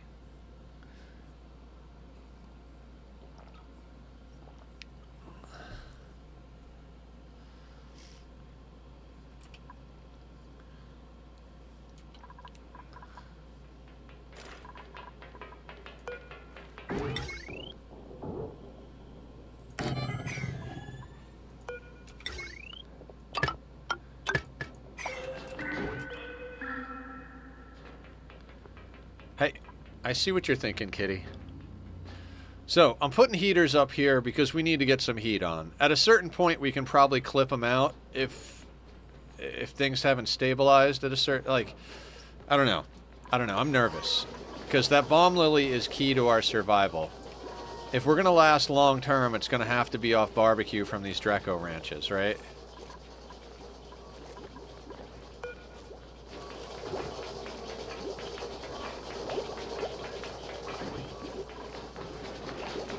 Stop that. Please stop that. Please.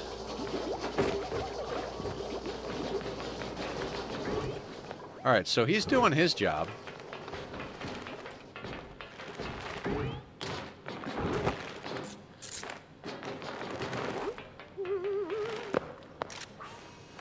Okay, so maybe it's just a matter of, like, rotation? I don't know. I know they were starving. I know we got to get them food, but at the same time, it's also like... Hey, bud, please don't play with the camera. You're a very bad cameraman, and you don't push buttons good. That's why you're not allowed on the desk, and why you're not allowed... Yeah, you can sit on the speaker. The speaker's warm. It's a good spot for you. Just chill there on the speaker. I love when you flop over the speaker like a bump on a log. It's adorable. Hey, hey. No, sir. No, sir. I apologize if you're not into kitties, but my kitty is definitely into causing trouble. Alright, let's make another quick adjustment. I know I said I want this thing on, but let's actually link it in to the grid.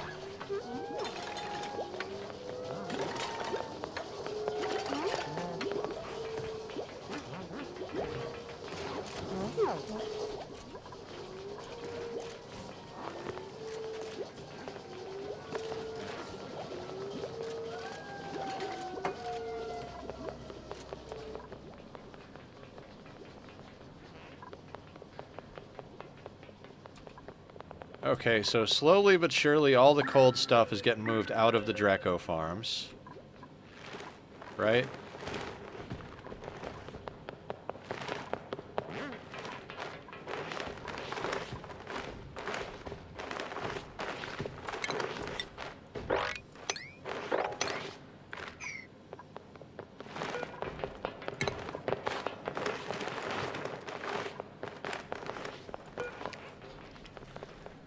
Okay. See, like, this is the part where I'd, like, one of the big things I'd love to bring on right now in a normal playthrough would be more hands to carry and store stuff. Like, if you could give me, like, 4 or 5 more, like, 4 or 5 dedicated hauler, tidier, storing people, that would make me happy. Because stuff would get picked up and put there. Like, as it stands now, when we queue up sweeping at the end, like, it's not going to be an overly important priority. It's going to be one of those things where if you happen to have 5 minutes, please go pick up a piece of debris and, you know, put it somewhere. Before we end, if we're coming up on some point where we could do a little outside sweeping, I would sweep this area inside if we had a reliable way to cool everything starting to be getting put into place. Yeah.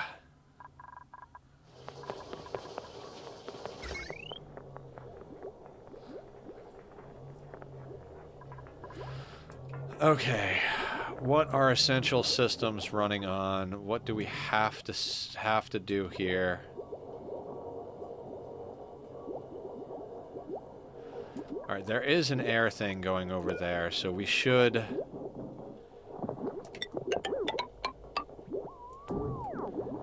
We still need those Atmo suits running. Okay. I haven't fully prepared for the swap yet. See, what I like to do is I like to do a quick hot swap. It's like we shut off the power for like 3 seconds while we build the last like half a dozen pieces of wire.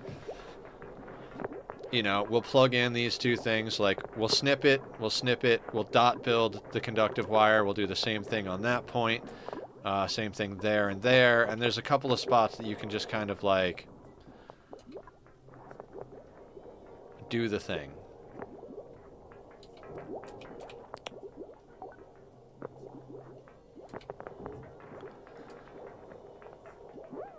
But it's... The other thing we got to do is build the transformers and hook up the lower wheels. Now, we could, in theory...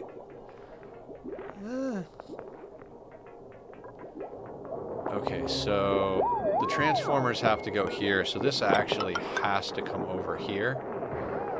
And then it'll come back down and across.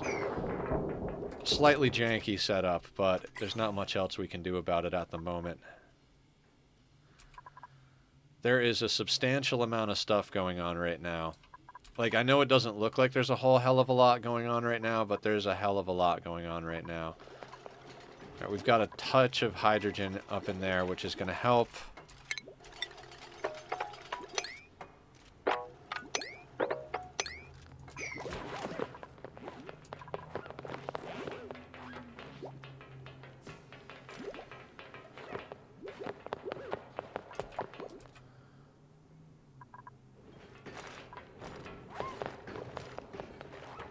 I keep wanting to, like, I keep looking for that glossy Drecklet. I'm like, no, please don't disappear. So anyway, guys, we're going to go for a little over another hour or so. I don't know that we'll quite get to that 75 cycle mark. I've been doing about 25, just shy of 25 cycles a stream, playing on a 1, making sure that we got everything sorted. We've done a lot of work today. It's not like it'll never be done.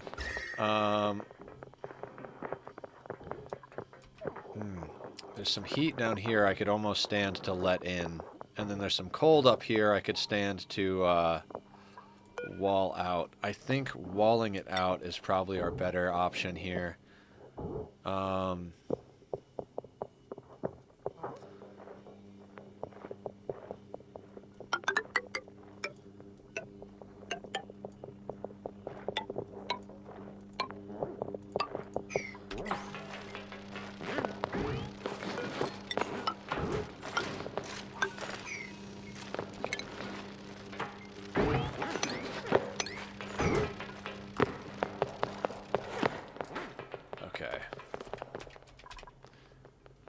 More of this thing is getting walled in than I originally expected.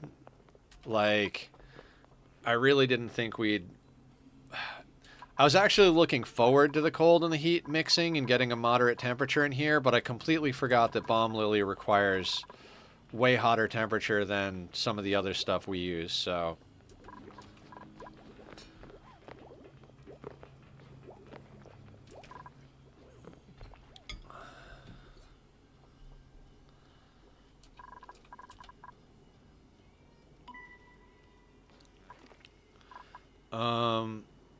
What was I talking about down here? Yeah, if we have enough gases, it'll push the chlorine down. The chlorine's only got a few grams, so this should be fine where it is.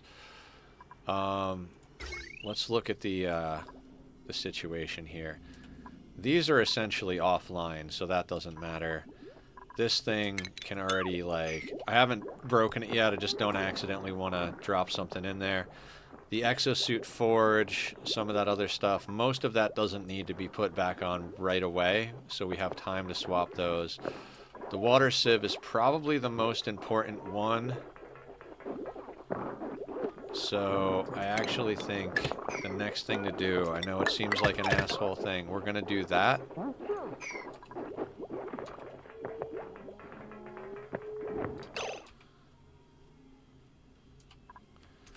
Alright, it might be time to make the push. Yeah, I'm saying it's time. We're gonna prioritize all of this stuff, but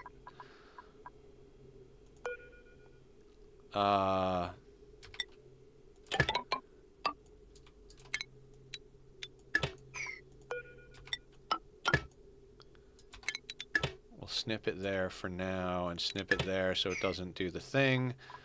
And then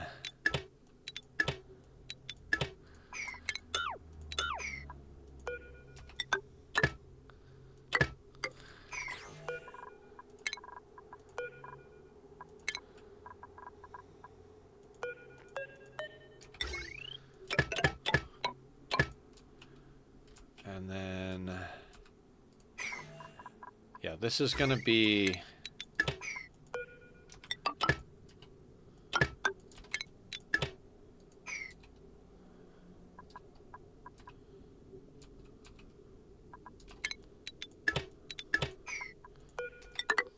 This is going to be a very big change.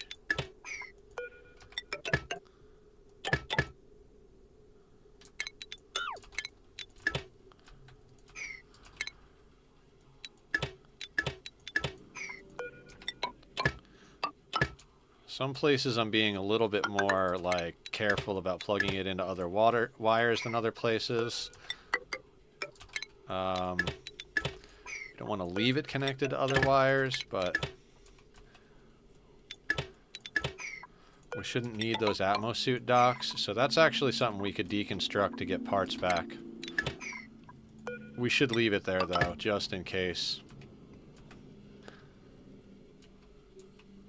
Alright, so that connects everything, Except I don't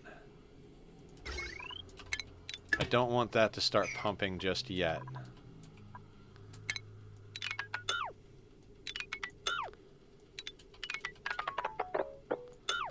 In for a penny, in for a pound.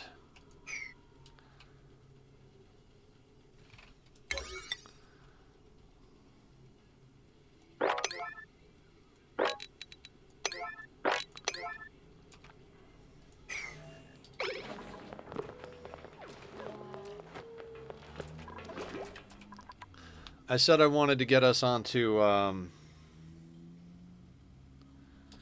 oh.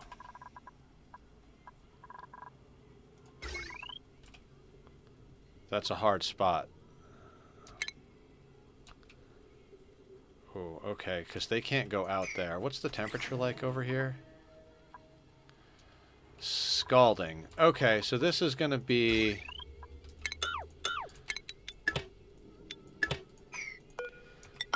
a little trickier than I had originally anticipated.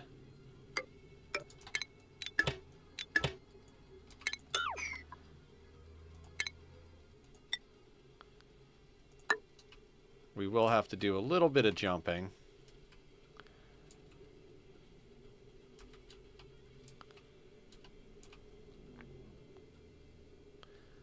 Oh, that has to be on. That doesn't work. Okay. Oof.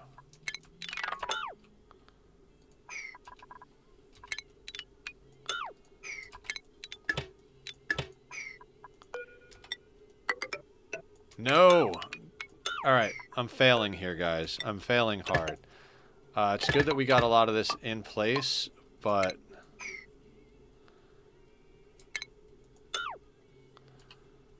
but your buddy Nether screwed up here. Because we need those things... we need those things plugged in. Can't have them not plugged in. Can't have them not plugged in.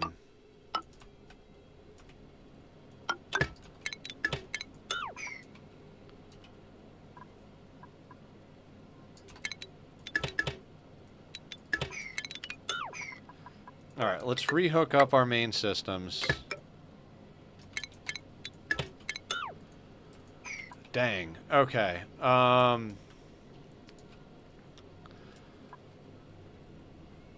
So we need to actually sweep in all of the lead, which is warmth that we would like to not have to bring in.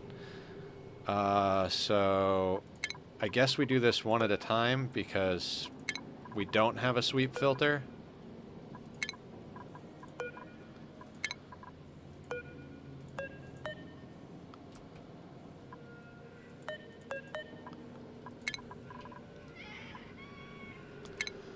And we're going to put that on like an 8 over there.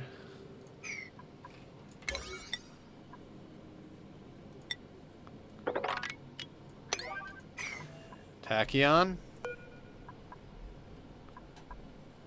Hey, buddy, please. Hey, buddy.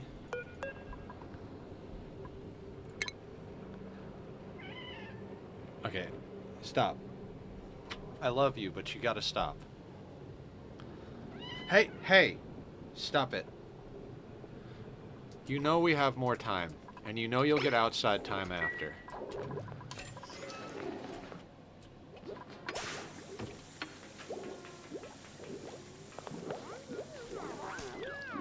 So what I'm doing is I'm trying to sweep in the lead so that when we make the swap, the lead's actually inside the base. Otherwise, I gotta let them go out and scald themselves. And I've got a cat butt in my head.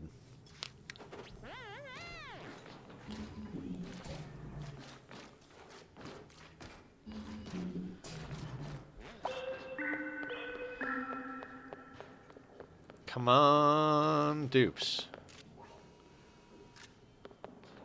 You came out to get fossil to crush. I admire your work ethic.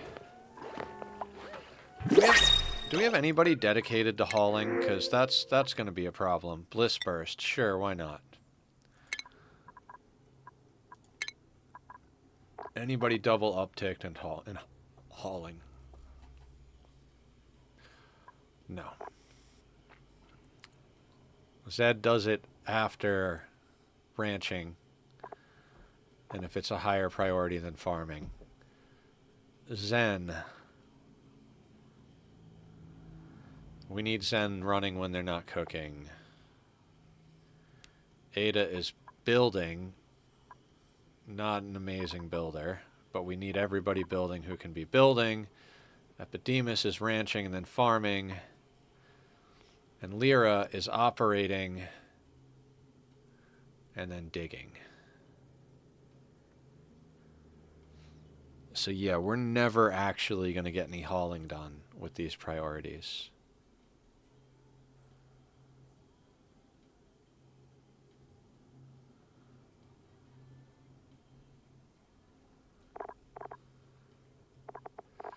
Lyra doesn't need to prioritize digging. They're awesome digging, but Julie is our digger.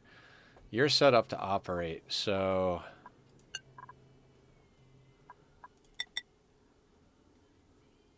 all right, we're gonna have her store things. I guess tidying too. Yeah, it doesn't feel amazing, but. Not supplying, though. I don't want her supplying stuff. I want her storing stuff and cleaning and sweeping up.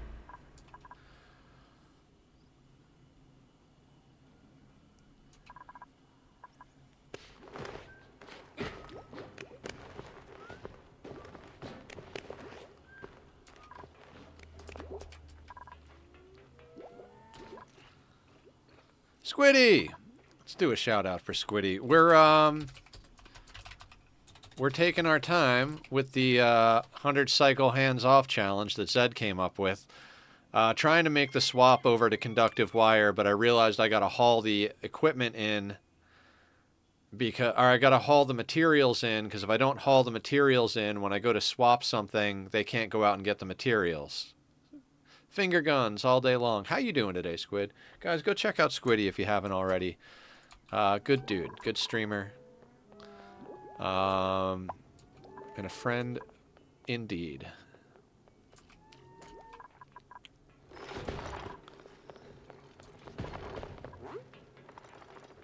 Oh, we need that Draco shaved ASAP. Shit.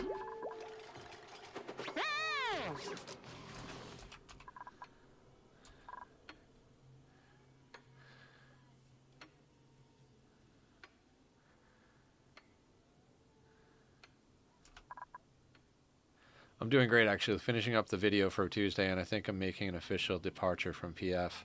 Oh, really? You keep saying stuff. You go back to the game. It's like that ex you always keep going back to.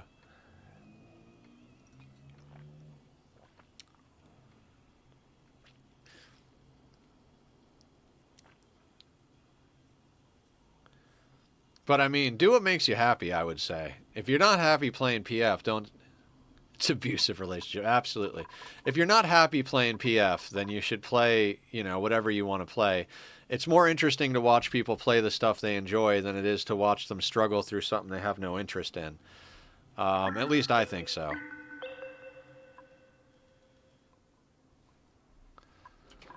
Why are we shot on power?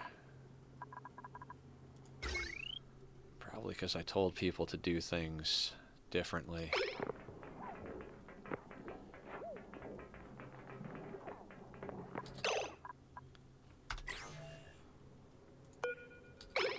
Supplying fabrication materials. Oh, so you're going...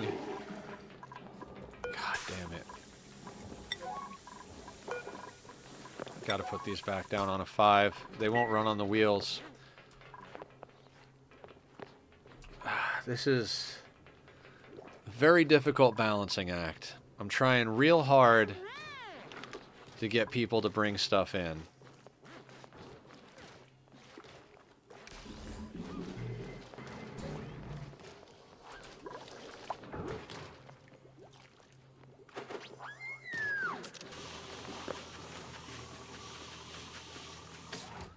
Tell me you're bringing lead inside.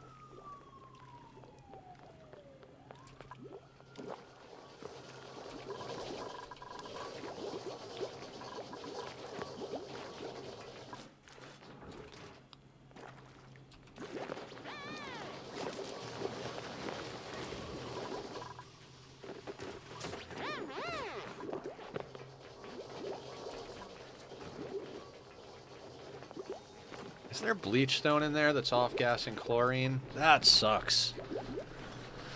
Can I put that somewhere?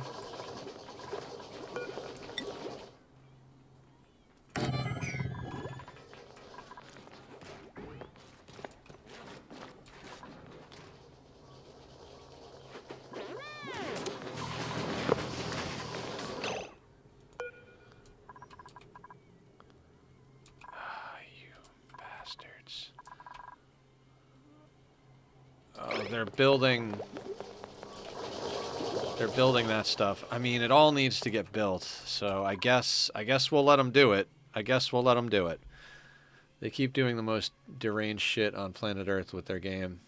Yeah.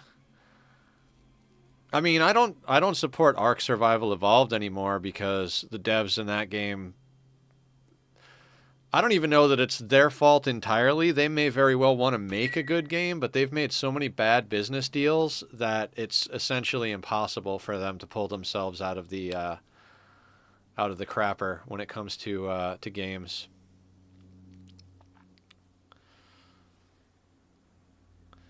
So they're prioritizing. Oh shit! Shit! Of course you did. Of course you did.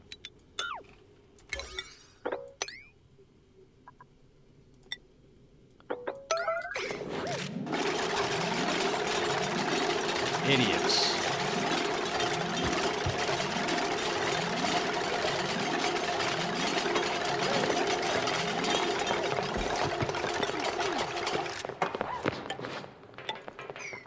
Idiots.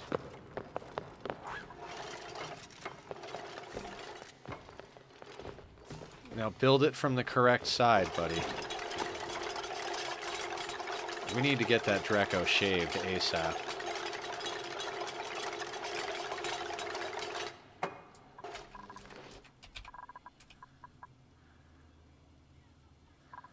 Alright, some lead got dropped in here. That's good.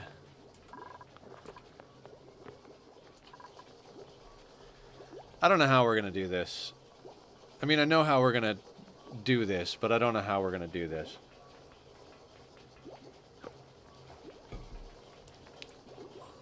I mean, we've got a solid build team now. We've got like 3 or 4 people building. We've got a lot of people hauling and supplying and stuff like that. I guess it's going to get done. I mean, the reason I'm not stopping them from building that wire that goes up to the Glossy Draco Ranch is that's one of the most important wires to be built yet. So I need that to get built, even if it's like, as soon as that's done being built, we need to swap over to the conductive wire that we just built. And that should be fine for us. But we needed to get some of the lead in, and now they're using a lot of that lead to finish that wire. But either way, that wire is one of the most important wires in the game. Our first Barb is here. She used to be the researcher. Oh, you mean in real life? She's off doing stuff for the day. I believe college things. Getting smarter than all of us.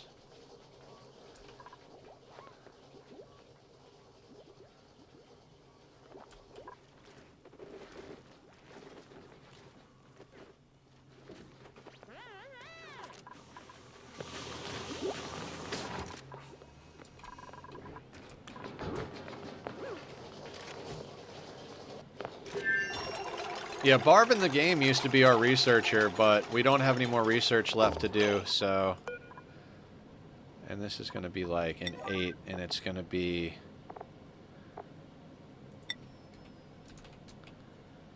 bleach stone. If we're going to have bleach stone anywhere, I want it up near the bomb lilies up there.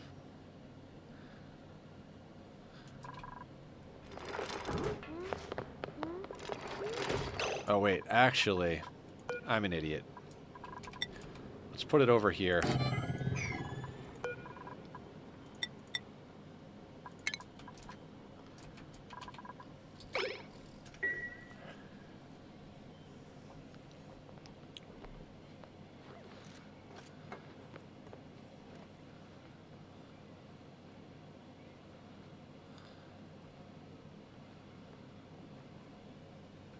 Is that wire built yet? And do we have enough lead inside?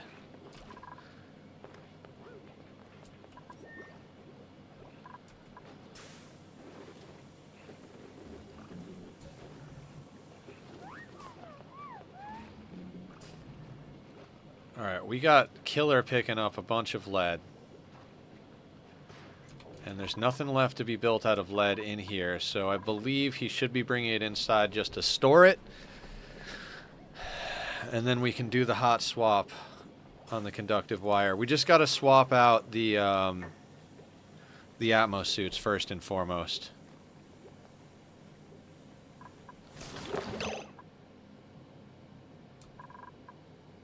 Okay, so we should have enough in here. So first things first, we do that. Right? And then pretty much everything at that point can wait. Nah.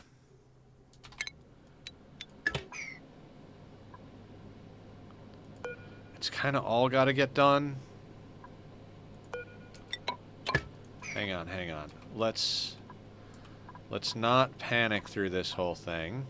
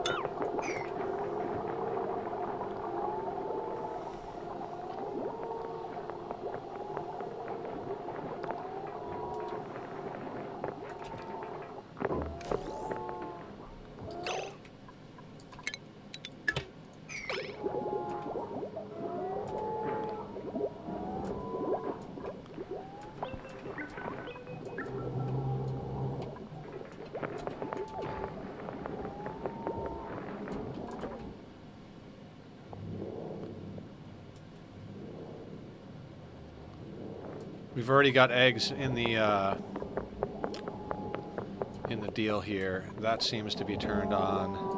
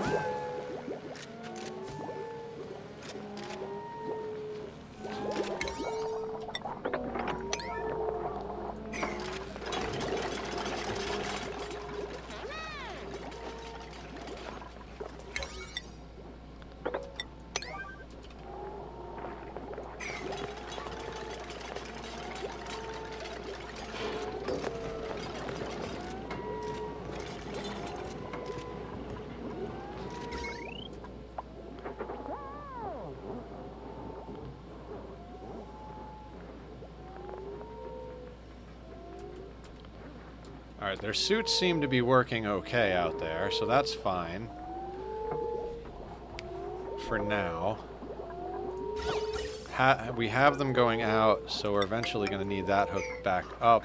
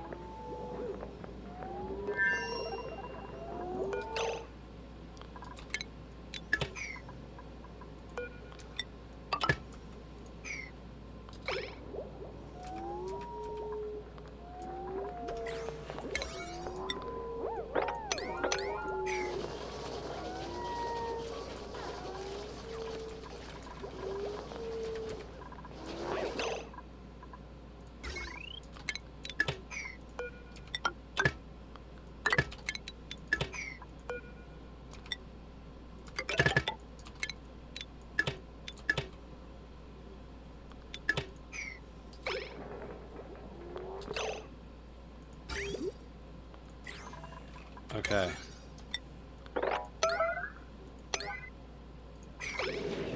Emergency build that situation.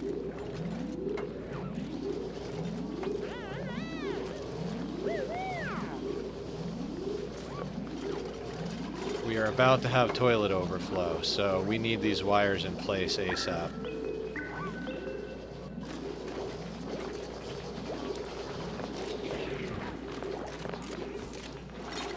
It's like the second or third emergency I've done. It's not even a huge emergency.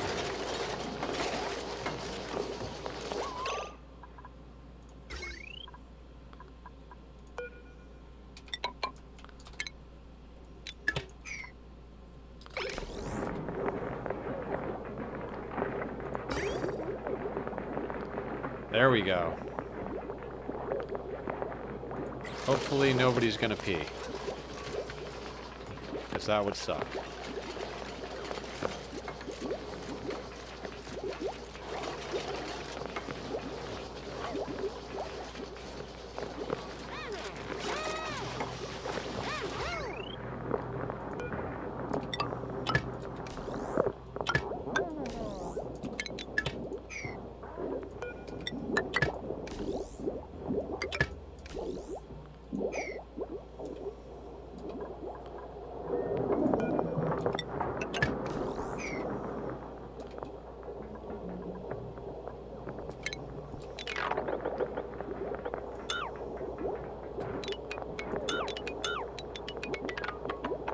Sorry about the quietness, guys. I'm focusing.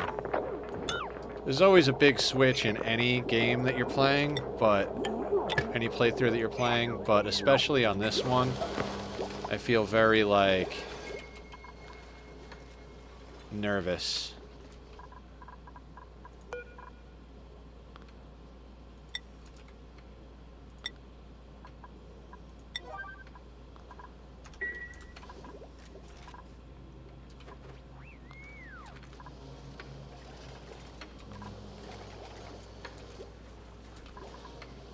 Okay, we got our running back online.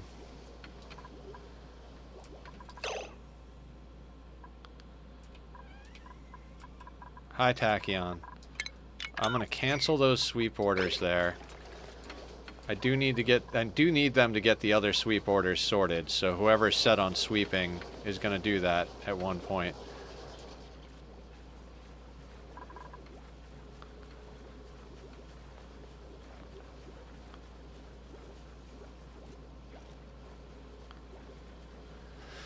Okay, 65 cycles in. We got like 45 minutes left in stream. Thank you guys all for hanging out on Monday. I'm trying to get back into the flow of streaming. I feel like ever since I went out in December for my surgeries, which I said I was going to talk about when I came back, so my stomach is actually working quite well. That's why I'm actually taking more restroom breaks. The thing about not being able to eat normal for a very long time and going through surgeries is when you can eat again, you wind up eating a lot. So I've been eating nice. Like, it's a good thing. It means I'm healthy. I'm processing food, eating a good amount of stuff. But at the end of the day, that means my body's moving a lot more as far as going back and forth to the restroom. So trying to balance everything. Been staying up late and sleeping in late. I got to put an end to that. I've got an appointment next Monday early in the morning. It's just on the phone, but I'm going to have to be up in the morning. So got to start getting on top of all that. Yeah. Oh, we got our first bit of plastic. Excellent. Now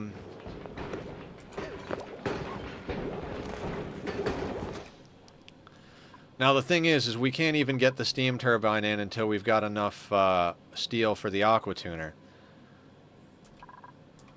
Hey, no, kitty. 45 minutes. And I mean, we do go late sometimes. I don't like to be like right in the middle of something. Like if we were in the middle of hot swapping out our cables, and we needed another 10 minutes, we'd be going another 10 minutes. But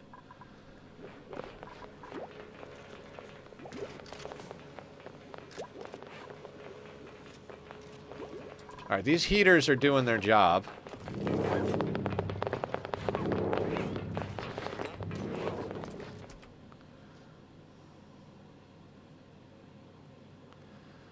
We might have to set up some automation with them because we don't want it to be 70 degrees. What temperature do we want it to be for these guys? 35 and 85. So, like, when we get to thermosensor,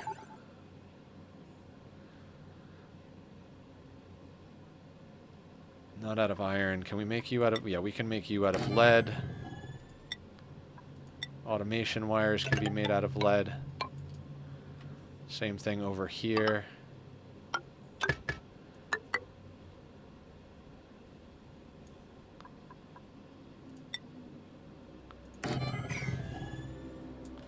And basically we'll set that so that when those sensors determine it's about 60 degrees, it'll shut off the other one, because 70 is a little bit too toasty. We want to have it be kind of toasty, but we don't want to have it be terrible. We don't want our dupes to get scalded to go in there and work with the Drecos. So we've got our first little bit of plastic, 150. Steam turbine requires 200. So next shearing of that thing gets us our steam turbine. So now I'm a little less nervous. The only plan we had that required plastic was that single steam turbine. So we're definitely going to get one more shearing in before the end. The hardest part is going to be getting all the steel we need. So I've got them picking up all the cold bits out of the Dreco farm. We've got the heaters going in. We're going to have automation on the heaters so we don't cook our dupes, but we keep our bomb lily nice and warm. We've got 7 wheels set up, which we should never need 7 wheels. There shouldn't be more than like 4 or 5 people running at any given time, maximum. We put up 2 other batteries. We put in the transformers. The coal is actually on the network with the other stuff. I'm actually going to change this. Instead of 90-60, we're going to do 90-40, because I want the dupes to have a chance to get on the wheels before the coal generators kick on. We're not going to be able to rely on coal for a very long time.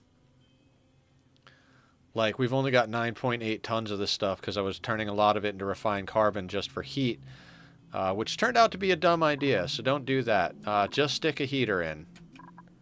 Have them run on the things a little bit more. Our calories seem to be slightly positive, which makes sense considering we've got overflow water into bristleberry, and we've got 2 naturally growing bristleberries over here, with enough mealwood in theory to feed all 8 dupes until we run out of dirt. We've got a lot of good stuff going on as far as like stability goes. Now that we got that plastic, that's awesome. We're going to send a green signal when it's below 60 degrees. We want this place to stay a nice... I mean, we don't even have to go... Let's go 50 degrees. We don't need it to be 60 in here. 50 is a good temperature. That's nicely above 35.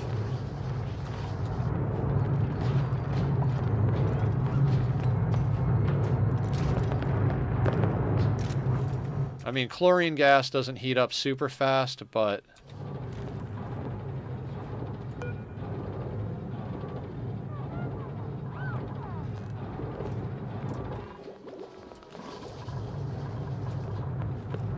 Now, the problem with this whole spot up here is we don't have chlorine in here. So I'm tempted to break open and let some of this chlorine spill in. And I mean, I kind of feel like we have to. We're not going to have enough bomb lily. Hi, kitty cat. Hello, sir.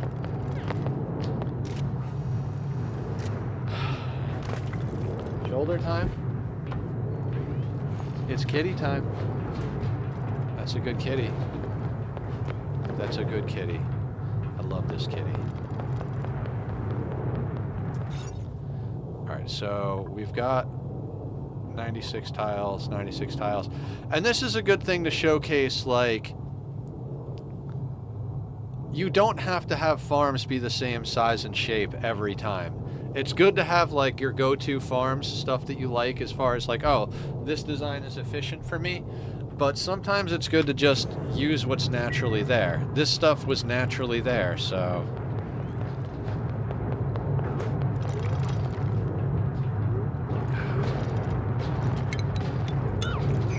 We gotta let that chlorine gas in. It's a little cold, but we gotta let it in.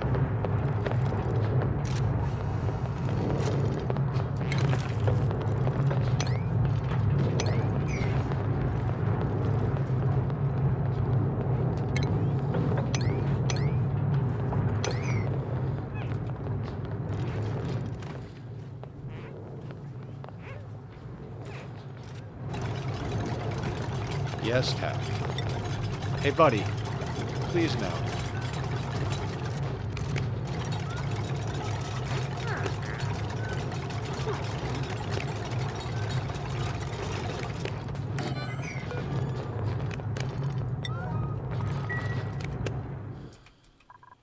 Hey. Hey, let's not get crazy here, sir.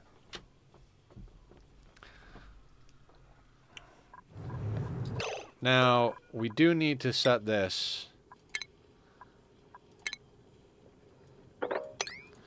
for glossy Drecklid eggs at a very high priority. We shouldn't have any of them currently.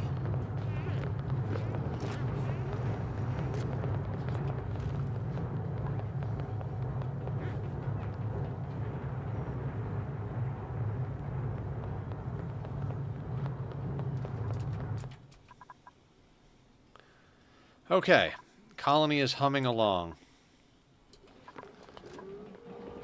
950 kilos of steel.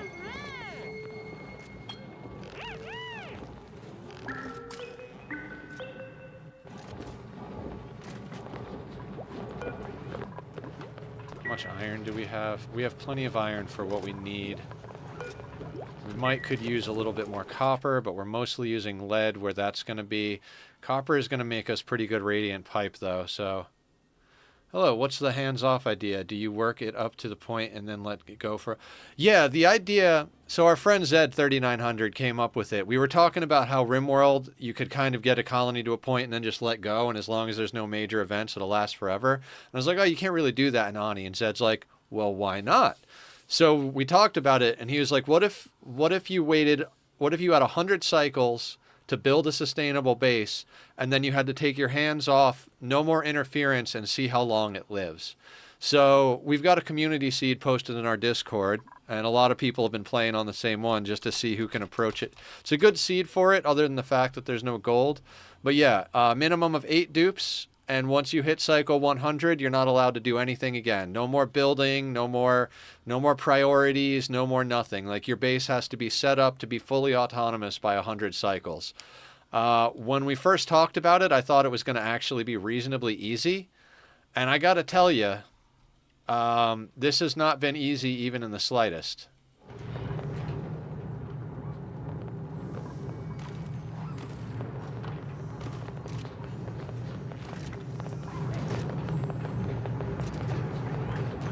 Now, I'm hoping... Actually, I don't need that. That's a sick idea. Very cool. I'm joining your Discord. I might want to give this a lick. Yeah, it's a good time. More the merrier. Everybody's welcome. We did look at it with sandbox debug mode to make sure that it was a good map. Flower from our community suggested it. They are already playing a playthrough where they're doing all achievements on this, and they've been really good at suggesting good seeds and said this is a great one. If you want to know what's going on the map, we can give you a rundown of where the geysers are and stuff. It's a pretty small map, so you'll find the exposed ones pretty quickly. There is a second planet that's got a lot more going on for water. If you don't want anything spoiled, I won't run down and, show you everything, but can always check out what's going on the Discord. We all post pictures of our updates and stuff. After each stream, I do it. I've been doing about 25 cycles a stream because I'm trying to take this real slow. I got really lucky with an early mutation on my glossy Dreco. So those glossy Drecos that are going to... Like, we just got our first batch of plastic, 150 plastic. I planned on making a single steam turbine aqua tuner setup. But because this map is not rich on... Welcome back, Killer. Welcome back, Laz. Because this map doesn't have any gold amalgam, everything that we would make out of gold amalgam, we now have to make out of steel. like our spam setup that we're working on down here. It's coming together nicely, but it's coming together slowly because everything has to be steel. The battery, the hydrogen generators, the pumps, because if we try to make it all like copper, that 75 degrees is going to get hit because we're going to be pumping like 95, 90 whatever degree water. The best source of water on this planet, if you're not pumping it over from the second planet, is this cool steam vent, and cool is 110 degrees. So we've got a little nub that just kind of hangs out here, and that's going to help us cool that. Not like cool it, but should help cool the steam enough to solidify it. We're not trying to get the liquid down a lot. And I'm not even sure how that's going to fit into our whole cooling system. It kind of has to be last in line. The cooling system has to have a lot of insulated pipes. So we've got a lot of work cut out for us at the moment. Plus, we were having an issue keeping our bomb lily alive, so we had to throw in heaters, which I then opted to automate so we don't actually go up to like I was all stoked because up here, great natural Draco ranches, but then I didn't realize, I was like, oh, the cold will mix with the heat. We'll get a nice temperate zone up here. And then I realized, oh, if we want to keep natural Draco farms, we actually have to keep the bomb lily alive. So we had to wall out the cold. Just an insane thing to say, walling out the cold, unless you're on Rime or something like that. And we're trying to get the Draco ranches as online and automated as possible because barbecue is going to be a lot more long-term sustainable than any other crops, because we're not going to really be able to pump any reasonably temperatured water into bristleberry other than maybe this stuff, and I don't think we're going to have a time to build a deep freeze. So a lot of things. Now, all that being said, me running my mouth, what else are we trying to get done today in the next like 8 or 9 cycles or so? We gotta button up a few things. Let's take a look at our power grid. So we've centralized our power grid, and any of our industrial stuff is on board. We're up to conductive wire where we need it to be conductive. We should swap this one out down here, just in case we need these online again. We shouldn't, but if we need them online, I don't want to have problems with it. This guy should actually get put back on now that we have conductive wire running through that. That'll get us oxygen into our suits so that we can actually use our suits.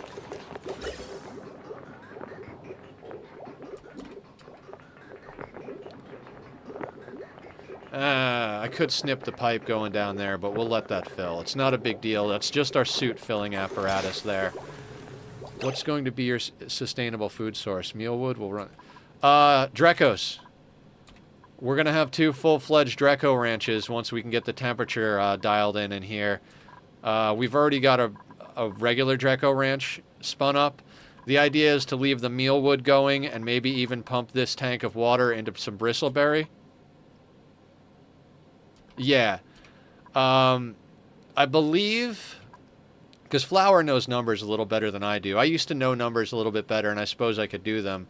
But I think Flower said that a single Draco ranch can feed 8 dupes indefinitely, and we're going to have a glossy and a regular Draco ranch going. We're going to turn off the shearing stuff at a certain point, though, because we're not going to need to shear things. And right before we end the playthrough, I'm going to queue up a whole bunch of artwork and right before hands off, we're going to queue up artwork and drywall and stuff. We're going to be putting a steam turbine aquatuner setup right in here. Just kind of tucked in here. Open steam turbine. Big thing right now is getting the steel together, and we're up to 1150. We're just shy of enough to build an aquatuner. So we're kind of at that point where we need to talk turkey about how we're going to design this setup. That's probably going to be tomorrow's big project, is getting our steam turbine aquatuner setup going. Other thing is, I'd like to have a buffer for our cooling system. Now, we have our wheels there because we have our wheels there. That doesn't mean they have to stay there. We could, in theory, slap in a water reservoir up here and put it... I don't think we're going to ever need 7 wheels, so we could just nix one of them entirely. Yes, kitty cat. Let's put a little bit of water in here. What do we got in here? 257 grams. So, what is that like? We've got like a kilo of salt water in there. If we're shooting for 20 per tile, 10 tiles, 200 kilos, which is about what this drops in. My kitty cat is screaming because he is such a whiny boy. Hey, buddy. I know, bud. No, we got to watch this closely because if any more than one delivery goes in there, it's going to overpressure our situation. Will you be taming a volcano? An insane idea nobody does would be to set up the wheel room to be a proper power plant for the tuned boost. There's a volcano right here. I thought about and there's 5 oil reservoirs on the map, so you could absolutely get into a petroleum boiler setup. I just don't have confidence enough in my abilities to make a full petroleum boiler setup in under 100 cycles. Maybe I'll like retry the challenge on the same map and go with a different goal. Like, you know, maybe we'll do it a few times. But at the moment, I don't trust myself. Also, there's water purification, right? I've basically... Yeah, super hard to rush that so quickly. I'm opting for... When I take hands off, I'm going to queue up infinite time, like forever crushing every rock. Because once hands off, we're not going to be building anything, right? So I'm going to tell it to crush every rock in the base for sand. And when the sand runs out, I'm going to have an overflow set up to just dump all of the water into infinite storage over here. So that should work. And then we'll be pumping water in from our steam vent into the toilets, in theory. Of course, that's pretty hot water, so insulated pipes is a thing. I haven't even really, like, gotten crazy with any of this just yet. Like, I ran the wire to go into our spam. Once our spam is online, that's going to be great. But we've already got a mess of stuff, and we've got a nature reserve right in the middle here, so we can't break out these natural tiles. We could kind of loop around them, but I really don't want that to get broken. So there's going to have to be... There's going to have to be a lot of stuff done.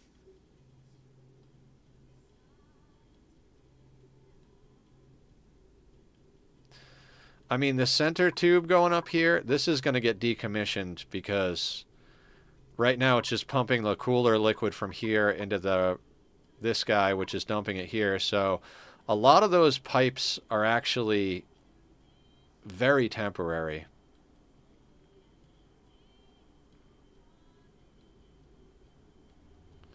I don't know, we're stroking the beard pretty hard here. I guess... See, I'm getting to that point in stream. I always talk about it, how... Oh, you know what I could have done? Guys, for anybody who's not me, because I'm not trying it now, but if you're looking for... What do you call it? If you're looking for some wire, there is copper. Like, it's toasty over here, but you could easily rip out all of this wiring and automation and get yourself some refined metal as a way to jump ahead. Yeah, I didn't even think of that till right now. Like, Cycle 66, I'm like, right. Because I was going to go over here and maybe snag some of this fossil, but I don't actually think I'm going to need it. I think I've got plenty of fossil from the other side. I've got 9.1 tons of fossil. So... And we're almost at our aqua tuner. I don't think we're going to be putting in 2 aqua tuners. We need a little bit more steel. I think we need 1.6 tons for the hydrogen generators and another 1.2 tons for the aqua tuner. So we're at 1.15.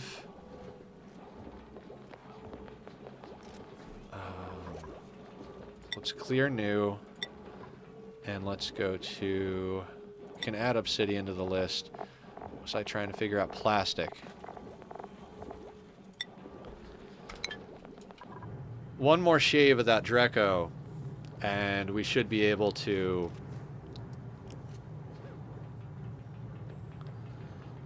We should be able to build the steam turbine. Oh, shit. Shit, shit, shit, shit. They dropped stuff in.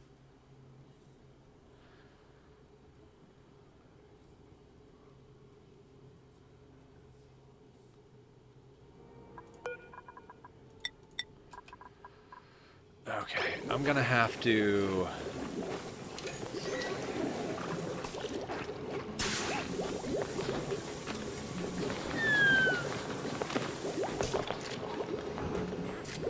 Alright, I really should have been paying more attention to that.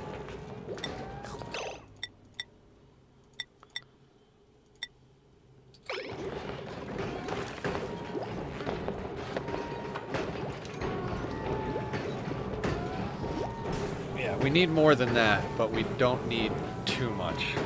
I like to have like 20 to 30 kilos of steam pressure. I think you can go all the way up to 100 kilos before it overpressures the thing that we got to build in there with the aqua tuner, the liquid valve. This is going to be a problem real soon.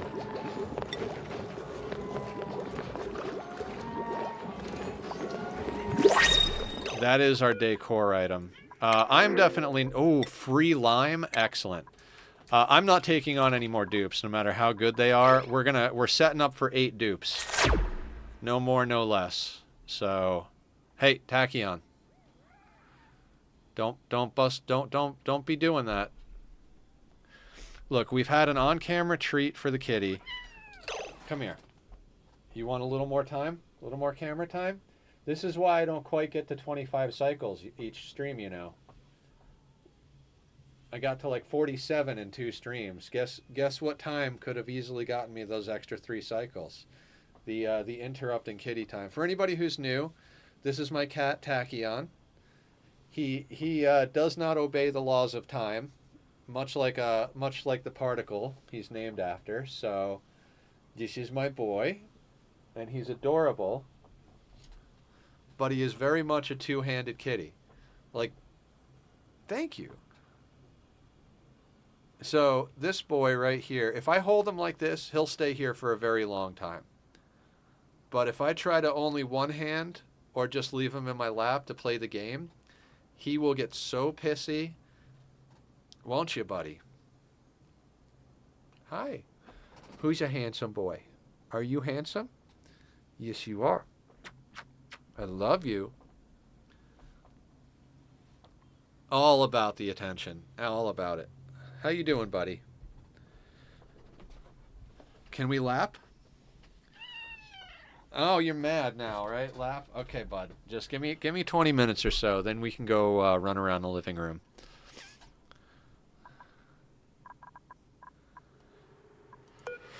Okay. I'm trying to...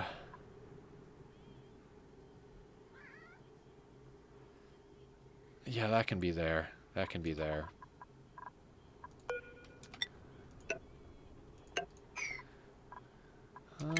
Let's let them actually build that.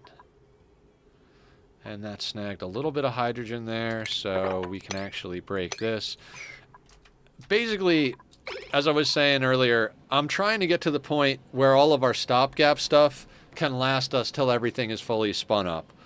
Like, I don't think both of these Dreco farms are going to be completely spun up and ready to go at, like, full capacity by the time we hit 100 cycles.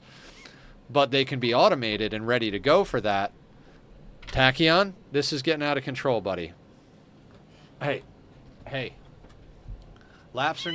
You know the rules. Laps or naps, sir. Laps or naps. So that's why I'm still harvesting some of the algae and stuff like that. Hey. No. That's why I'm still harvesting some stuff, because we're going to leave the algae things on. 200 kilos. Okay. That will be plenty of water for our needs.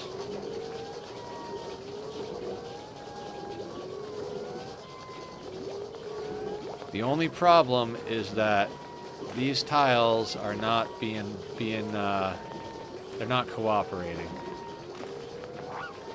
They will eventually, I think, but... Alright, let's try to speed that along. If we block those in, it should push the gases out of the way.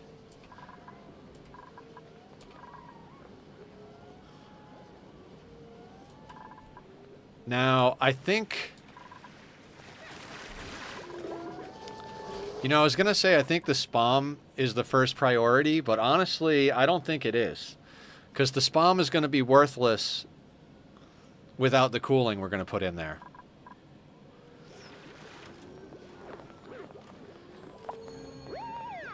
And we don't need to cool... We only need to cool the oxygen. This chamber here. Now that I'm thinking about it. Because this is going to turn stuff to 75 degrees, and even if it came in at 95 to 100 degrees, it doesn't matter because the hydrogen generators and all of the other bits are going to be made out of steel, because they have to be.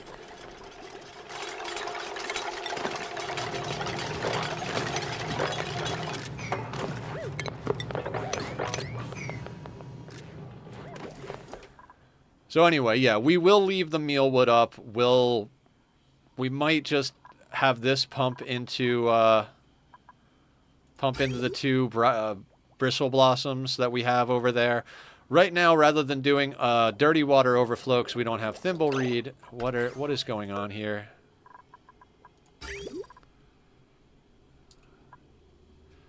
Oh, they're not absorbing the water fast enough. And this is illuminating only out to there. Excellent, excellent. So as I'm talking about it, it's falling apart.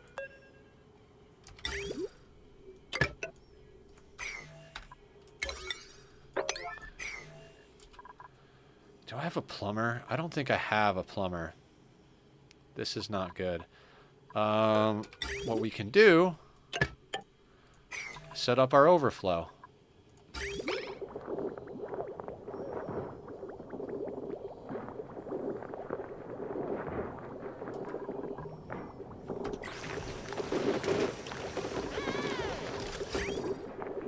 And that is where all of our pea water is going to go in theory.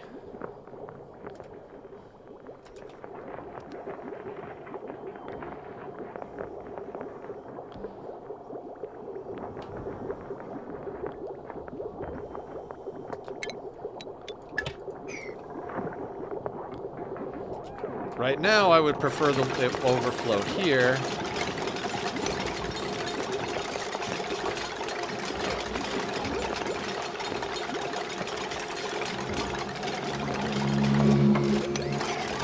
Again, apologies for the extremely loud guys out there. Oh, one of those wasn't getting light. Yeah, that'll do it. When you base your system around two,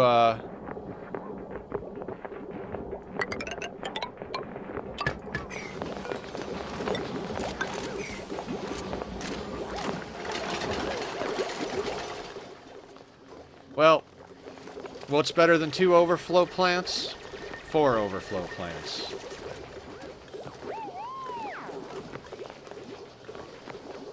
Welcome home, Laz.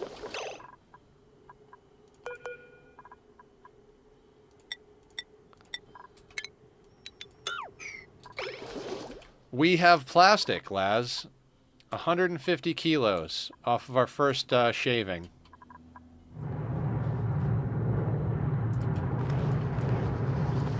There he is.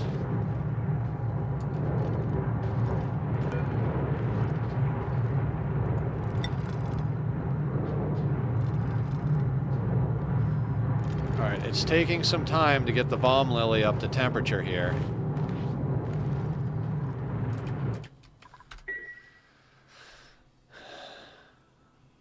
Yeah, plastic is a thing.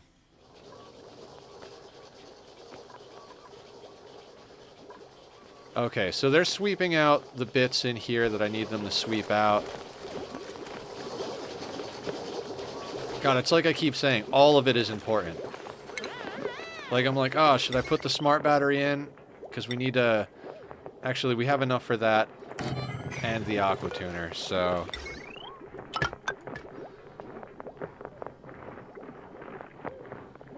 Like, I'm so used to a normal playthrough where this would be the #1 priority, is getting this up and running. But this can't run until we get cooling going, because otherwise it'll just heat our base up too much. That being said, we don't quite have enough copper for radiant pipes. We're going to need a bit more if we want to properly cool that down. Doggo is sleepy? Oh, poor Doggo.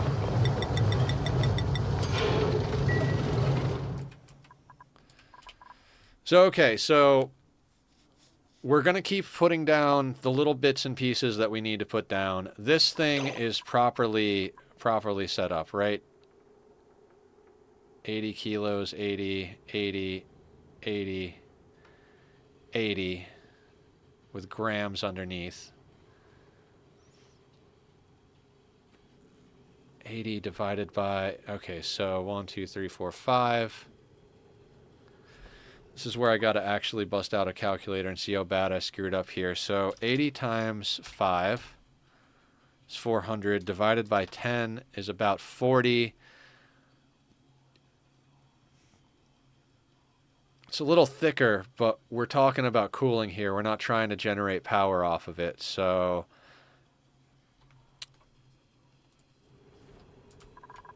because liquid vents over pressure at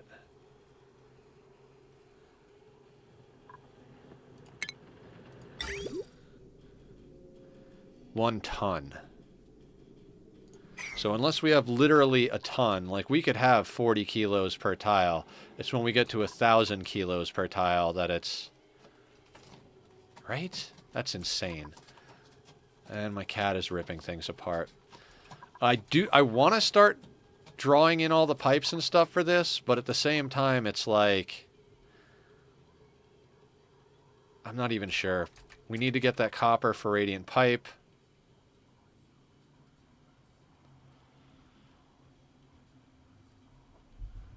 Hi, buddy. This is a cat.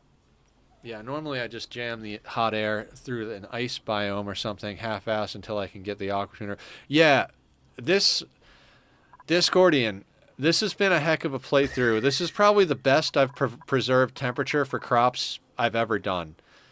Like, I made sure to build all the heat generating stuff over here, because it doesn't matter till it hits 70 degrees, right? And then even insulated, so our industrial area is holding all of our heat up here. And so these guys, I've never actually had to cool. We're at 23. These guys go up to what, 30 degrees? Yeah. So we've got plenty of time left on them. These guys, it's getting a little toasty over here for Bristle Blossom. Yeah, so I might have to shift those around a little bit, but we can also cool those down shortly. We've got enough for the aqua tuner. It's just a matter of, like, everything needs everything. Like, we need to be able to cool. We need to be able to cool the oxygen a little bit before pumping it into the base. And yeah, I don't know. We've got 40 tons of algae, 9 tons of coal, and 131 tons of dirt. So all of our like stopgap solutions should work a substantial amount of time. Yeah, given the time limitations, it looks like you do have the farm fairly well insulated. I'd be curious if they run out of dirt or if it gets too hot for the plants first. Yeah, I mean, we're working on the cooling solution, right? We're just starting to come into enough steel to do that. The only reason I'm not slapping down an aqua tuner and a cooling loop right now is we've got 11 minutes left in stream, and I'm not even sure what I'm doing, to be honest with you. We're getting to that time in the stream where I'm like, well, no idea what's going on. Yeah. We're going to play this again tomorrow. I was hoping to get to 75 cycles today, but if it takes us a little longer, I'd rather it take a little longer. So that's going to go there. Can we actually block that in? I think I can actually block that in. Right?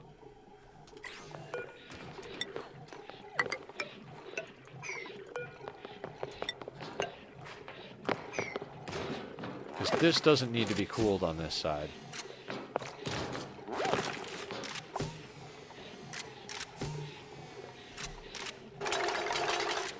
And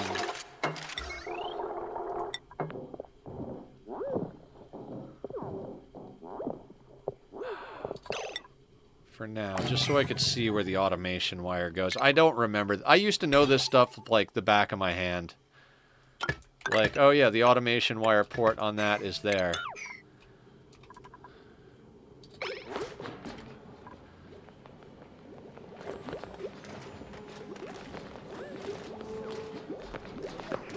I found building an ice block can cool things down temporarily, but it makes a mess when it melts. Hey! Hey!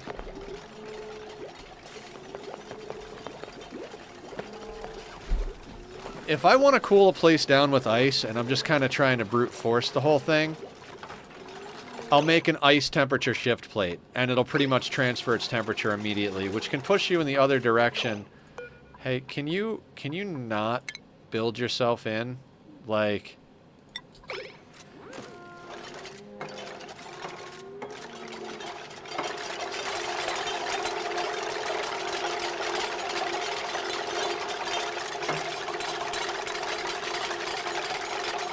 Yeah. I've even used the anti-entropy thermal nullifiers. My very first time doing a radiation asteroid, there was a flipped asteroid on the other side, and I think it had 3 thermal nullifiers.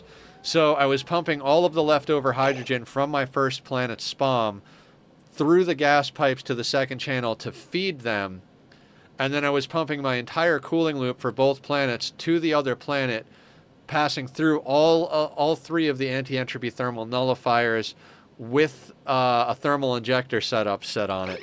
The only problem with that is there's just not enough mass in hydrogen.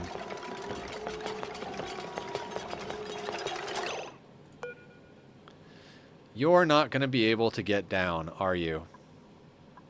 No, your pathing is not going to allow you.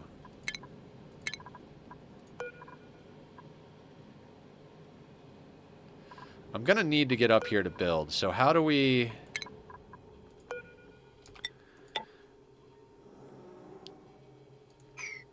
That needs to be there.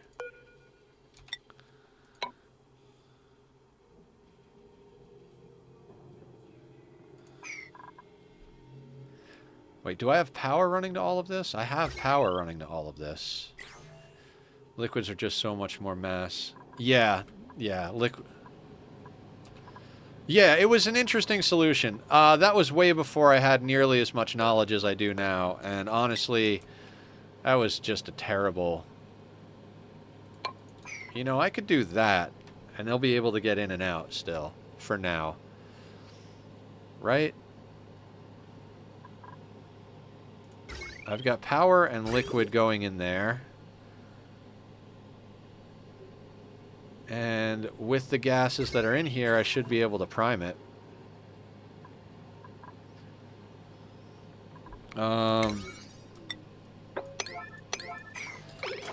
Let's make sure we don't build Barb in over here. She's got air, so it's not a big deal, but...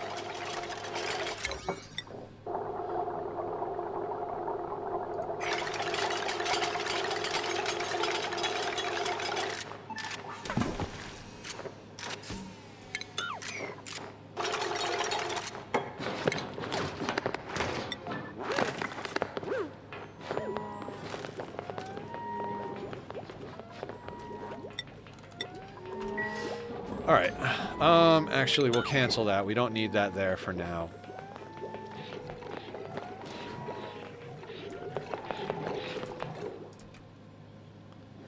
So, tomorrow what we'll do is get the steam turbine aqua tuner set up.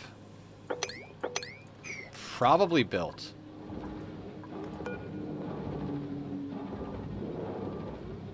Stunted scales, but some of my early bases in this were so stupidly designed, and I had a couple where I had water pipes go over, and a temp sensor held the water in that area until it chilled down to like 5C, and then it all let back in more. It was really bad compared to a proper design, but it did kind of... Yeah, I mean, that's the great thing when you're learning this game, is like, there's a million ways to do it, right? There's just a million different ways to do it, so as long as you're having fun, there's no wrong way. Sorry, I just got like, our guys were starving over here for a while. Now that we've got the heater up here, we seem to be coming up to temp. Body temperature on these bad boys is still a little low. 34C, 32C, 30, 29. I just need that guy to lay an egg. I need him to get sheared one more time. As long as his scales regrow and we shear him one more time, like, it wouldn't be an optimal situation, but if I have to run 2 regular Dreco ranches just for meat, that's fine with me. If, as long as I get the 200 plastic I need to make a steam turbine, I'm fucking happy. We can deconstruct this now. So yeah, that'll be the plan for tomorrow. I'd like to get the steam turbine aqua tuner set up, and I'd like to get our SPOM finished built, piped, and primed. The basic Drecos want to be much hotter than the glossy ones for their comfort zone. It's not so much the Drecos themselves that I'm cared about, it's the bomb lily. Bomb lily needs to be between 35 and 70? 35 and 85. So we actually have heaters working in here to keep them nice and toasty. The problem right now is that we are burning quite a bit of coal to keep all this stuff on, but once those rooms come up to temp... In fact, I'm going to put this lower. Instead of 50, we're going to put that on 40C. Same thing over here. Once those areas come up to temp, the heaters won't be on nearly as much. And once we're in hands-off status, 4 to 6 people should be running on the wheels at all times, because that's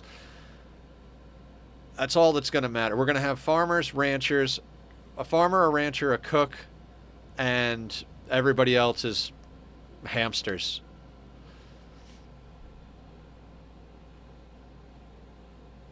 And one of the ranchers has a side in art, so we'll have them art second and hamster third. Yeah, it's kind of difficult to keep the Drecos and their plants happy in the same room unless you put a ton of effort into cooling and heating both ends of it. Yeah, it's definitely been a thing. What are the Drecos like?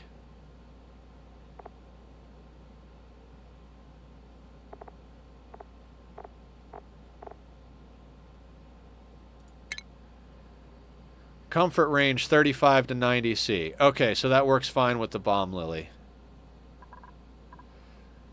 So we're aiming for basically a temperature of about 40 degrees in these.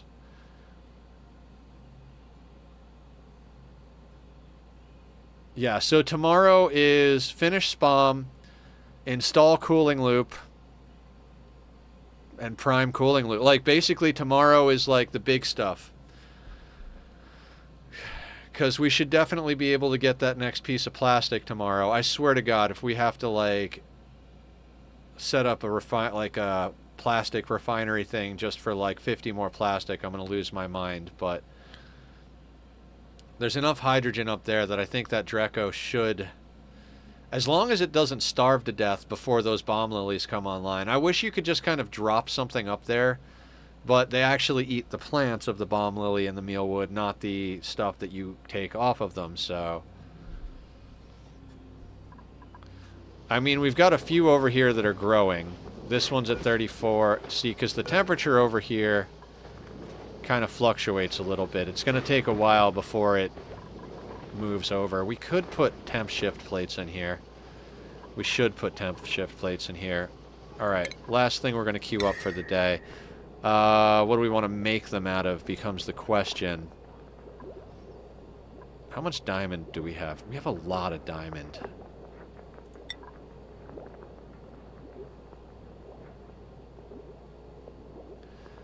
That feels like such a waste, but what are we going to do with it?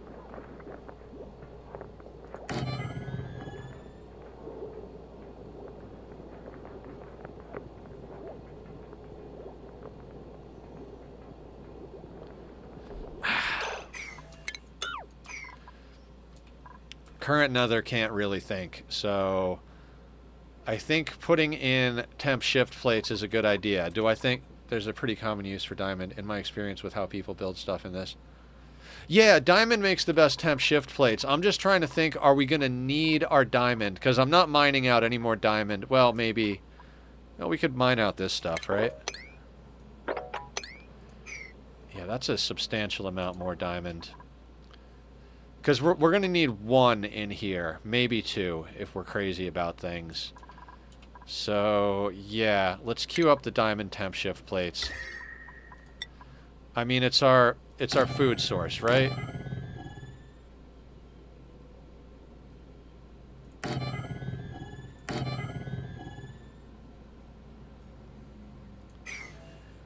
I mean, that's a lot of diamond temperature shift plates for a Dreco ranch. But we'll dig more.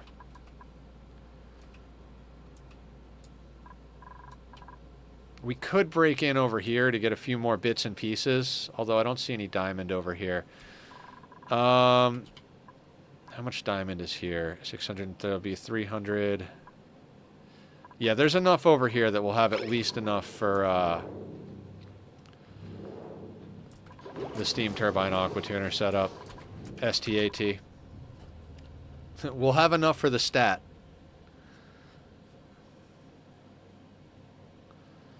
$68 cycles. So yeah, we'll probably stream this tomorrow and then Wednesday just to finish knocking out the challenge. And what I'll do is on Wednesday, I'm looking towards Wednesday as being the day we finish cycle 100. So we'll do some hard work tomorrow, get us through to cycle like 80 or 90. Then on Wednesday, we'll come in with a fresh head, take the last few cycles to hook up the last bits of automation that we're going to need. And then when we hit cycle 100 on Wednesday, hands off. And what I'll probably do is set up my recording so that it'll record it. And then I'll put up a YouTube video of the hands off part. Yeah, that's probably what we'll do. So, with that all being said, we're at the 6-hour mark. Thank you for following, Discordian. Much appreciated. Thank you for popping in. This is a fun challenge. I'm gonna be posting the VODs up on YouTube, and then I'll time-lapse the hands-off segment and put it as a final video to that series. I've got other challenge runs. I did a Frozen Forest, max difficulty, no teleporters, home sweet home in under a month. That one was intense, but awesome. That whole thing got recorded. I've got a mini-base playthrough that I almost abandoned, but right at the end of last stream, we mutated to Glossy Drecos, so I'm probably going to continue playing that. We also play Rimworld, occasionally Minecraft, but I'm a bit of a Minecraft break. Satisfactory, a bit of Nightingale, newer game, and we're going to, on the weekends, we're doing the Mist series for puzzles. When we do finish this playthrough, I'm probably going to focus on doing a playthrough of Hollow Knight as the main game for the channel for a little while, but continue working on the mini base and doing other stuff. And then when Rimworld's DLC comes out, we'll be pretty much focused in on that. Anyway, that's a lot of running my mouth. Let's see if anybody we know is online real quick. I should have been doing that while I was talking, but hey, I like to talk.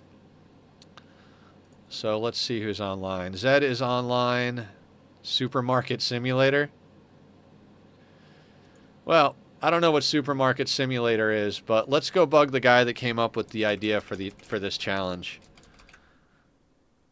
Yeah, for sure. Much appreciated in you coming in. Feel free to hang as much or as little as you like. All right, we're going to raid over to Zed. We met Zed playing Oxygen Not Included, and it was his wacky idea to do a 100 cycle handoff challenge. So even though he's playing Supermarket Simulator or whatever, we'll go say hi.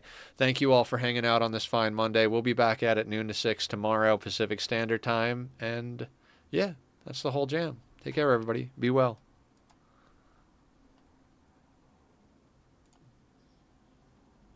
I don't know what's... Oh, fuck. Look, this guy came in here. I was trying to pour a drink.